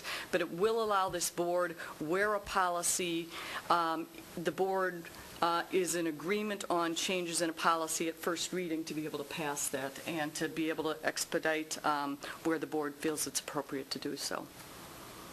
Okay. The one other substantive thing that was changed, and it was in response to a question, was to specify that it is 2 work days versus 48 hours, because board members wanted to ensure that they had that period of time to be able to review it.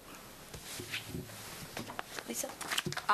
After reviewing the board secretary job description, I'm wondering if the board might entertain the idea of waiting on this policy. The second paragraph, the last sentence is that the policies and rules are filed with the superintendent's office, and depending on what we do with our secretary's job description, if we want to incorporate so the policies and rules are kept with the board secretary, unless everybody's comfortable with leaving. I just think if we have a full-time secretary, that it would be appropriate that our policies and rules are kept with our secretary. I would say that we're not sure yet if we are going to have a full-time secretary. I'd like to get, this policy's been... No, that was approved. The board approved hiring a full-time, didn't they? Could have swore they did, but whatever. I just think it would be prudent not to have to come back. But. Okay, so do we have a motion on 151? So moved. Second. Go ahead, bring it back, bring it back, bring it back. That would have been at the last meeting that we had. What? About approval of a full-time secretary. No, that happened a few meetings back. Yeah, no. But you know, these policies have been brought back and brought back and so brought back. it doesn't matter, it'll just come back It depends on again. who requests them, if they come back to review, yeah, so just leave it. Okay, can we have a vote, please? Mr. on Ebel? 151? Yes. Ms. Erler? Yes. Ms. Faxon? Yes. Mr. Kokonowski? Yes. Mr. Presley? Yes. Ms. Scott? Yes. Ms. Sherrick? Yes. Ms. Totten? Yes. Ms. Baker? Yes. Motion carries 9-0. All right, 171? 171 incorporates 171.2, 171.2 agenda format exhibit, and 171.3 consent agenda to bring all that information into one location. As the superintendent's memo notes, the changes provide authority to the president, vice president, and superintendent in the instance of the board, and committee chairs and administrative liaisons with respect to committee meetings to refer board member or committee member requested items to committees for consideration or to administration for follow-up. We removed the language with respect to canceling board meetings. That was a request. We removed language regarding the contents of consent agendas. Lisa indicated that, that again, less specificity would be better, and requested that that would be removed. The same with respect to removal of sections regarding sending copies to board members and dissemination of same.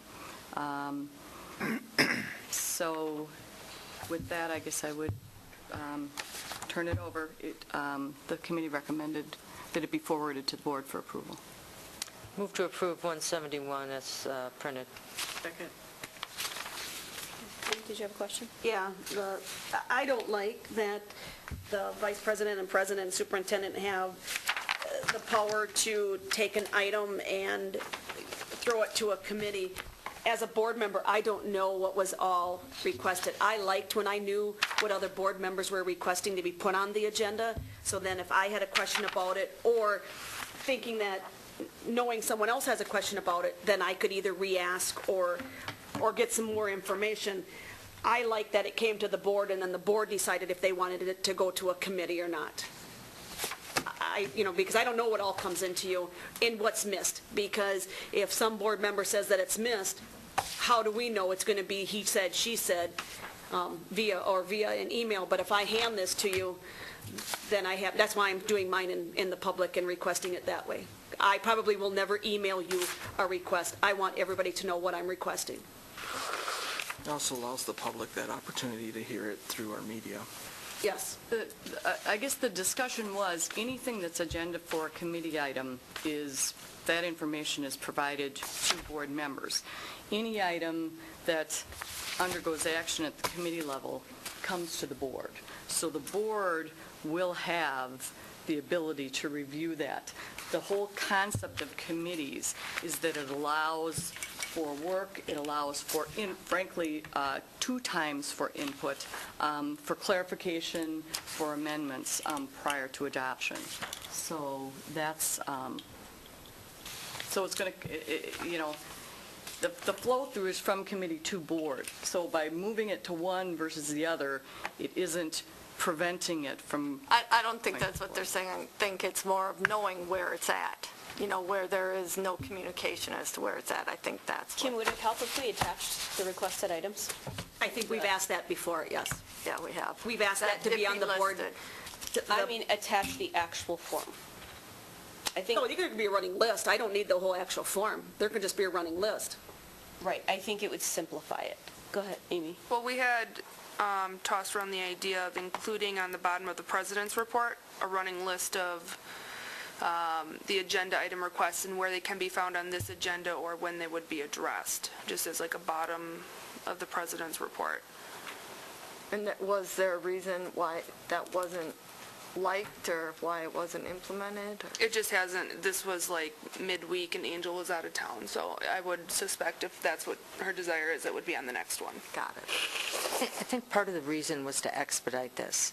If you bring it up and then you bring it back to the board, and then the board, you're actually doing 2 or 3 meetings. This way, it's going to go somewhere, and you're just asking where is it going to go. So it either goes to a committee or to the board as an agenda item, or it's not an agenda item on either one. It's a question. So if you get a request, all you need to do is let the board members or a board member know where it is.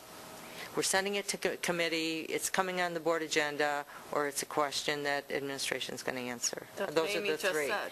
But what are you printing? The list.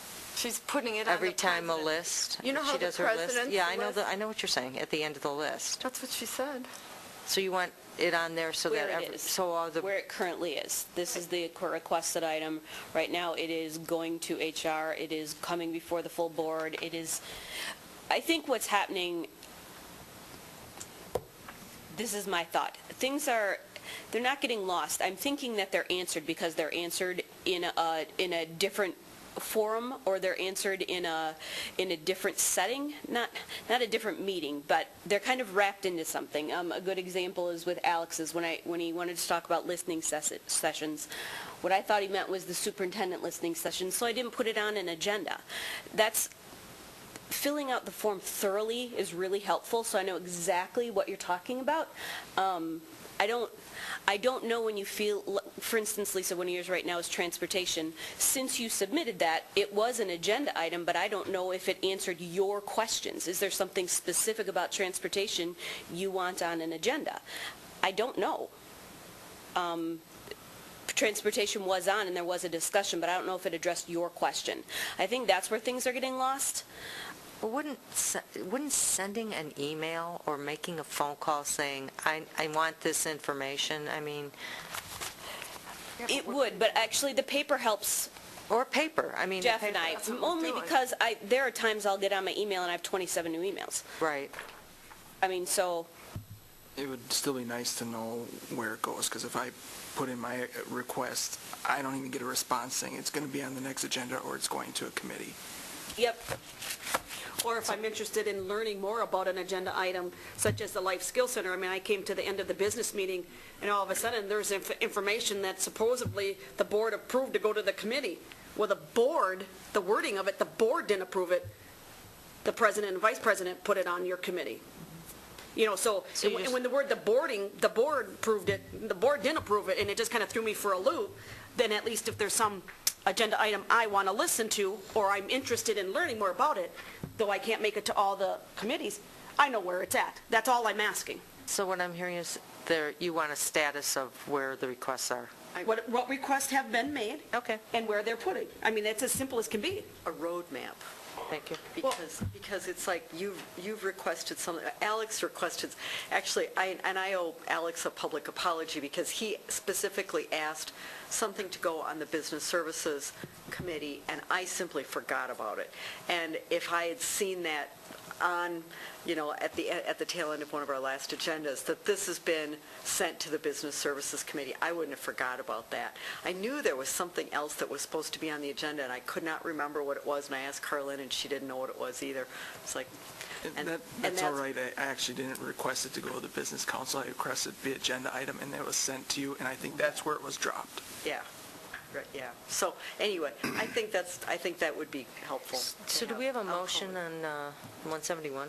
No. And a second? Yes, we do. Yeah, we do. Yeah, we do. So could we move on it?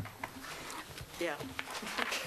Oh, I will At note- 11:10? I will note Well, I apologize, I the had language. questions on it. The language with respect to closed session was kept in. It was something that the committee discussed, including the citizen committee members who felt that that was information that would be helpful for residents of the district if they were looking at that policy to know, well, when can the board go into closed session? And it was the same with respect to distribution. They felt that for them, it would be good information for them to have as citizen members if they wanted that information. So that's why that information remains pretty much verbatim based on state law, at least the closed session stuff. Okay. Can we vote? Oh, sorry, Lisa. What? As you know, I don't approve of the way the 60-day and stuff was taken out and the recommendations submitted, but on page 2, under C, regular monthly board standing committee meetings, the first sentence, I think, can be completely removed because we don't have any system in place as to how to create subcommittees, and I'm not sure that's the role of a committee to create a subcommittee. If we want an ad hoc committee for whatever, that's more of a board job. And I want to compliment you on the last sentence in that where it suggested agenda items by committee members shall be considered by the committee chair with recommendations from the administrative liaison. That's the wording that you have there that I felt, and I still do feel, is more appropriate with the rest of the agenda items. So anyways, again, there is nothing in place as far as a committee doing subcommittees, and until we don't have a system in place, I think that needs to be removed. On page 4... I'm sorry, Lisa. I believe Can we respond to that? Absolutely. Because that came up at the committee meeting. Oh, do you want to respond? Yeah. The committee has the option to establish a subcommittee. It doesn't need board approval for that. So, for example, if there is I'll just use our committee as an example. If there's a particular policy that the entire committee doesn't want to deal with but wants a citizen and the administrative liaison and a board member to look at and review and bring it back because it's pretty involved, that committee can set up that subcommittee to do that and bring it back. So- Right, and I'm saying I don't think they should be able to. Okay. Exactly. I'm saying I don't think that's appropriate, because the way we have our committee set up, the board as a whole decides the chair. It's not how it used to be, where, just the president or vice president or however it was. The board is now deciding. And because we changed that aspect of it, I think it needs to follow through to a subcommittee. So I guess I'll give you an example. One of the examples was one of the policies that we've been looking at, which is with respect to use of district facilities. So it's a fairly meaty policy, and it has, in a review, it will have a lot of various considerations. So if the committee wanted to assign a particular task to a committee member who was interested in pursuing it, such as go out and do some research about what the districts around us are doing, or do some background research into why is it that certain specific groups have. What I'm saying is what it allows the committee to do is allows the committee to have that person take on that task to do some background work and to bring it back to the committee. And again, the information comes back to the committee. Ultimately, the committee would review that information. Ultimately, it would go to the board. The committee has no ability to approve anything. We have other than to approve that we recommend it for approval to the board. So ultimately, the board is always that last arbiter and has the ability to, frankly, undo everything that the committee did if they don't, or the subcommittee if they don't like what it is. And the issue is that your understanding of what a subcommittee is and mine apparently are two different things, because I wouldn't consider a subcommittee having one individual do more research. That, to me, isn't a subcommittee. That's just... It would be a subcommittee and the administrative liaison. Well, A subcommittee could be, you could pick 4 people out of the audience, and that's the subcommittee, and that's what you're creating. That's my thing, is that we understand what this is, but we don't think, and I don't think even sitting as a committee chair, that if I want to look into, let's say, the benefit package, I mean, on my own, I can go and look into it, but I'm not going to pick 2 other people that aren't on my committee, and this is what this is saying, to go and look and do some research and then bring it back. But she's saying it's a broad spectrum. I mean, there may be people on the committee that want to look at it, maybe a citizen member of the Look at it if committee. you're on the committee, but... No, I mean, deeper into it than just what's on there. Well, again, all I can bring forward to you is what the rationale of the committee was, and it's in front of you for approval or not. I said it. Then... The other? Yep, go ahead. On page 4, number 3, B3. Board non-voting, ex-official representation on board temporary committees. Board members will be asked for their interest in serving in non-voting. Why would we have committees that board members aren't voting members on? I mean, what are these? What number again is that? I apologize. That is B3. I'm just trying to understand if this number 3 is supposed to be about committees different than our normal committees, and then again, if we're having committees, if anybody's a voting member, it should be the board member, or is no one on these committees voting members? And then just say, no, I just didn't understand. I mean, it almost seemed like this was the ensuring the equal participation of membership is supposed to be when we're talking in regards to committees. That, if you want to be on a student achievement committee and you haven't been able to be on it third year in your term, you're supposed to be able to, get that. So what is this number 3 about? I'm sorry, did you say B3 or C3? B. It's right before closed sessions, Adela. Page 4. Yeah, it goes 1 to 3, there's no 2. Yeah, there's no 2. Yeah, there's also 2 Cs, so I just want to be sure I know. Board non-voting ex officio? Oh, you're right, it is 2 Yeah, Cs. is it board non-ex officio, is that the sentence? Yes. Okay. So I'm trying to understand what this paragraph is all about, because if we want it to be about committees, then we should talk, board members obviously get the vote. Where, This doesn't make sense to me. Just, I think, Lisa, this is more for like when we appoint somebody to Boston School Forest or, Consolidated task. But then, Yeah. whatever the case may non-voting. But be. that's not the word in Okay. here. okay. It's not new language. No, I know. It's- I'm just saying it's very. I think we as a committee assume that it has been something that the board has availed itself of in the past, and therefore, Well, That's right, it is like the buses. well, there is new language. The phrase administratively formed committees Right. is new. Yeah. That is new. And I think we inserted the word temporary to make sure that people didn't think they were standing committees. okay, So that was the reason for that. okay. It was really an attempt to, very specifically clarify which committees in the district there would be non-voting ex officio board members. Okay. That's really what it was. Okay. That's all. Okay, roll call vote on 171, please. Mr. Kokonowski. Yes. Mr. Presley. Yes. Ms. Scott. Yes.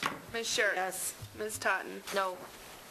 Ms. Baker. Yes. Mr. Ebel. Yes. Ms. Erler. yes. Ms. Faxon. Yes. Motion carries 8-1. Okay, 171.2. Meg, if you want to. That's eliminated. Actually, yeah, 171.2, 171. Agenda preparation and dissemination, 171.2 exhibit, 171.3 consent agenda have been merged into 171. Amen. So, we're on to 180 school board meeting procedures. Again, this policy is being brought forward. It is another piece of information that I learned of at the WASB meeting up in Wausau. The attorney that was presenting the program provided information about public comment. The specific comments that he raised was that a board meeting is a meeting open to the public. It is not a public meeting. Those are different animals. He indicated that, again, he was not aware of another district in the state that was allowing public comment on every agenda item. I did take a look at all of the districts surrounding us. We are the only one that allows that, and I believe in terms of the operation of our board meetings and the ability for us to efficiently get the work done that we need to get done, and clearly tonight's a very good example of a very meaty agenda.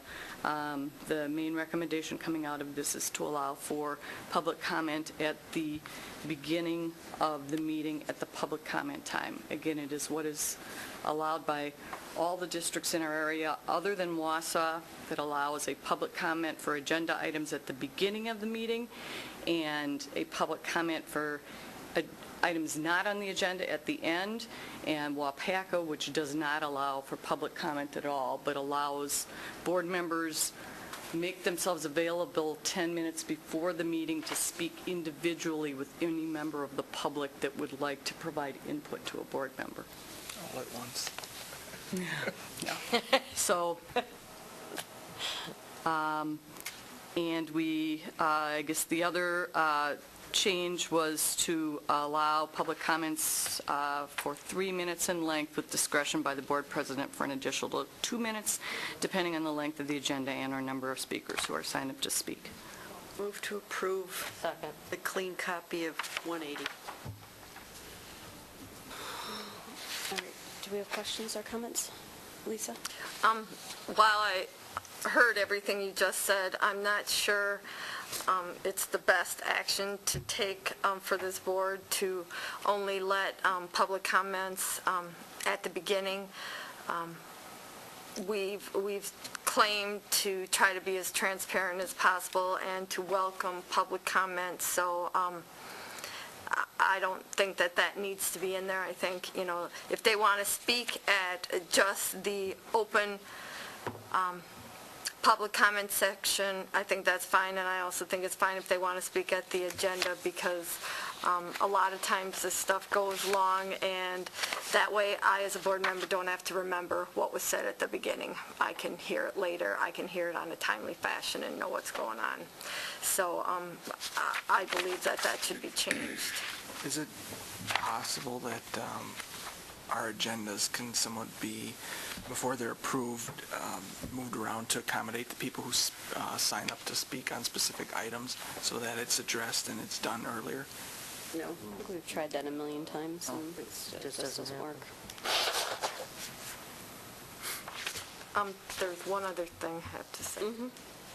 In the memo, it says that 181 got moved into 180, but it didn't, so was that an oversight, or is that the way it wants? Most of it did, Lisa. If it says all of it, then it didn't include the reference that the one sentence remained in 181. Okay. Apologies.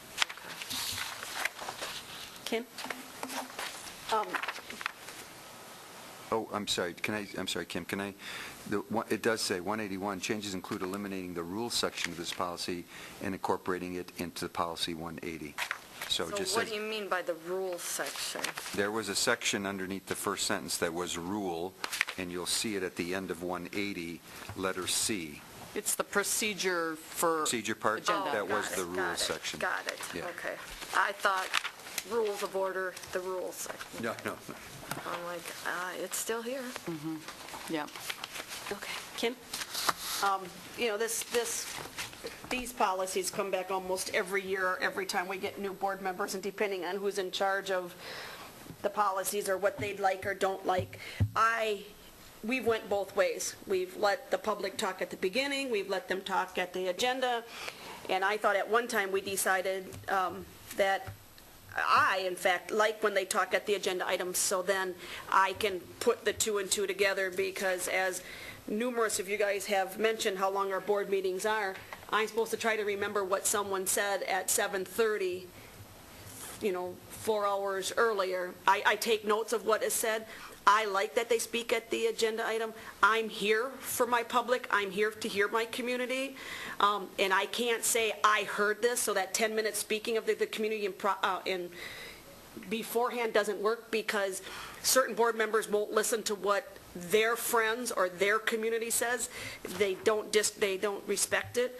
I believe we should let them speak the beginning and at the agenda. I prefer that they speak after we do for the agenda, not vote, because a lot of their questions could be answered with our discussion and what we've said.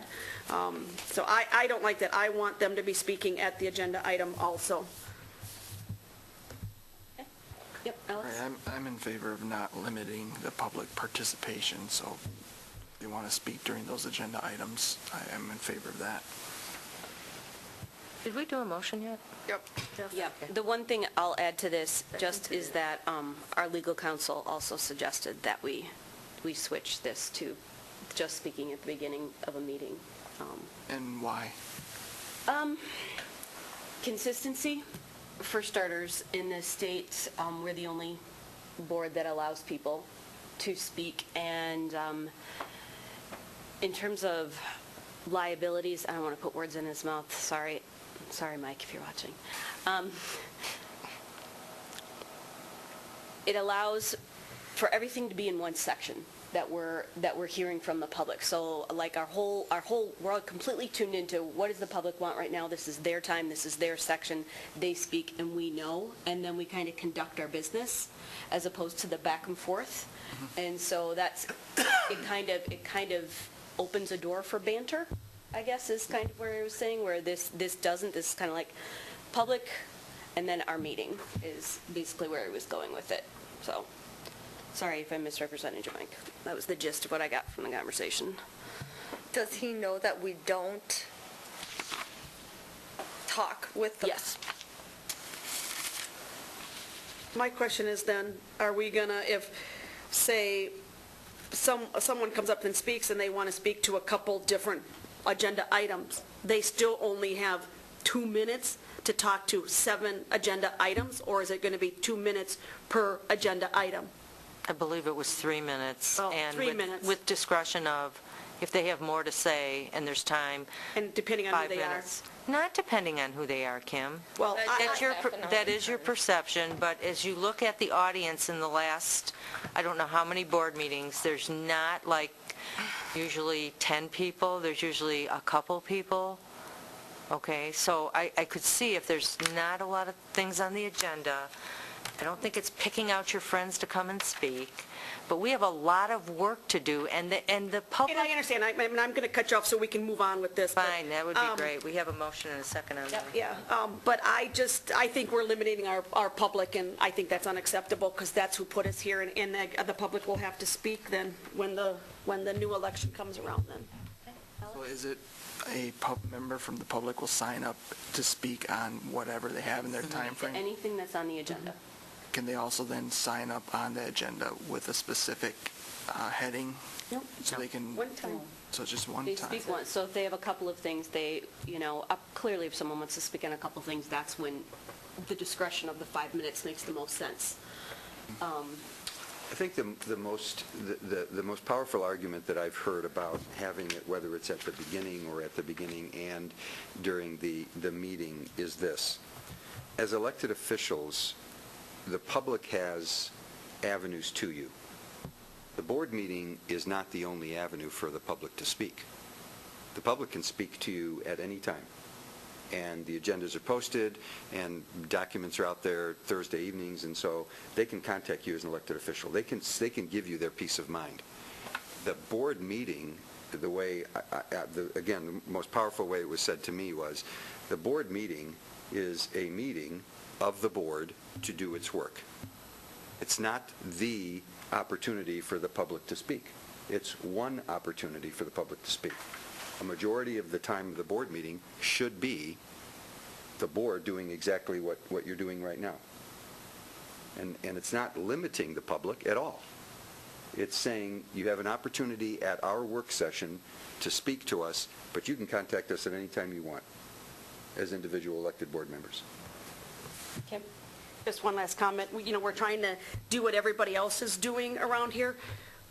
We need to look at, because I don't think any other district allows the superintendent to sit at the board meetings either.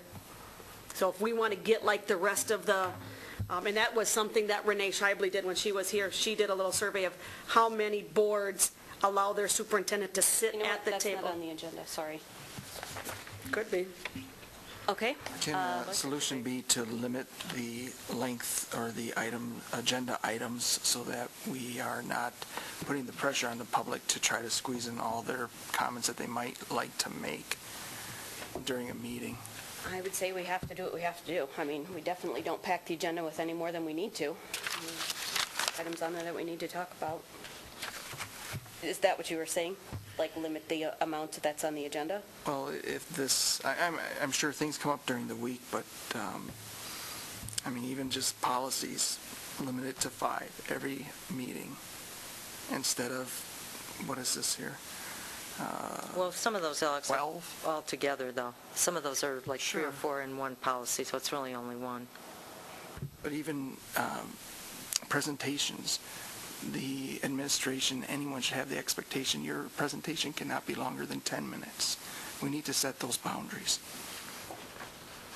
Yeah, it's something we can look at. We did have a presentation from the library people, which I thought was wonderful, but we had And the they could've same, saw it yeah, at we the had the committee. same one. So I think we should absolutely look at that, but I think some of the work that's on here is really important. All right, we're off topic, so let's vote on this, please. Ms. Baxon? Yes. Mr. Kokanowski? No. Mr. Presley? No. Ms. Scott? Yes. Ms. Sherrick? No. Ms. Totten? No. Ms. Baker? Yes. Mr. Ebel? Yes. Ms. Erler? Yes. Motion carries 5-4. Okay, we're on first reading, policy 184, which is minutes. What about 181? I thought it was combined into it, sorry. Nope. There's still a line of it, yep. Yep. 181.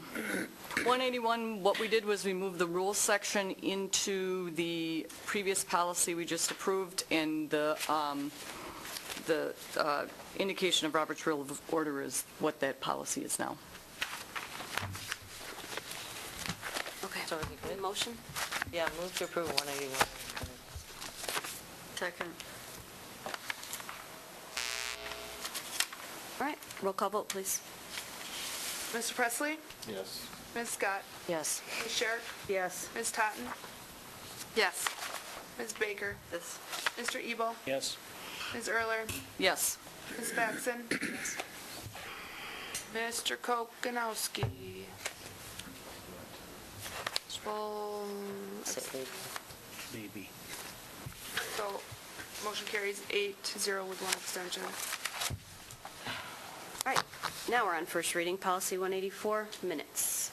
184 minutes, again, changes to the policy, edits, clarifying language, greater specificity is needed, and additional cross-references.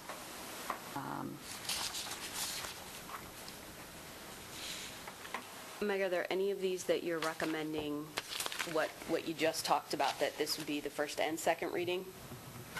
No, because that policy was not in place at the time. So it is the committee's understanding that all of these will be coming back for second reading because that's how they were recommended for the beginning. So What we have in the past, if there's no questions about it, is just push it right through to second reading. We've done that in the past.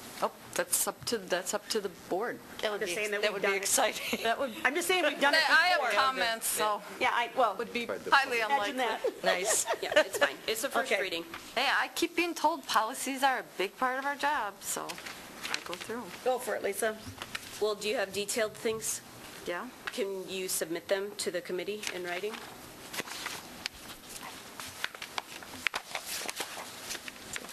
There are. There's not, I don't really have that many. It would just be easier, I think, if I just said them.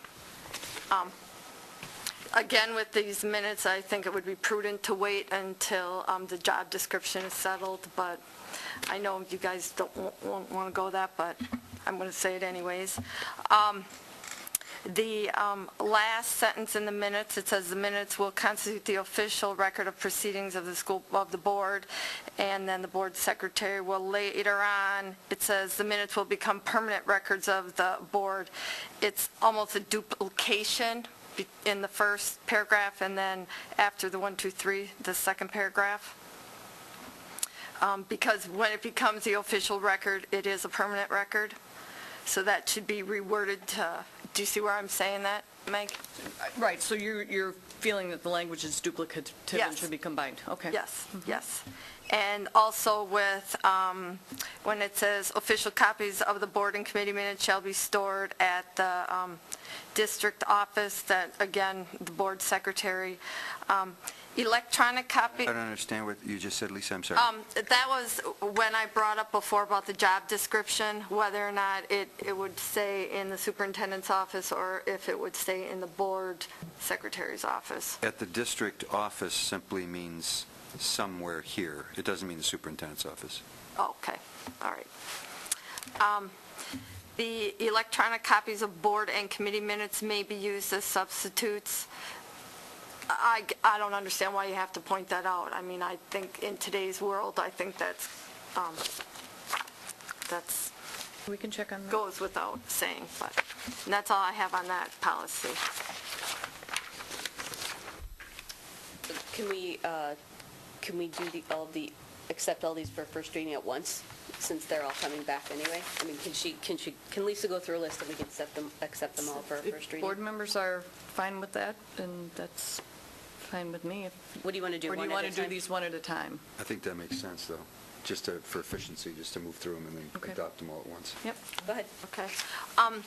When we talk about board committees, if we're going to have the subcommittees, or that's going to be an option, I think it should be addressed here, both the regular and the subcommittees.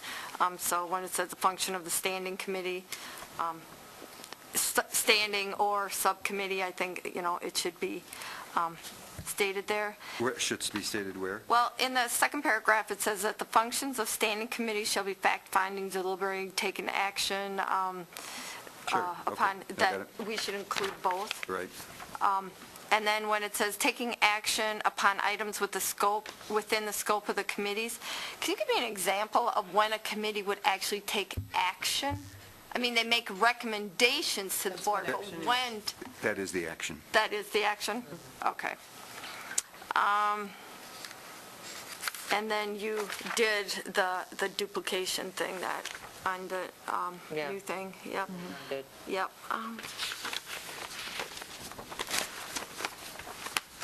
On number 10, on the back, it said, "Any business coming before a standing committee shall fall within the scope of the district policies associated with the committee."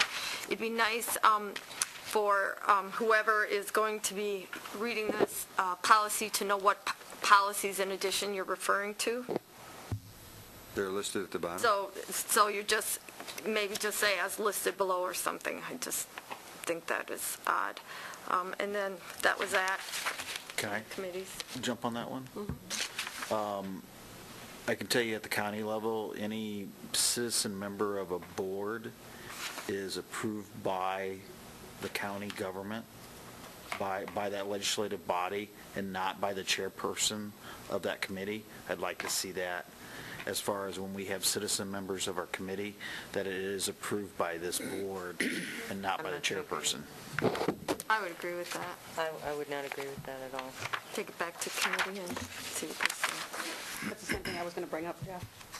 Yeah. And the county has done that for, well, bazillion years. I mean, I've just been on a number of committees, all of them that have had students or community members on, and I think it's a fit for your committee that you believe will add to the committee structure and that. So that, I'm just saying personal experience in that. It doesn't mean that you don't want the board to approve it, but if you're going to chair a committee, you should have a working group that you can work with. And if you believe someone, you're on the business committee, so you have someone who has a tremendous amount of business experience that you, and that initially is what it was set up to be. Perhaps if you're on curriculum or educational services, there's a retired teacher or somebody who has that kind of knowledge that you'd like on there. It doesn't mean you're turning someone away, but you may see that fit of how you're to help your committee move forward. So I think the chair of a committee should have that. So you're saying that only, just for clarification, you're saying only the chairperson can see that and the other 8 people can't see that? No, but I don't think the other 8 people have to be a part of that. I think the chair of a committee should decide. And if a board decides, you know what, we don't like the citizen that you're choosing for your committee, why?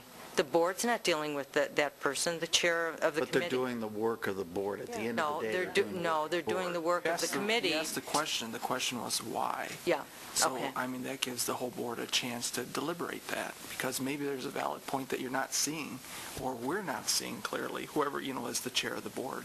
It's a valid discussion. Maybe something else can be done where the chair has 2 votes. I do not know, but that's...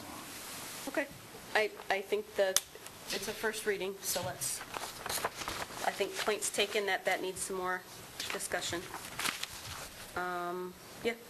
Under the student alcohol and other drug abuse, the last 2 sentences really should be combined. If a student services staff or designated staff member determines it necessary, he or she shall contact the student's parents, guardians. And then it says, may not necessarily be informed. I think that could be combined into 1 sentence because there's no need to separate that. Okay. Anything else on that? Nope. All right, so can we have a motion? No, there's more policies. Right. Oh, okay, sorry, I thought you'd moved to the 522. The 522.2, the tobacco use, the second paragraph, first sentence needs to be reworded. I'm sorry, Lisa, which one? The second paragraph, first sentence, the wording isn't right. It just needs to, on or in just. It Will be prohibited on or in district and/or school properties. It just, I don't know if a Awkward. comma It's needs to be awkward. put in there or, Okay. all right, but the way it Thank you. flows, it doesn't flow. And then I was curious, why do we have different rules for under 18 versus over 18? Because it's illegal under 18. It's not illegal for over 18. Well, I understood that part, but the discipline, I mean, That for that reason. exactly for that reason. It's against And the law we- for a thi- minor. This was referred back to the administration, which we went and looked at, and then a second time at committee, we even went further and made the consequences, in a sense, less severe, because we're talking about smoking a cigarette as opposed to, some other kind of drug.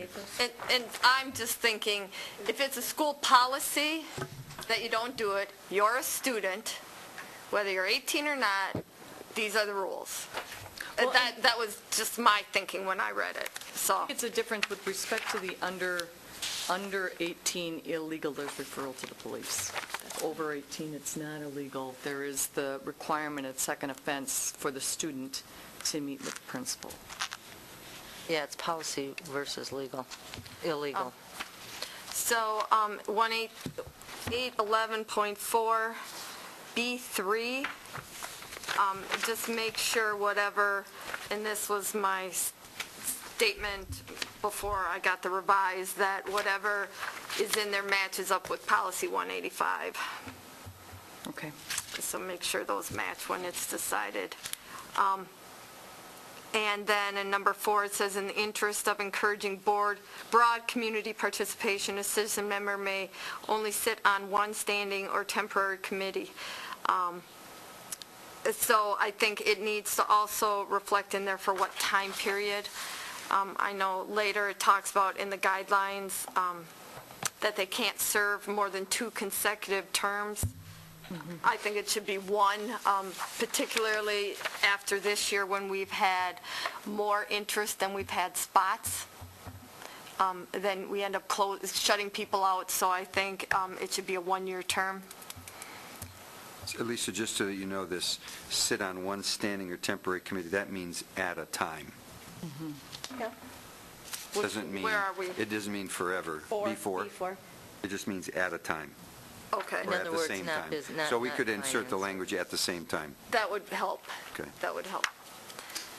And then, like I said, under guidelines, I think 1 year is enough, and that any citizen member of a standing committee who desires reappointment, it shouldn't say for a second consecutive term, it just, for appointment shall apply. I mean, you should have to apply whether it's consecutive or not. I don't know why you would point that out, and that's it. So I'm sorry, the last one is any citizen member of a standing committee who desires reappointment shall apply? Well, Instead of saying for a second consecutive Correct. term? Okay. I think the idea when that is allowing a citizen who's serving on a committee, for instance, business services, that we would allow them to serve again for another year, but after that they would have, this is the procedure that we've been following, they'd have to serve on a different committee and give someone else a chance to serve on that committee. but again, that's The way it's wording. Well, and the thing is, after having a year where we haven't allowed people to participate, I think it's only fair that it's a 1 year and that it's open again. I don't think we should keep people there more than. So we need a motion to accept all of these for a first reading. So moved. Roll call vote? Ms. Sherrick? Yes. Ms. Totten? Yes. Ms. Baker? Yes. Mr. Ebel? Yes. Ms. Erler? Yes. Ms. Faxon? Yes. Mr. Kokonowski? Yes. Mr. Presley? Yes. Ms. Scott? Yes. Motion carries 9-0. All right, the good news is we already took care of G1. G2, read.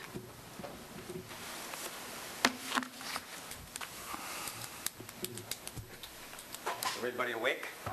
You bet. Yeah, look around. In view of what has gone on tonight, this board has deteriorated to the point that proves what my dad, who worked on taxes, often said. Figures don't lie, but liars can figure. Which should make one wonder why you take so long to vote on matters like the charter school and likely this issue, when you know beforehand how each other will vote and what the outcome will be. Emails, telephone calls, private meetings, even your committees. Okay? The only thing one is left with is to point out to the public the board's hypocrisy. For example, appointing a citizen member to the board. this is being brought back by an appointed board member who just tonight, as chairman of the policy committee, is attempting to limit public participation for everybody else. Okay? Now, this is a board member, like some others here, who will claim a citizen representing a parent group must be on the board, when in fact they could and can attend any and every meeting and speak, like myself. You see anybody here tonight? No? But they could have been here. Okay. They don't, they and some of you on this board don't want that. They want unlimited, unfair input, especially now when you just voted to limit others. This is nothing more than a veiled attempt by several on this board to increase their control of this school district. I got it democratically, but I don't think that even bothers most of you people. I don't think that enters into your mindset. What's democratic and what isn't? Okay. A warning or a promise, if approved, an extremely slippery slope that won't and shouldn't end with only one citizen appointee.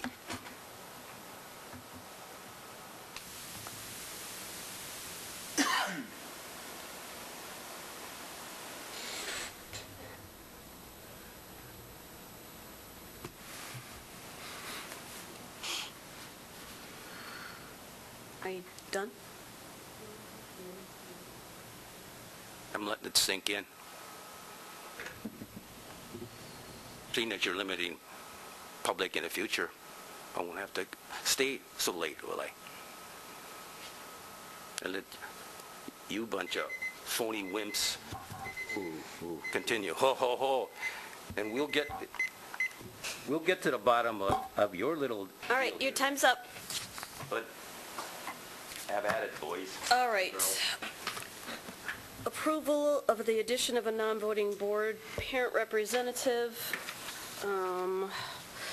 This has been brought to us before. Why is it coming back? We've had this discussion as board members before, that once it is passed or failed, we are not supposed to bring it back regardless what you're calling it.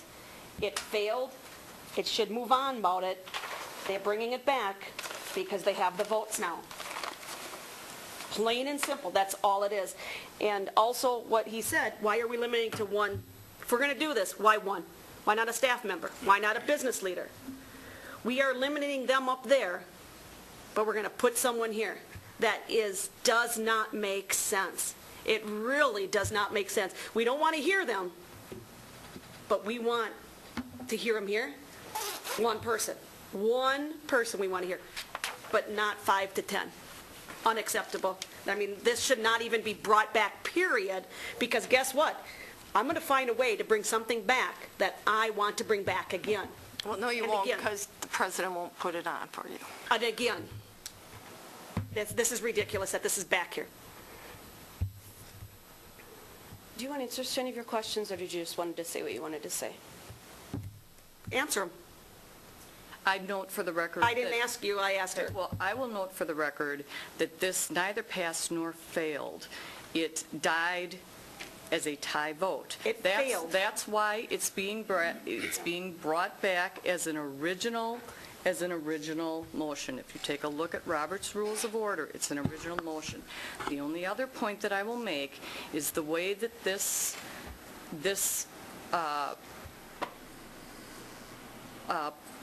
program with respect to parent-school board interaction was provided to us. This is a board representative that will be sitting non-voting ex officio, as our student is, who will bring back information to a district-wide group of PTO representatives to be able to provide them and to serve as a liaison between our board and the PTO organizations throughout our district. That was how this, as I recall, was presented to the board. I believe very strongly that just as I support the concept of listening sessions to allow for input, I support parent-teacher conferences, I support parents being present. I support parents being part of the MAPS program with the math. I think it's important for us to create that institutional link with our parents. It's just one additional way of us to be able to provide information down through that network and for information to come up to us as it does with our student. It is a non-voting member. Since somebody was so quick to pull the minutes from before, can we pull the minutes so we can show that it failed? It was a tie vote, but the way the motion read, it failed. And if I remember correctly, that is what our board secretary said. It failed.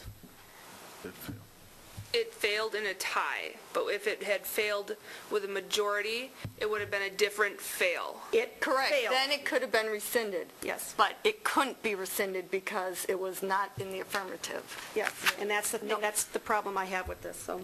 Well, when I was asked to write this memo because this was requested to be brought back by a board member, I checked with Mike Jilka, and if you read the last paragraph, and by the way, here's his email, which just is verbatim what you see in the memo. And it says that the renewal of a defeated motion under Robert's Rules of Order. The motion below is also provided by legal counsel. So Mike wrote that motion so that it passed legal muster. So I'm just telling you for information's sake that I consulted legal counsel when I was asked to do this. I don't think anybody's saying that this is illegal. Jeff? We just passed a policy that essentially said we need to do the work as the board, and during that time, nobody else should interfere with that. This is a non-voting member of this board that could comment on any topic that this is brought up during the evening, except for closed sessions. That's, in all honesty, it's an extra voice that could be standing at that podium that has 3 to 5 minutes, like everybody else, that can come to every single board meeting. I wish Albert was here tonight. Thank goodness he didn't because the roads were bad. But he is here about every meeting. I'd love to have him sitting at our table representing, the Sparta. I mean, the guy is incredible. But, again, we are duly elected by our constituents within our district. The elections of the person that's going to be the representative, we don't know how this is all going to work out. I've sat on the PTOs. It's a handful of parents at every school that are very dedicated. Some PTOs are larger than others. You're not required to have children at that school to sit on the PTO. So being representative of what the views of the parents are, not necessarily correct. And having that extra, we have 9 members on our board. We have a very large board. Most districts have 5 or 7. So that extra voices, it's here already. And as far as the analogy that, well, we have a student representative, it's somebody within our school. They are a student. They present a very unique opportunity for us to get their insight. A parent, run for the board. If they truly want a voice on the board, run for the board. The last thing I'll say is, I don't think there's any other district in the state of Wisconsin that does this, or even considers this, or any other public body, for that fact, that would do this. So I'm just sort of, I will not be voting for this. I think this is, I mean, we're kind of two-faced. We pass something to limit the individuals and their input, and then yet we're going to put somebody on here who has questionable representation of a body of individuals.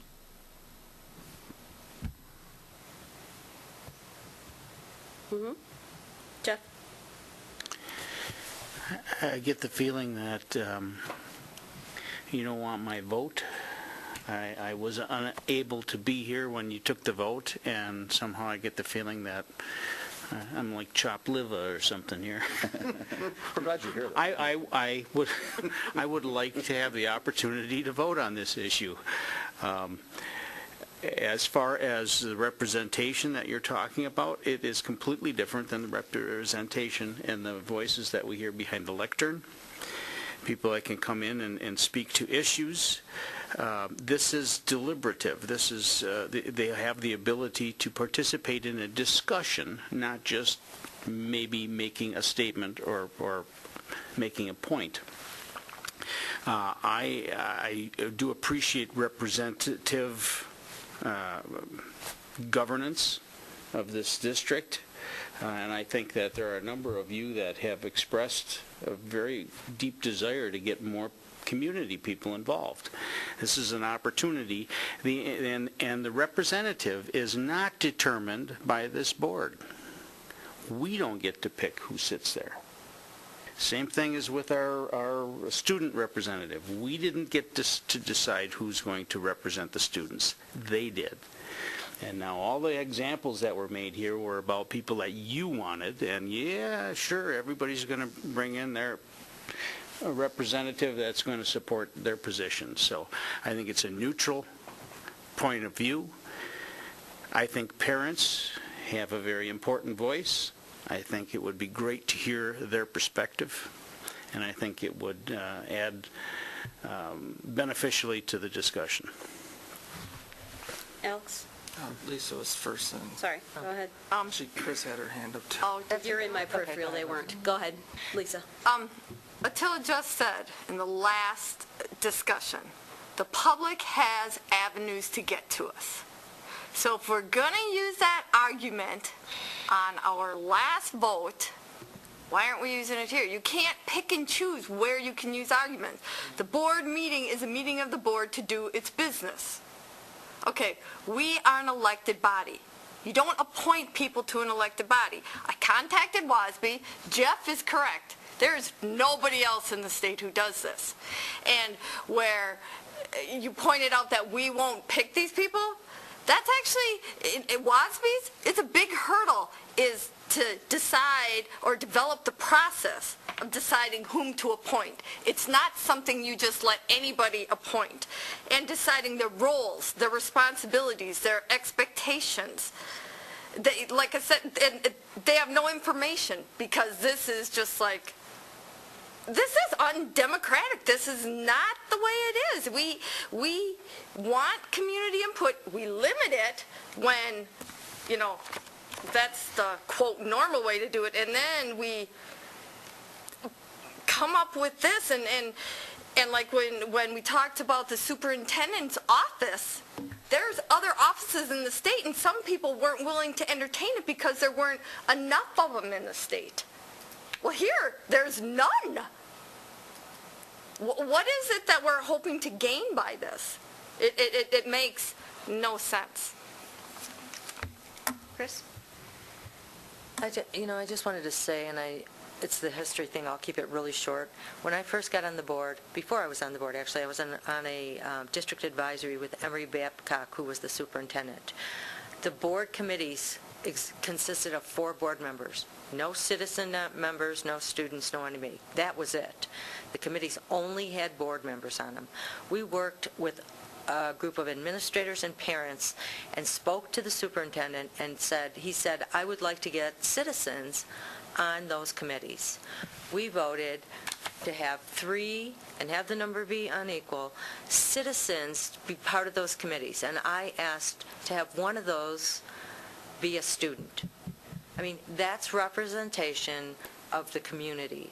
The parents have been trying to get involved, and you see PTO meetings, they're involved for their school, but we're bigger than just their school. We're their district. I have to be really honest. I think we brought up some good questions, and I'm not sure, 100% sure I want to vote on this tonight. So I'm not sure what information we need to come back and talk about it, because I want to be fair to a group of people who really are trying. I've been inviting them to committee members. We're having listening sessions. We're doing all this outreach. I think parents need to get involved, and I think it would be really great. I'm actually going to be speaking to some of the PTO presidents, and I just think it would be great to have a parent at a board meeting sharing that with other schools. They have a consolidated PTO meeting coming up so that all the schools can get some information from one person, which is great. So I'm not sure if it's a pro or a con, but I think it would be something, we could try it for a year. Jeff, what you were saying about the opportunity for them to be involved in a discussion, we're going to be talking shortly about listening sessions, and that is giving the public opportunities to have the one-on-one discussions with board members, and even less restricted than what would be here at a board meeting. And more people can participate. All the members of a PTO could come and participate in that meeting versus a representative. And if we are going to consider the representative of the parents a non-voting member, I would like to make sure that there are going to be more than one candidate who's interested. There are going to be quite a few. We do not pick one. It is a rotation. They all get a chance, and they just keep rotating. If I can't make it to this meeting, well, someone else can, fine. It needs to be a rotation. We can't be limiting that. The danger that we face by choosing one individual is that if that individual only has a certain view, and the board, we have a discussion, and now we need to turn to, well, what does the public think? Well, Chris, you're talking, you'll mention the public that you've talked to, I'll mention the public I talked to, and everyone will say that, but then we'll all turn to this one person, putting a tremendous pressure on them. But also, we're asking them to represent the parents' point of view completely. That is not something we should even be walking, an avenue that we're walking down. Lastly, this isn't a real poke at you, Jeff, but you weren't there at that meeting. I wasn't at a meeting because of the death in the family. I'd like all those items brought back so I can vote on them. We can't do that. Is there a motion on the floor? No. I mean, if we want to hear from the parent representation, could we not put it on the agenda where they come and speak and at the podium and give them more than 3 minutes, but that's where they speak? I mean, if that's what we're looking for, their input. I mean, we had this for the PTO. When I was in the PTO, we had an area PTO, and we had a representative that would come and speak and let the board know what was going on. That's where we spoke. We didn't sit here. I just think we want to stick with the trend of of Wisconsin, what everybody else is doing. You can't keep going back and forth. It's like, and again, with your vote, I haven't missed a meeting probably in 3 years. Thank God, because I would hate for it to call things back that I want to be re-voted on. So, Chris, have you been working with PTO on this? No, not at all. I said, I asked one of the PTO members who, we were talking about who comes to meetings, and someone told me that they had a group. I said that would be great, a group of PTOs that meet. I don't know how often they meet. I think one of the principals told me, and I said that would be great.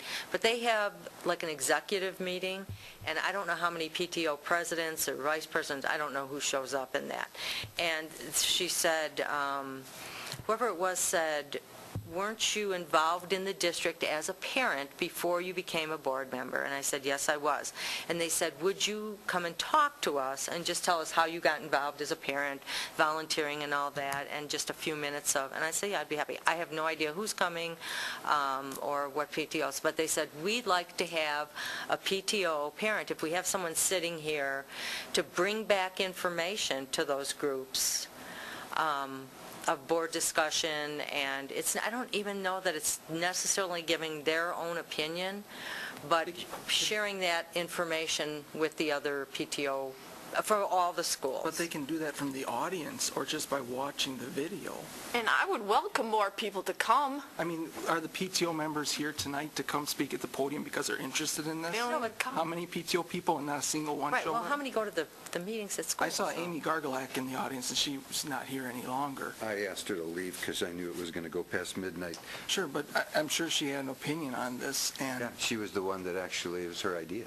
Right. Why didn't she have some people come and support this that are interested I in think it? the last time the board asked for people to come to visit the board, I think we all saw what happened.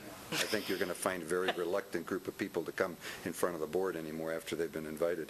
All right, I have a suggestion, especially since there isn't a motion on the table yet. The leadership, I think. I think they're talking about the I business just, owners. We didn't invite them. let me just state, this was not my idea. This was an idea that was brought forward by a group of parents that is working to enhance and expand participation with the board. And I believe that's a worthy cause. I think it's something that the board should embrace. I am not opposed to having this sent back, as Chris suggested, to that group to put some flesh on it, just as what happened with the listening sessions, and to bring it back to the board. But I just felt like I think this is a great conversation we're having. It's a great discussion, and it's that conversation about how do we encourage that participation. And here we have a group coming forward wanting to do so, and I want to support them in their efforts. So, And that actually maybe is right where it needs to go back to, because we do have other avenues for the public to speak, and maybe the avenues we have don't fit into their whatever. So if they want to make a recommendation or a suggestion for us to add another avenue or something like that, fine. But sitting on the board, that's just, I mean, because if we have... Okay, they came and they said they want a representative sitting here. Okay. Well then, so the business council says, hey, I want someone sitting on the board. Well, how do you say no to them when you said yes to them? Yeah, I think and that's then, what happened. well, I'm just saying. And then you have, whoever. You have staff. Yeah, staff representatives. Now, let's face it. Don't we want the staff to be involved with us? Don't we want the staff and the board to work together? I mean, there are so many. What about people who have run for the board and didn't get on? okay, I think we have a consensus that let's ask we them like for the idea, but how it, this is all I wanted to say. I think we need to consider the motive. All they were trying to do is find a way to communicate with us. And I think that was very clearly presented when Lisa and Amy came and presented it. They're throwing out an idea. If this particular idea doesn't work, that's okay. But let's come up with, can we come up with something a little more benign, not somebody actually sitting at the table or something like Alex said, rotating. Even a report, if they want to give us a report for the packet. Right. But I'm saying let them have it. It's their thing. But as opposed to saying no, I think they were just trying to reach out, and I don't want to discourage that at all. Yes. An option like how Boston School Forest has their organization, and I'm appointed to that committee or whatever you call it. The PTO could form that, and we could appoint a board member to that. So there is the link. There you go. Yeah, but we were told... That's a very good idea.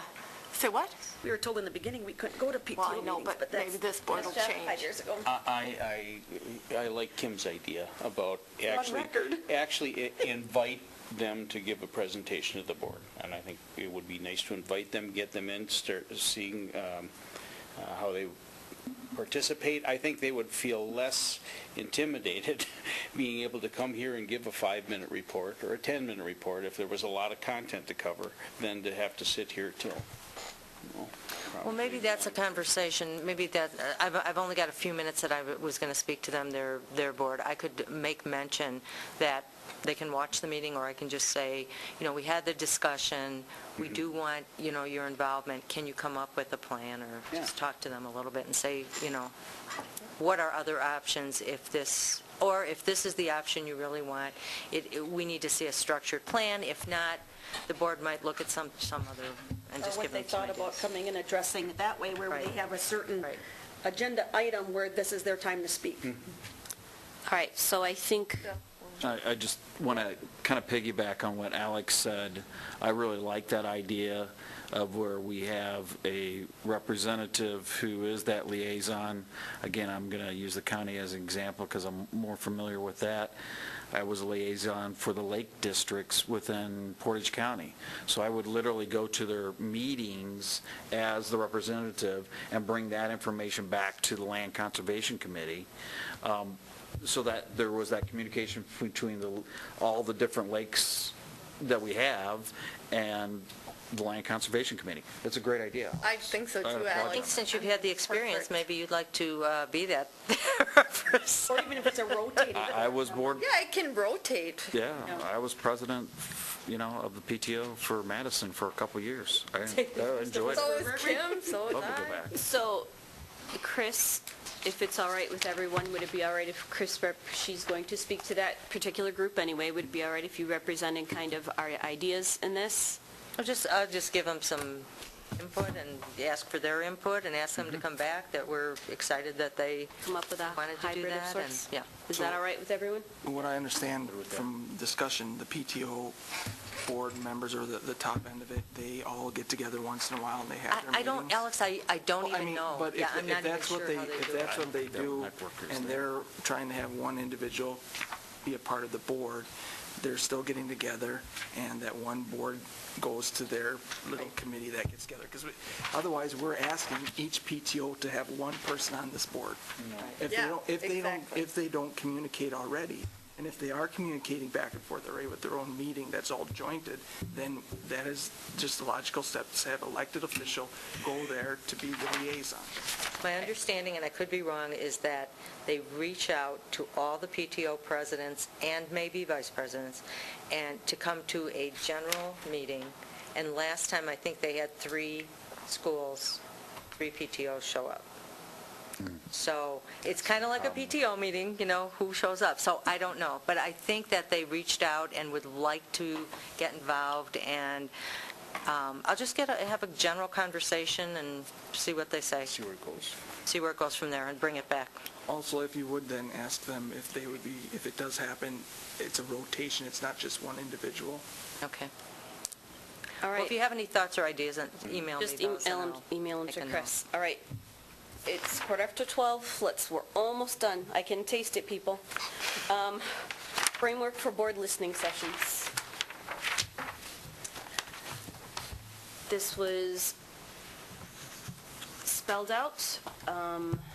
Do you want, I only heard from Alex after I sent out the email, so I took what Alex gave me and talked about it with Cabinet and put together some options for the board to consider if the board wants to have a listening session. So there was a framework for the board to make a menu for you to choose from, and so we took into consideration several different factors, such as the day and time, what really made some sense, when people were going to be available. We avoided Wednesdays because in the community that's sometimes a night that's used for religious instruction. Board member participation, obviously you can't do a quorum, so that's why we listed 1 to 4. You could do it here at the PDC in the Bliss Center, or you could do it... Why couldn't we have a quorum? I mean, as long as it's posted, it's a gathering. It's a board meeting. Well, again, If we're listening, it's a quorum. again, you can do with this what you want to do with it. These are the options that we put together, so... When Carlton Dietman came and we were all at SPASH, was that a board meeting? a posted board meeting? It was a Yep. posted. But It was a that's, posted listening session. yeah, you just post it as a listening session. I mean, it's just like when Ron Kine came and I was asked not to come because it wasn't posted as a quorum. It's a gathering. Can I make a suggestion or a request that these 2 items, that we move them to the next board meeting? Well, this one's just information only anyway. come back if we have some ideas of exactly, or preferences. You mean? Oh, this is an action item. It needs to be an action Right, item. and the superintendent did ask for ideas already. Yeah, we need to More get than one this email, done. I know It's that. information only. Yeah. It's not listed. No, On the the recommendation says information only from me, but on the agenda, it was listed as an action item. Right. Does someone want to make a motion? Did someone, We can, Alex, have we you can always thought through what you want to do? postpone it till next meeting. Even if Because it's with an all the action, that's an superintendent action. stuff we have right now, I'd like to think about that schedule that we're looking at. Let's see. It's just my opinion only, whatever the board wants. I'll make a motion to move this to the next. To next meeting, Second. and I'll second that. By next meeting, you mean the 24th, not regularly scheduled board meeting. It's the 24th would be /workshop-y. You want it on there? Would we have time to address it then? I think early on, it would be a great idea. Well, early, we did tell the public that we would have this hashed out before December.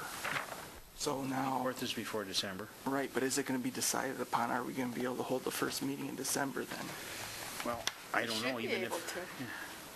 Well, can you, I guess what I would say, because Attila put this together, could you come with a schedule in mind, Alex? Or, I mean, it's kind of your baby. Do you have something specific? He just gave us ideas. Do you have a specific idea that you want to embrace, that you want to try?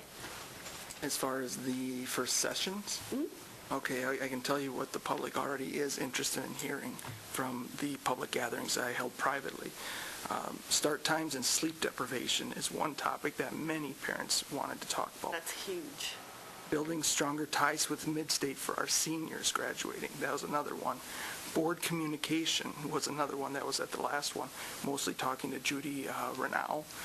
And bullying, at the very first one I held, I didn't even bring that topic up, and it just kind of surfaced. Bowling? Bullying. Oh, bullying. So those are the ones that the public brought to me. The ones I know we can definitely talk about are the expeditionary learning, the Life Skills Center, immersion schools, which is a new topic that I'd like to discuss for growth, the superintendent search, the possibility of grade realignments, security personnel, that there are issues that are not being addressed, vision for the district that we, the board, should be creating, not leaving it up to the superintendent to have to do that. So those are just, that's enough for a year to have one a month. I think I was thinking more in terms of, do you have an idea of when you want to do this, or what you would like it to look like? It would just be posted, I mean, the last time that I made the motion, I wanted it bi-monthly because I knew that there was a lot of items that could be discussed, and then it was changed to regular. So what constitutes a regular, maybe just once a month, and let the public come forward with topics they want to discuss and address the board at a meeting, saying that they would like a listening session on this topic, and otherwise board members can do likewise, or staff members. Do you have a date in mind? A date for the first one? I'd have to look at our calendar. Yes, Jeff? How many meetings have you had, listening sessions? I've had 3. 3. Well, they're not listening sessions, they're public gatherings. Okay, well, whatever. What do you do with the suggestions? I brought them right That is there. every suggestion that was mentioned there? Yes. So The first 4 things that I spoke of, yes. Okay, how are we going to do anything with those? Are we going to milk that down? What are we going to do I have the with it? contact information of the people involved and that, brought this stuff forward to me, and I can contact them and ask them if they want to do a presentation to the board or talk about it, how it would break down. I mean, you just mentioned bowling. Yeah, but if you say that there's going to be a listen session about bowling, you'll pack a house. My point is that every listening session, you could probably have 24 ideas. And if you have 3 or 4 listening sessions, you're going to have 36, 48, 100 topics. Mm-hmm.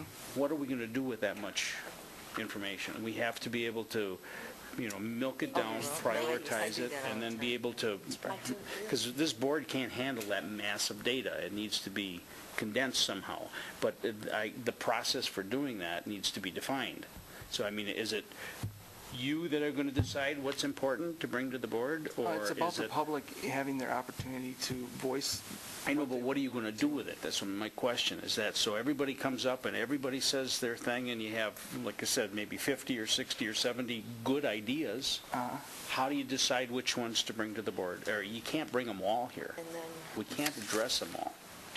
But somehow we need a vehicle to be able to determine what should be brought, what's going to be most important. And that's, to me, is the challenge of the listening sessions to be effective, is to come up with a product at the end to say, this is what we all agree, there's a consensus that these 3 issues are really important, and we'll take those to the board, or would ask that you do.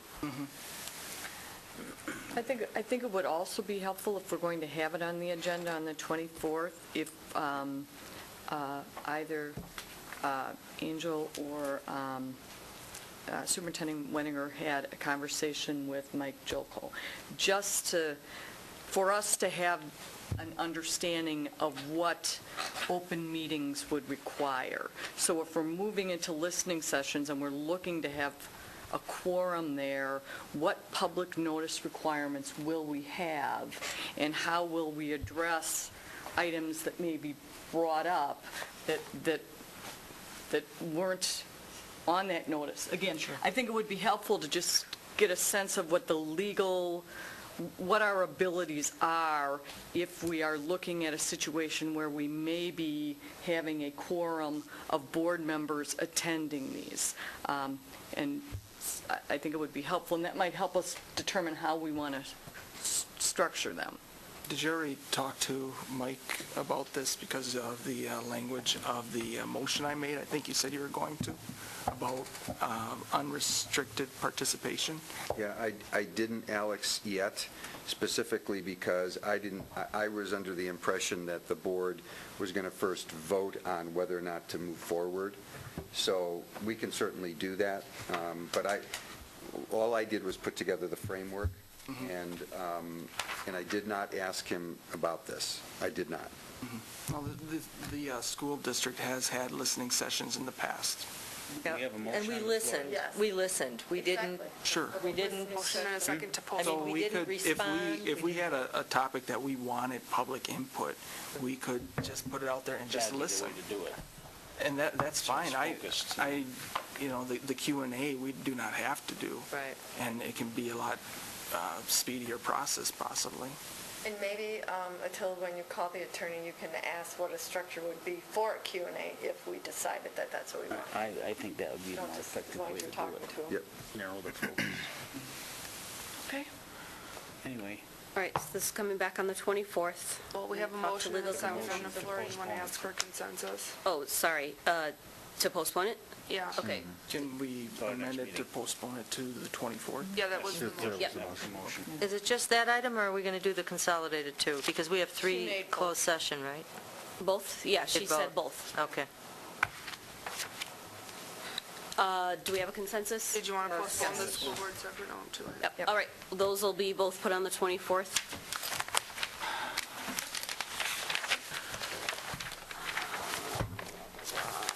All right.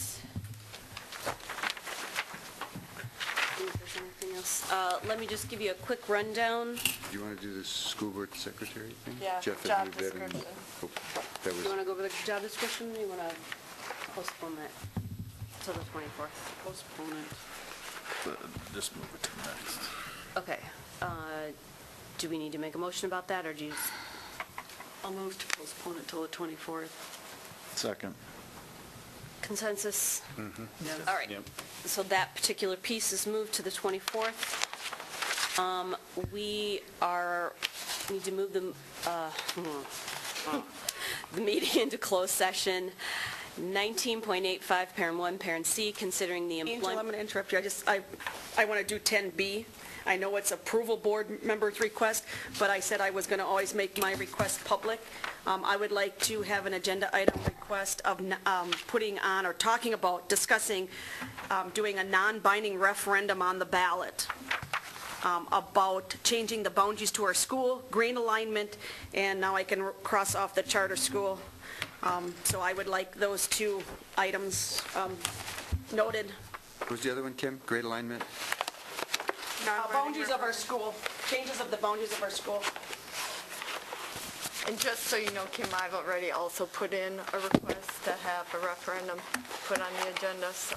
Referendum for what? That's for us to decide. And we need to, and I apologize, we need to do that soon because I think we have to have that paperwork done by the beginning of December, if I was told correctly, like December 9th or something. Yeah, and actually, the district got an email, where do I have it? Yeah. December 9th and January 27th. So please get that on for the 24th. For what? For a referendum from Shirley Simonis. So if it's a primary, Nope, it's I gave you December 9th. the other one that I requested And to for before. April, it's January 27th. Thank you. Yep, 19.85, Parent 1, Parent C, considering employment, promotion, compensation, or performance evaluation data of any public employee over which the governmental body has jurisdiction, specifically negotiations with AFSCME, SPAEA, and the Teamsters. Specifically to principals. 19.85, Parent 1, Parent E, deliberating or negotiating the purchasing of public properties, the investing of public funds, or conducting of other specified public business whenever competitive or bargaining reasons require a closed session, specifically right of first refusal and easement agreement. I need a motion to move into closed session, please. So moved. Second. Roll call. Oh. Again, I need to request on the record, if Lisa, if you are planning on abstaining and recusing yourself, and if so, if you pursuant to school board counsel's legal recommendation will be removing yourself from the room. Oh, my answer's the same. I'm going to recuse myself of the teacher portion. I'm staying in the room. Even though legal counsel has... Okay, she answered the question, so... Depending on which legal counsel. Yeah, publication. Let's do a vote, please, on going into closed. Ms. Sherrick? I'm voting yes on this one. Yes, I'm going to throw you for a loop there because I believe we need to get negotiations going and out of our way. Did you want to read your statement? No. Okay. Ms. Totten? I know this can be done in closed, but would prefer it be done in open, no. Ms. Baker? Yes. Mr. Ebel? Yes. Ms. Erler? Yes. Ms. Faxon? Yes. Mr. Kokonowski? Abstain. Mr. Presley? We're good? Okay. Ms. Scott? What, he left? Yeah. He left? Yeah, he's not feeling good. Yes. Okay. You're in my head. Ms. Scott? I said yes. 1 abstain. Motion carries. We're in closed session.